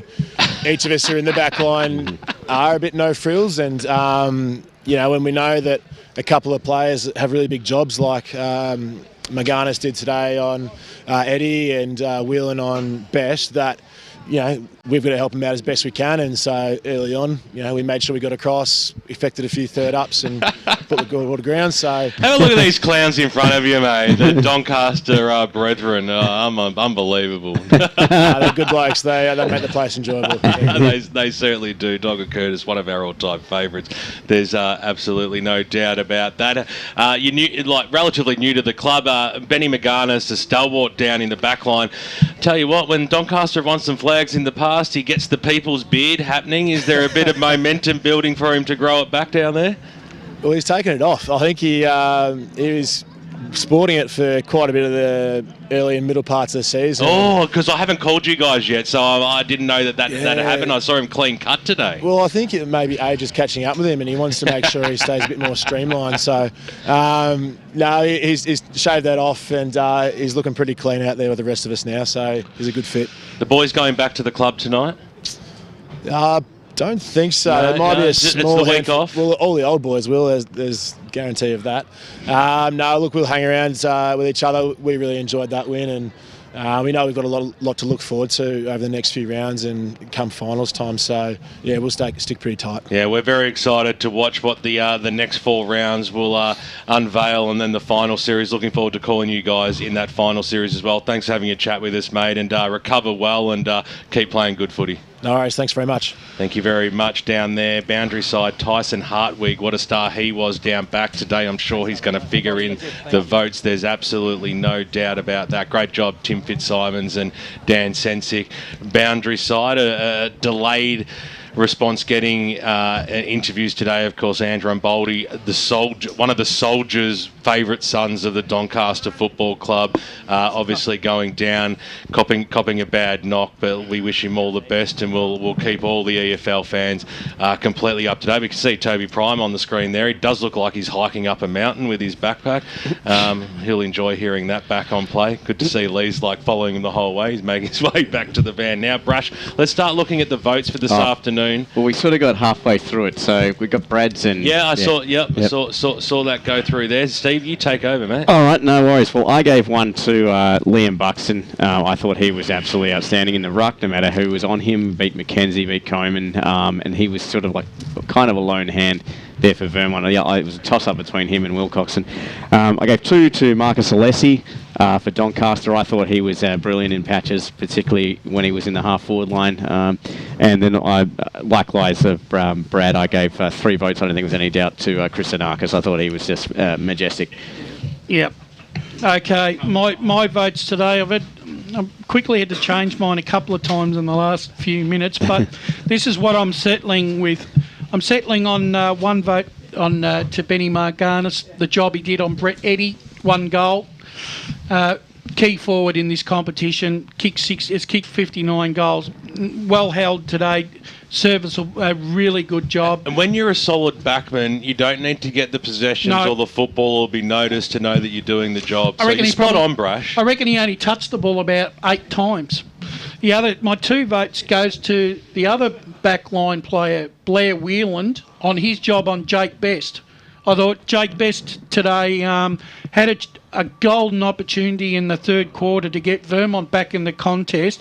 And bar for about that period of time when Jake Best got off the leash, Blair Whelan had his measure all afternoon. He gets my 2 votes. And what can you say about this man? He's in Chandler medal form again, Chris Anarkis. He just is he's just the ultimate professional. He's an absolute superstar. I think we'll go down boundary side now. Tim Fitzsimons, how did you see your 3, 2 and 1 today, mate? Yeah, I've given a Vermont player 1 vote today. I think Matthew Wilcox was outstanding in the back line. If it wasn't for him, it could have gotten pretty ugly, I reckon, today for Vermont. So I'm going to give him the 1 vote. 2 votes to Tyson Hardwick, obviously outstanding as well. And we saw him post-game there, giving his time, which was great. He was, I thought he was very good today with the 2 votes and 3 votes. I think it's going to be pretty universal there. Chris Anarkis, I think he was outstanding on ball and really stood up, especially early on. He really got him going early in that 1st quarter. So he was my 3 votes for Doncaster. Before we go to Dan, I'm just going to mirror that exactly. You're a very smart man. You know how to watch football well, Tim Fitzsimons. 1 vote to Wilcox, 2 votes now. I've lost it to Hartwig and 3 votes to Anarkis. They're my 3 votes. Yeah, good minds think alike. That's Unfortunately, we can't pick a good football side, can we? I know, St Kilda, we're absolutely rubbish. Dan Sensic, how did you see it, mate? Yeah, look, 1 vote went to Tyson Hartwick. What's already been said, obviously, he was fantastic today. 2 votes I gave to Jake Kalange, actually. He kicked 4 goals, 4 crucial goals, and they were at sort of crucial times of the match as well. So he gets my 2 votes. 3 votes, this is an obvious one. Chris Anarkis. Thought when Doncaster got back into the game, it was largely because he lifted in that, particularly in that second half, and he was very hard to stop, as we saw. Absolutely sensational, and what a brilliant mark it was over his teammate Sia Cavallis with Tommy Schneider in the front spot. It was absolutely filthy that he's going to play part in probably almost football legends, but as a stepladder, not a marker. We were right in front of that in the boundary, and even the Vermont faithful were getting around that mark. They were mind blown how high he got off the ground. It was unbelievable. Looks like the Anarkis Timber and Hardware Company's just gained another 18 votes. I don't think it's even close. No, it's daylight between second and Tyson Hartwig polled 4. He was second, and then there was 5 players who got 2 votes. So the Chris Anarkis 18 votes. Unbelievable. Yeah, I don't think there isn't too many players that get a clean sweep off the panel, is it? No. I think that just speaks volumes of the player concerned. He has never had a bad game in like 10 years since we've called them. Has he, Brad? No. It's unbelievable. No, it just gets better. You're absolutely spot on. There's some players who you hear about how great they are all the time and their reputation. And then when you go to see them, sometimes they don't deliver as well as, and you think, well, what, do I only see their bad games? But with Chris Anarkis, you're spot on, whether it was in Division 3, 2 or 1. Every time I've ever seen Chris Anarkis played, he has been not just played well, but he's been the best 3 players on the ground. pretty well, every time. Without fail. Another Tobin Brothers Player of the Day award going the way of Christinakis, $50 Coles Myer voucher, whichever way he wants to spend it. His missus probably has already spent it when he rocks up to a radio game because he usually walks away with it. Our other award is the Trojan Workhorse of the afternoon, $150 worth of Trojan tools going to a player seen fit who was a four-quarter performer and did not only the one percenters but did his job for his side as well. Which way are we thinking this afternoon, gentlemen? I can see, Brash, your mind ticking over at 100 miles an hour. Do you have a favourite for this one? No. Well, actually, believe it or not, I wouldn't mind giving it to. I thought young Whelan. Yeah, that's what I was going to say. His job on best. His job on best. I think. Young player. Did a great job. Yeah, I think I'd be happy to hang my hat on him this afternoon. Well, we certainly are all in agreement, nodding our heads along. Blair Whelan, the Trojan Workhorse Award winner on EFL Game Day today, a $150 toolkit going his way, which is absolutely fantastic. We've gone a little bit over time today, but we've only got one Around the Grounds reporters, and of course there's a shorter card with 3 divisions being split right across the board. Barry Kotz will host a post-match show.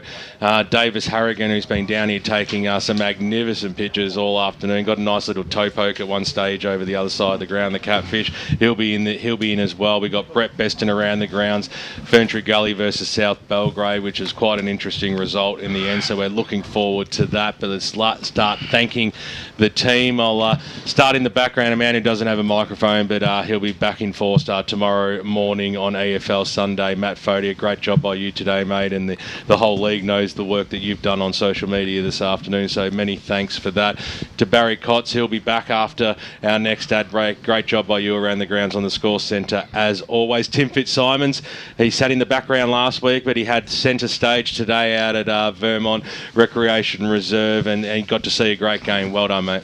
Thanks, BOS. Yeah, me and Dan had a great spot there on the boundary right in front of the Vermont faithful, which they wouldn't have been too happy today, but it was good vibes down there nonetheless. And, of course, Dan Sensick, the media manager, who works 7 days a week for at least 6 months of the year, does a marvellous job, and we're giving him a day off tomorrow, which I'm pretty happy about as well, and I think he'll be actually ecstatic about as well. We'll catch up with you again next week on EFL Insight, mate. Yeah, thanks, Ben. Really looking forward to it. Great stuff. And, of course, Steve White hosted the pre-match show, hosted right throughout the afternoon. Whether you're calling, mate, or you're doing special comments, Around the Grounds, you're an absolute gem, and great to be out here today to see first versus third. Yeah, absolutely. And look, Doncaster, mate, locked them in for the final, so I'm going to call that now, that they just exemplified what they were about this afternoon. And Adam sends his kind regards. Andrew, I know I'm on the Christmas card list. As much as in the last fortnight, Dan Sensick might have been Doncaster's lucky charm. I think Wayne Brasher might be banned from doing Vermont games on EFL Game Day as the bogeyman in games to come. Brasher, you helped us organise the day to have us out here. The Vermont Football Club, they've really looked after us, but nonetheless, you were no doubt impressed with the performance that Doncaster put out there today, and well, we've seen your frustrations, and but nonetheless, you'll be back on EFL Sunday, and we're really looking forward to going through a lot of the statistics that you've been putting together right throughout the EFL season, as we do have a shorter card of games to go tomorrow. So we're looking forward to going through to that, and sorry your team didn't win today, mate, but next week's another week. Winners are grinners and losers can please themselves, eh? Oh, that's exactly right. And look, at the end of the day, it doesn't really matter who you support. When you're watching a quality game of football, that's what you're part of. And regardless of whoever the two sides were today, and even though it was my side, Vermont, it wasn't about the Doncaster and Vermont. It was about being with me mates, calling football on a Saturday afternoon. There's no better place to be than in the caravan on a Saturday afternoon, and the number one Division 1 caller in the EFL media team, Brad Henderson. You're all over it this year, mate, and once again, back out at Vermont. We've been here so many times before. Last year we saw Doncaster go down in a narrow one. Today they got the chocolates. It's just great to be out here in this type of atmosphere. Yeah, it's always a great place to come, Vermont, and they looked after us today, which was fantastic. And they didn't produce their best football on the field today, that's for sure. Doncaster was super impressive, but it just makes it even more interesting for this final series coming up. It is wide open, and it is hard to peg a favourite. But I mean, based on today, you'd say Doncaster, but you know, next week it might be another team that's loomed up as the favourite for Division 1 this year. But it's been fantastic, BWS again today, and looking forward to seeing you and tomorrow morning on AFL Sunday. Always more comfortable when you're steering the ship on a Sunday morning, Brad. And of course, last few team members who don't have a microphone throughout the day, but Bruce Press from the Loft Productions always does a marvellous job setting us up, packing us up. A few hiccups in that third term, but dealt with it, delivered. You're an absolute star, Bruce. And of course, the man who stomps on top of our heads, on top of the caravan. He's the best in the best in the business. Lee Green from LKLM Media always does a superlative job. Hope you've enjoyed the broadcast on 98.1 Radio Eastern and on EFL.org.au, streaming live around the globe. It's not over yet, and you'll be able to watch back as many times as you want. You'll want to see that Chris Anarchis mark over and over again. Barry Kotz and Davis Harrigan are going to take you through the post-match show. There's all the around the ground scores from across all divisions, as well as talking to Brett Beston, who was out at the big game between Ferntree Gully and South Belgrave today, and interesting results come from that one. Enjoy your evening. Hope your team won. If not, there's always next week, but tune in tomorrow at 10 a.m. till 12 p.m. on 98.1 Radio Eastern as we wrap up this division, which has been around 14 in the Eastern Football League. I'm going to select that one. What colour? Yeah, I might have an element of black. Oh, look at that. Black and white. Is that because you're a Collingwood supporter? Personalise your funeral